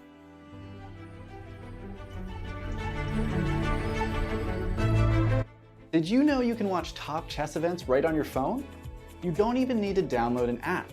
Just open any mobile browser and head to chess.com/events. You can see what's happening right now, check out top games, see results, and so much more. Try it for yourself at chess.com/events.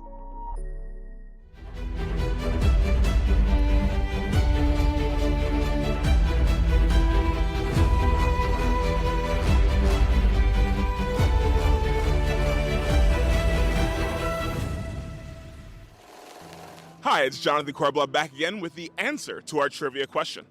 Which two world champions had 6 successful world championship matches? Well, that would be Emmanuel Lasker and Garry Kasparov. Kasparov from Russia, and here we are in front of the Russian pavilion.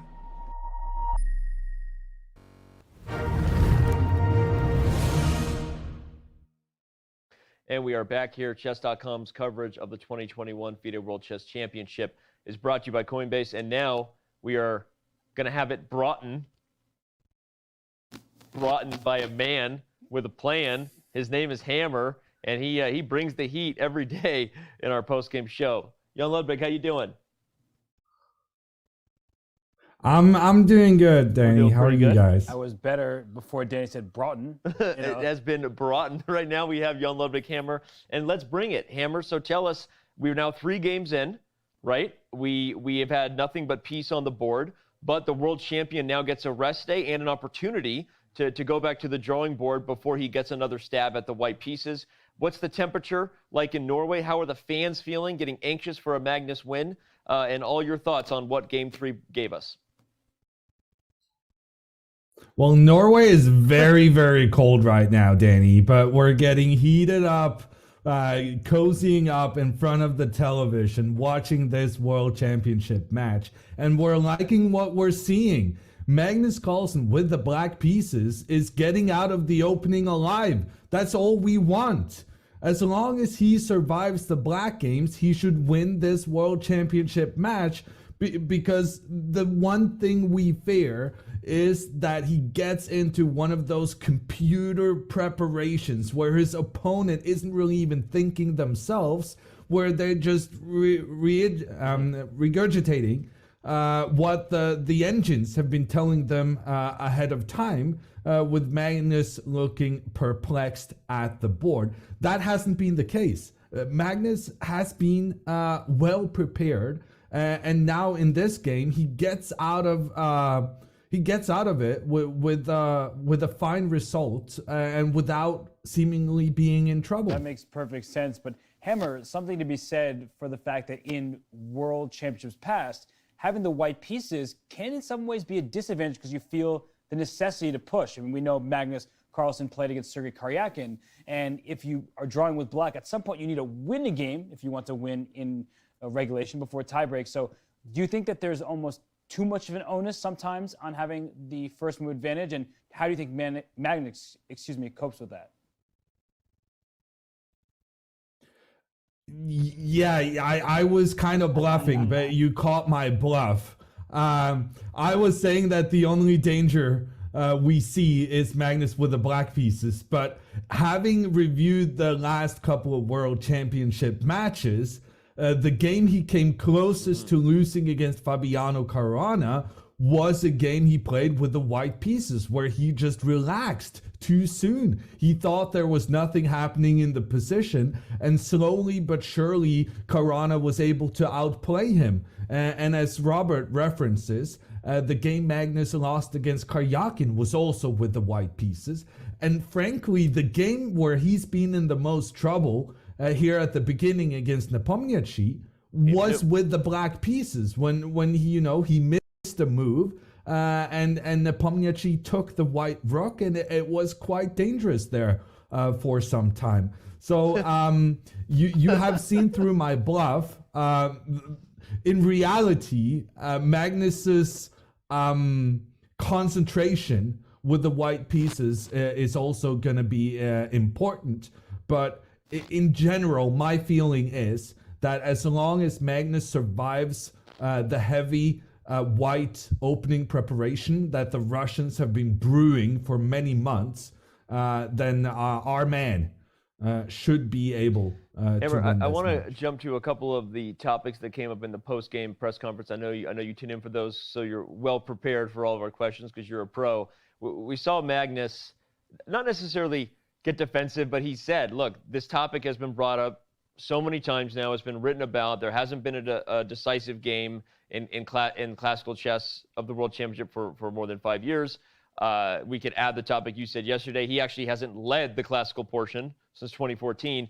You could tell there was he had a little bit of energy in that response, right? A little bit of frustration where he's like, look, we're trying, I'm trying, right? But, how much is that one of the reasons why Magnus has gotten in trouble with white? Because he does want to put an end to that. He does want to push, and maybe that is something that he needs to think twice about as he gets the white pieces again heading into game 4.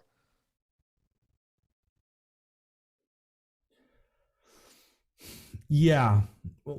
At the end of the day, chess is a difficult game. And Magnus, even he admits it, even though he makes it look easy at times.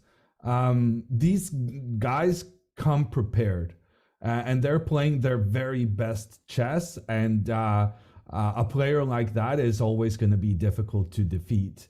I personally think it's just been a bit of randomness that we've gone out without a victory for this long. I think the match against Caruana was one of the most exciting in history, which is ironic when every single game ended up in a draw, but it was like these Sicilian defenses they were battling it out in were super entertaining. And I think I think it's coming. And they're trying. Magnus himself said, "Hey, I'm trying. I'm trying my best, but it's tough winning games." On the topic of this Sicilian level. and openings, we saw Jan deviate early in this game, and Magnus in 2018, he was changing his opening from the white side, but stayed consistent with black. So, what do you think of Jan's strategy to sort of remove that target of playing a specific opening, and do you think he'll continue to deviate early on, or will he repeat one of the lines we've seen thus far? Personally, I believe the best way to beat Magnus is just decide where you want to strike and then just keep hitting that same spot over and over and over until Magnus kind of runs out of ideas. I think Magnus stuck to his guns today because he was very happy with the kind of position they were getting. It was a maneuvering game. It was very strategy based, and that is a kind of play where Magnus is considered the stronger player than Nepomniachtchi. So I feel like Nepo needs to kind of get a bit more of a punch in his wide openings. That being said, I do think Nepo came well prepared today. I thought he had a good position out of the opening. His pieces were so well centralized, and frankly, I thought Magnus was in some trouble. But I think Magnus just defended brilliantly, and I think if a lesser player had the black pieces, this could easily have been a win for white. But in particular, the maneuver Magnus had where he took his bishop on b7, which was already kind of trying to point in towards the center of the board, and he decided to spend a lot of time rerouting it into more of a defensive position, making sure white's bishop could not point towards the black king. That was such a crucial maneuver, and that's why we're kind of saying, well, this was a boring game where nothing really happened. Nothing happened because Magnus was very accurate in making the right defensive move at the right time, as you're showing on the screen now. That bishop going back to its initial square, it feels wrong, but it was absolutely the right recipe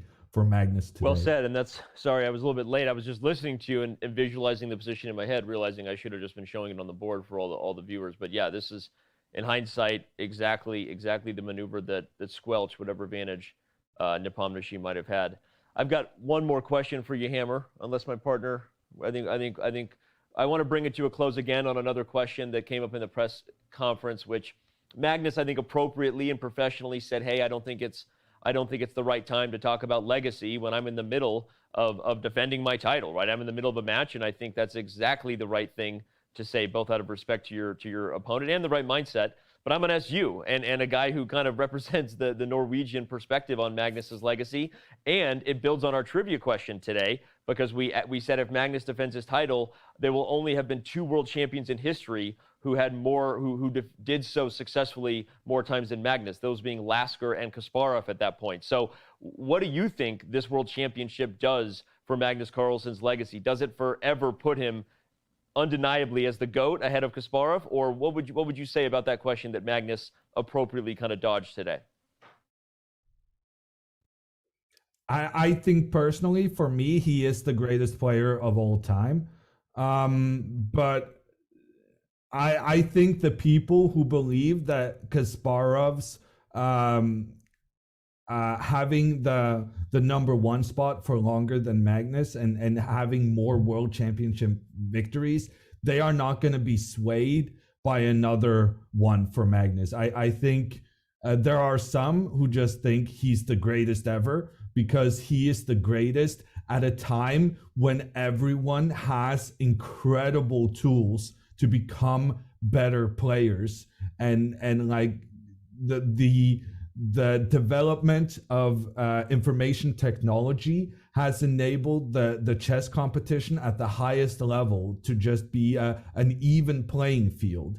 And so I feel what Magnus is accomplishing now even surpasses that of Kasparov, even without Magnus having as many world championship victories or having being the number 1 for as long as Kasparov did. However, those who do feel that Kasparov is still number 1, they are going to want some numbers from Magnus. They're going to want Magnus to not only get as many victories, they want him to surpass Kasparov in the numbers. And to do that, Magnus is going to have to be the number 1 for another 8 years.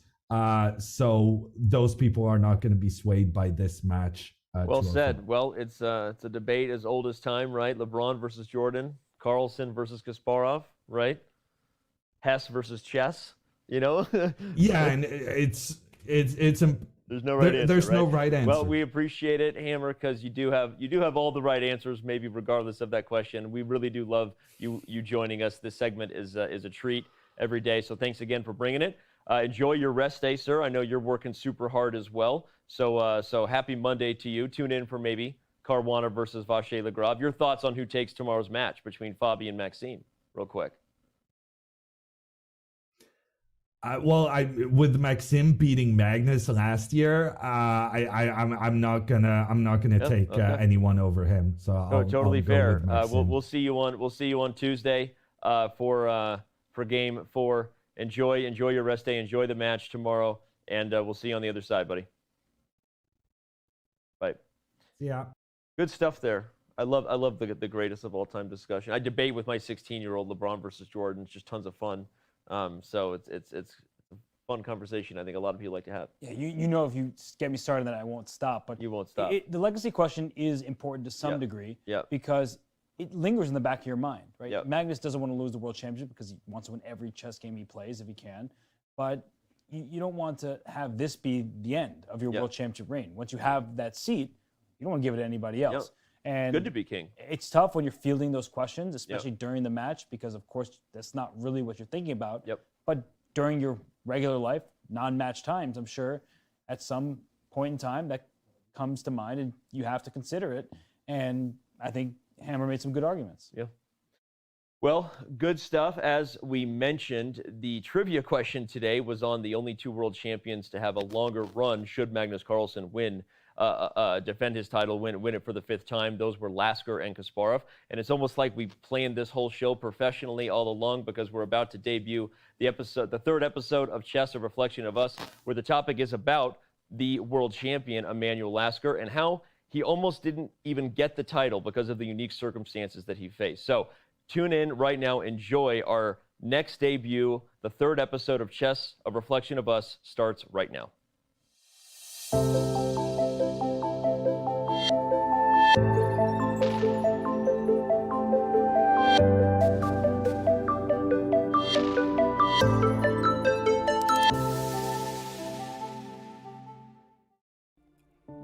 Every sport has its greatest players, the ones fans talk about for years, the ones other players aspire to imitate, the ones admired by a younger generation, players that change the game forever.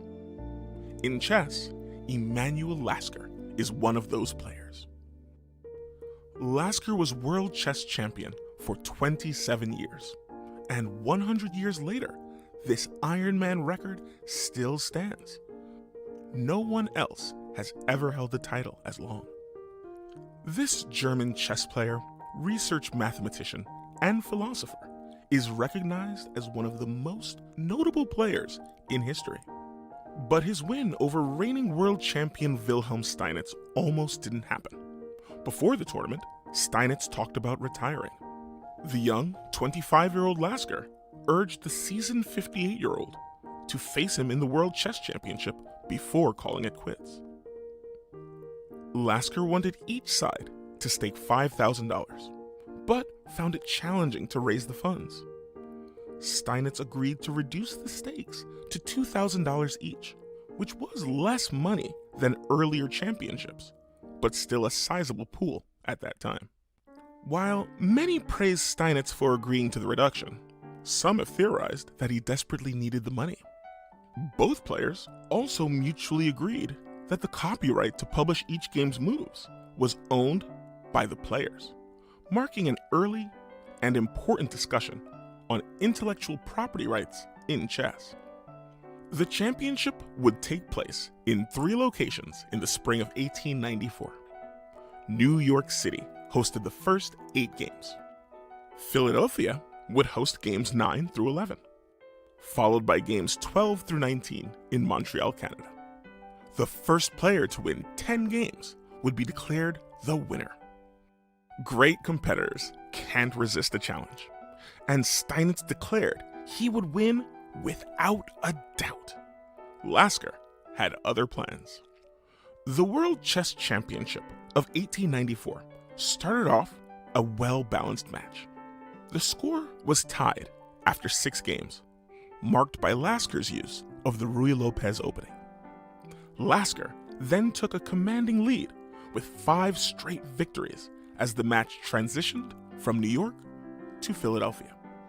Steinitz briefly looked like he might bounce back in Montreal, but the young Lasker was not to be denied.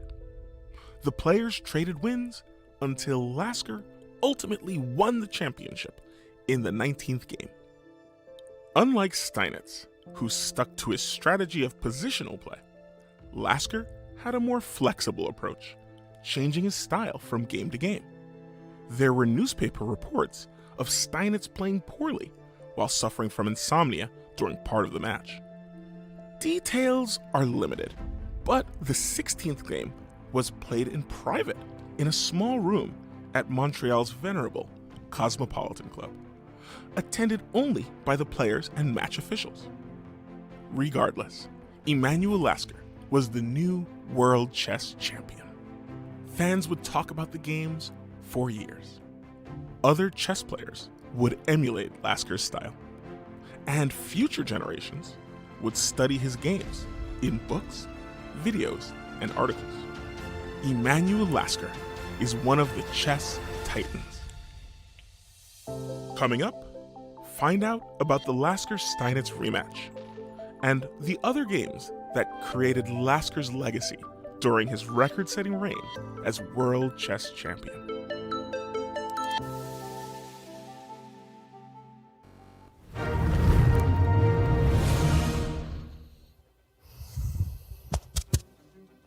You ready? Yeah. Your knight's on f7. Where can it go? f7, d6, e8, g7, h5, g3, e2, c1, b3, Stop. a5. White king on a3, white pawn on b3, black king on e7. Who wins? It's a draw. Black's king gets to a8 before white's king gets to b7. Name the fastest checkmate for white. e4, e5, queen h5, king e7, queen takes e5. Recount your opening versus Alexeyenko from the first half of the 2020 Candidates Tournament. d4, knight of6, c4, e6, knight e3, bishop e4, f3, d5, a3, bishop e7, e4, d4, fe4. Stop. Tell us about a chess game that made an impression on you. Karpov-Kasparov from the World Championship match 1985. Kasparov's octopus knight on d3 controlled 8 squares in the enemy camp and allowed him to become the world champion. There's a knight on e5. What squares does it attack? f7, d7, c6, c4, d3, f3, g4, g6. Stop. How do you do this? Visualization in chess isn't difficult for me. It just comes naturally. Where does crypto come from? Honestly, I don't know. Can you tell me?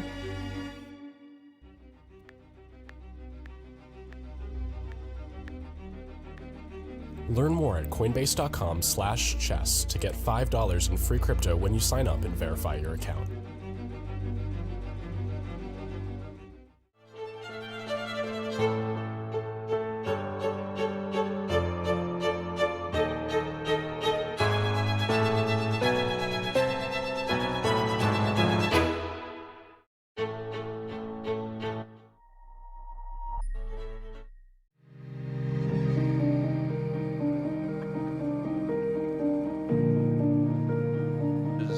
Is this. So here's what we're saying. Yes, we would discuss it on.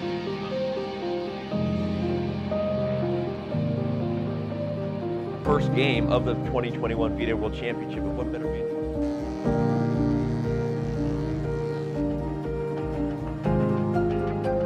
Camera lighting and audio. We're going to crush through the top of the show. All right.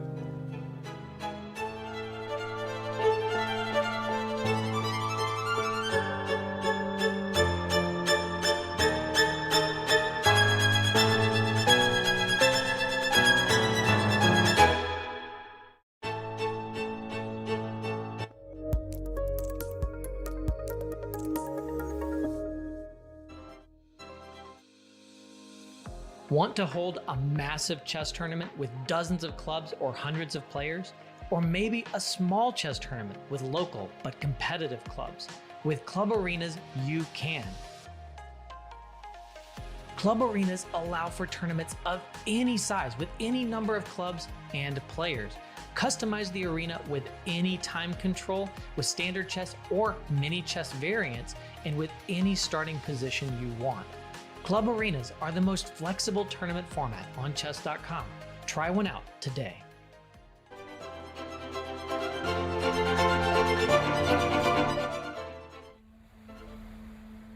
Am I supposed to feel ready? Yeah, but I guess when you prepare for such a major event, you always feel like you could do more. But I guess we are doing some insane amount of work, so I hope we got to be ready enough.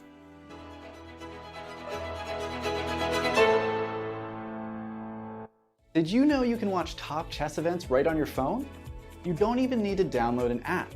Just open any mobile browser and head to chess.com/events. You can see what's happening right now, check out top games, see results, and so much more. Try it for yourself at chess.com/events.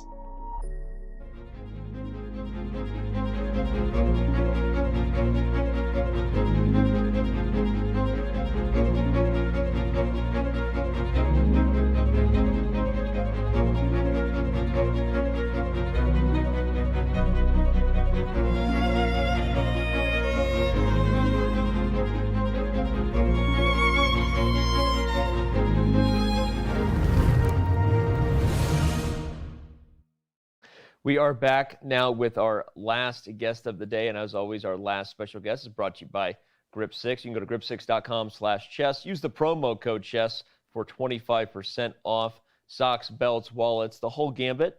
You know the drill. Thank you to Grip6, and now thank you to the one and only Eric Hansen, Mr. Chess Bra, here alongside Hesbra, as we like to call him. When you're not around, Eric, did you know we call him Hesbra? No, but it's well used. I think Robert's earned Well, it. Eric, good to see you, man. How are you doing? You know both these guys, right? You know high-level chess. Let me just ask you to kind of take it away and give us your thoughts as a guy who's covering this, both as a fan and a commentator. Your thoughts on what we've seen so far in the World Championship. I was hoping you weren't just bringing me on high-level to talk thoughts. about chess. I thought all the other guys. I know. I know. I'm kidding, but yeah. I'm still kind of waiting, like everybody else. I know everyone's talking about how it's a few draws, and I'd say it started out a little less sharper than from what I remember the Caruana match, first couple of games, but yeah, still pretty tense. I had Magnus as I guess most people, obviously, he's a favorite, and I still think in terms of my prediction, I think I forgot to submit it, but had him winning by a couple of games. And seeing something like yesterday, there's going to be some chances, but so far, I'm just a little worried that you're going to have a lot of these E4, E5 positions. Yesterday was refreshing, but I know that Magnus isn't always going to go for something like that because of the risks involved. It just depends on the prep, but the way I think about Nepo is if Magnus gets that win, I don't think in terms of coming back or being as resilient, I don't think of Jan as if that happens, I think his confidence will definitely take a bit of a hit. I think let's say Karyakin out of probably the recent players is probably the most resilient I kind of think of, and for somebody like Jan, he's more momentum driven. And he has more highs and lows out of some other top players. So I think Magnus and his team is definitely looking to get that early win in somehow. So I'm looking forward to the next few games for something like that to see what opening they come up with. But those are just a few initial thoughts. I'm you got the Europeans or other people. I'm not the best morning person, so half the time I'm depending on the type of game it is, depends on how much I'm actually focusing live. If I wake up at 5 or 6 a.m. and I look at the middle game, sometimes I fall back asleep or sometimes I'm engaged. Well, Jan almost fell asleep today. But yesterday was interesting. Yeah, exactly. So I'm still waking up in the match. I'm kind of like, that's my phase as well. Once that first win comes in, I'll be fully alert. But Yeah, I'm you and waiting the for some players both. chaos. And well, Eric, of course, you're a very strong grandmaster as a player, but you also are an ambassador for the game, a huge ambassador. And you were just saying how the first 3 games were almost disappointing, it sounds like, to you compared to the match in 2018 between Carlsen and Caruana. So as a streamer, as a commentator, as somebody who does a lot of instructive content in addition to the entertaining side, like, what do you do in these moments to make chess accessible to everybody? Yeah, we could probably, the 3 of us could probably sit for we hours could. discussing that, because there's a lot of good opinions, and we've done it a little bit. I think the tricky part is the value you put on things being done in classical. But I'm for disruption always. So I'm always like, I don't think the player's fault. It's always going to be the format, or on the organizers, or on the governing body. I really don't think you can do too much to the players. They're playing based on how the format is. If it was a tournament, it'd be different. If it was a different time control, it'd be different. So it comes from the very top, and there's a few different ways to do it from there. But I don't think once every 2 years, and I've always had this opinion, once every 2 years a match is a little outdated, especially the trend of there being fewer decisive games and where chess is. It's just not modernizing. You're not speeding the game up enough compared to other entertainment products, such as the NFL, NBA, whatever sort of major sport, boxing, UFC. It's just, there needs to be more title defenses and some sort of incentive there to just make it better. Again, not the player's fault, and yeah, it is a little what Hikaru was saying earlier on the show. Yeah, when people lose a classical match and in rapid, that also is a little tough. I can understand. Yeah, I mean, your job is to play the best classical chess, and you did, and you tied that. So I don't know. I'm all for. Well, let me ask that, because it seems to be the topic of the day, and you obviously heard Hikaru's thoughts and Fabi's thoughts too. Like, we could debate this for hours, as we all know, and we're all kind of in this together as ambassadors, and we want what's best for chess.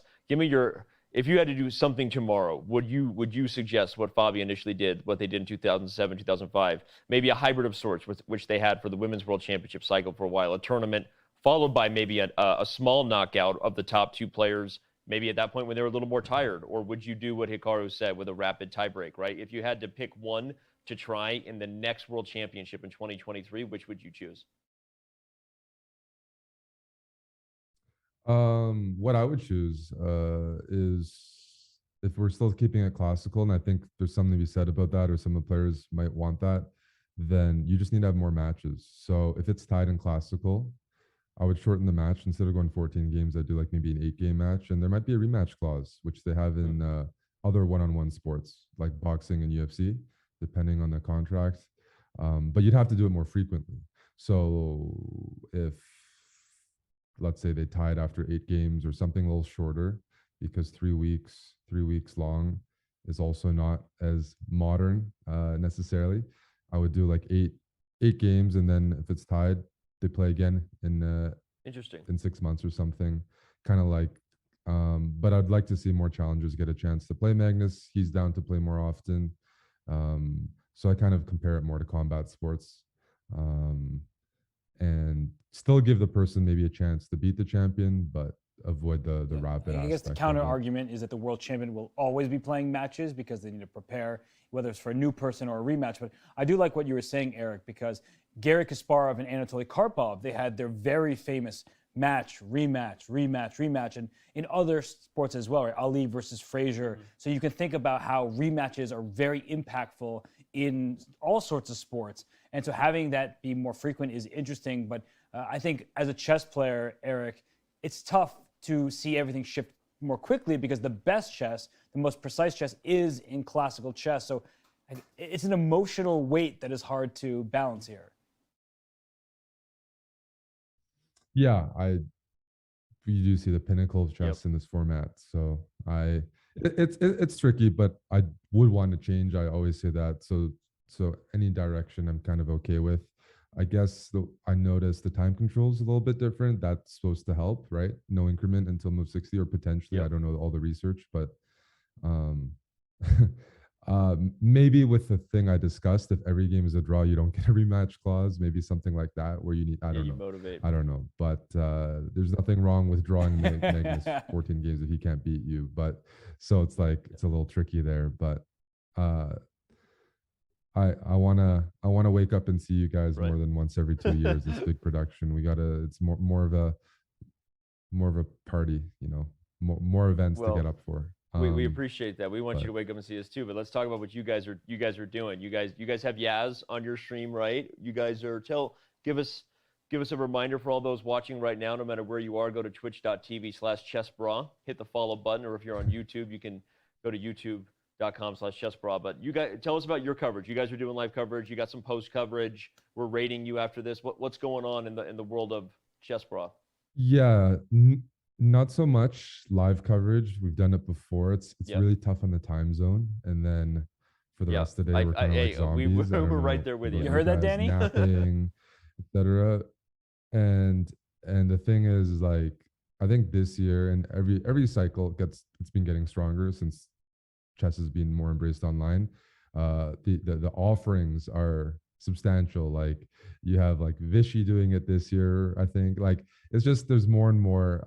It's good for the consumer and better for our health. So we're more like I'm comparing it to more of like a Shaq and Charles Barkley post-game show. We're mainly doing that, where you have a bit of fun, you get to roast the players, you get to play a few games maybe from the positions they had. So let's say Magnus and Nepo had an interesting position. We might have Yasser and Amon play it out for the viewers, and just have more of a post-game after party kind of vibe. Because this year, lots of good coverage that we've been tuning in, and we'll have more better health than getting up at 4:30. We did that before, and we're like, I don't know if we'll always do it, especially if you guys are doing it, and you guys you're out west right now, so we'll be fans. Awesome. And then, but we're doing the post game. So with the idea is that people are tuning in, they're watching the coverage, and afterwards they have an outlet for chess. They're like, especially in North America, probably still on their coffees and stuff like that. And they're like, hey, I enjoyed the game, but I have some questions, or I'm just in the chess kind of mode. It's kind of like chess month, where you have all the casual chess people who are like, they only tune in once every 2 years in a higher capacity. Well, they're looking for more and more chess content. So we're kind of just keeping the show going, and it's kind of awesome. Keeping things continuous. So if you're looking for chess, looking for stories, Yasser is bringing out a ton of stories, as you can imagine. Some of them I've heard too many times, so I can't tune in. Like, I have it muted because he doesn't. Yeah, he's told me too many times. But for most people, there's still the first or second or third time they've heard it, so it still is a little entertaining. You got Yasser stories. Amon and him are having some fun, and it's just a very casual vibe there to try to consolidate some of the viewers that are coming in after the games. I'll say personally vouch for the fact that if you've never seen Yasser Seirawan on a Chessbra stream, hanging out with Eric and Mon gets even better Yasser if it was a possible thing. So no jokes. You should be heading over and checking out their post-game show, not just right now when we raid them, but every single day. Seriously, it's Yasser on the Chessbra show, Eric, is a unique type of content and some of the most entertaining stuff on Twitch. So, all right, man. Well, thanks for. Well, speaking of, I did want to say, I got to call you guys out. When I see you guys in a room together, you know what I think about? I think about when Amon and I took you guys to the shed. Oh my gosh. Okay. And you guys got your queen on H2. Yeah, how did you let that happen, just Robert? How did you let that happen? I don't know what you guys have planned for your off days, but speaking of some good chess entertainment, we might have to do a rematch. I mean, maybe you can throw Yasser in. If we get Bobby, you guys get Yasser. I'll take that. I'll take Bobby. You guys get Yasser. whoa. Maybe. Okay. Maybe. Fabi's played for us before. That would hurt me a little bit. But Okay. I'm open to it. That I'm just saying people want to see some games, they want to see some blood, and it might be at the expense of you guys or myself on the off days until the I'm players with do it. So I think it'd be a I thought it was blast. pretty fun. Plus, seriously. We are But due a win here, Robert. We just to do the math on this. I think we can. My win is sitting this one out and not having to be your teammate for a change. We always lose. Okay, well, I'm gonna try to convince him. Yeah, that might be the upgrade. Something like that. That could be a fun format. Just throwing it out there because for those of you who don't know what we're talking about, you guys shame in the on room you. always Just brings Google that. Google right now Team Chess, Chess.com versus Chess Bra for some of the best content we've ever done. In fact, you're right, Eric, because our other Eric, my partner in crime, Eric, who runs Chess.com, is actually mad at me that we're not doing more Team Chess because it is literally his favorite thing. I think he's watched our full matches like twice, so he legit loves it. And so you have a partner there. That could be a lot of fun. Let me discuss with Robert internally. I'm open because that's exactly what this is a the festivities have started, and outside of the actual games itself, I think it's important to bring some fun. You guys are having some fun segments as well, and just keep people engaged. I'm with it, man. All right, dude. Well, thank you so much for joining us, man. I think we're gonna see you again at some point, or Amon, one of you guys maybe joining us. I'll be tuning in. I got the guys doing the coverage, so I get to wake up a little later. I got my coffee, and so they're stuck streaming. I hope people come tune in. Amon's doing a recap every day. That's another new thing that we're trying out. But yeah, hopefully people come hang out with us for some post. We'll go hang out with Eric and Amon and Yaz. Like he said, they're already live, so you can head over there now. We'll be rating you guys soon, and I guess we'll see you again then in a few days. Thanks, Robert. Thanks, Danny. See you guys soon. All right, that was awesome, man. We should do the Team Chess. I promise. Do you want me to reject you live in front of however many thousand people watching? That would be so great. That'd be a lot of fun. I mean, for you, I'll do a favor for you. What? I'm gonna get you some good birthday gifts. Yeah. Okay. That would be so I have to earn my birthday gift? No, I don't know. I'm just trying to say. You know Eric did have some very, very interesting thoughts though about the the World Championship and making it more entertaining and using combat sports as a reference. And I think that people may overreact. Not Eric specifically, but people overreact. Draws, boring, this and that. Fabiano's match against Magnus was incredibly entertaining, and even in this match, Game 2 in particular, that was a swing that could have led to a decisive game. So I do think we need to wait and see, because let's say the next two games are decisive. People are like, this World Championship match is epic. Yeah. People overreact, always. So we still have time to see it settle. But I do understand why people are kind of itching for a change, because if you have 12 draws in a match, then 14 draws, if that were to happen, then it's kind of getting to the point where like we want to see some decisive games. I will be on record. I will be shocked if we do not have multiple decisive games in this match. Like I will just say that I would just be shocked, and I think you're with me on that. So just the style of these players, the different dynamics of how they're approaching it. So agreed with you 100%. We're going to take a very quick break, our last break. When we come back, final thoughts, wrapping up. We raid the Chess Pros. Don't go anywhere. Chess.com's final moments from Game 3 of the 2021 FIDE World Chess Championship, presented by Coinbase, when we return.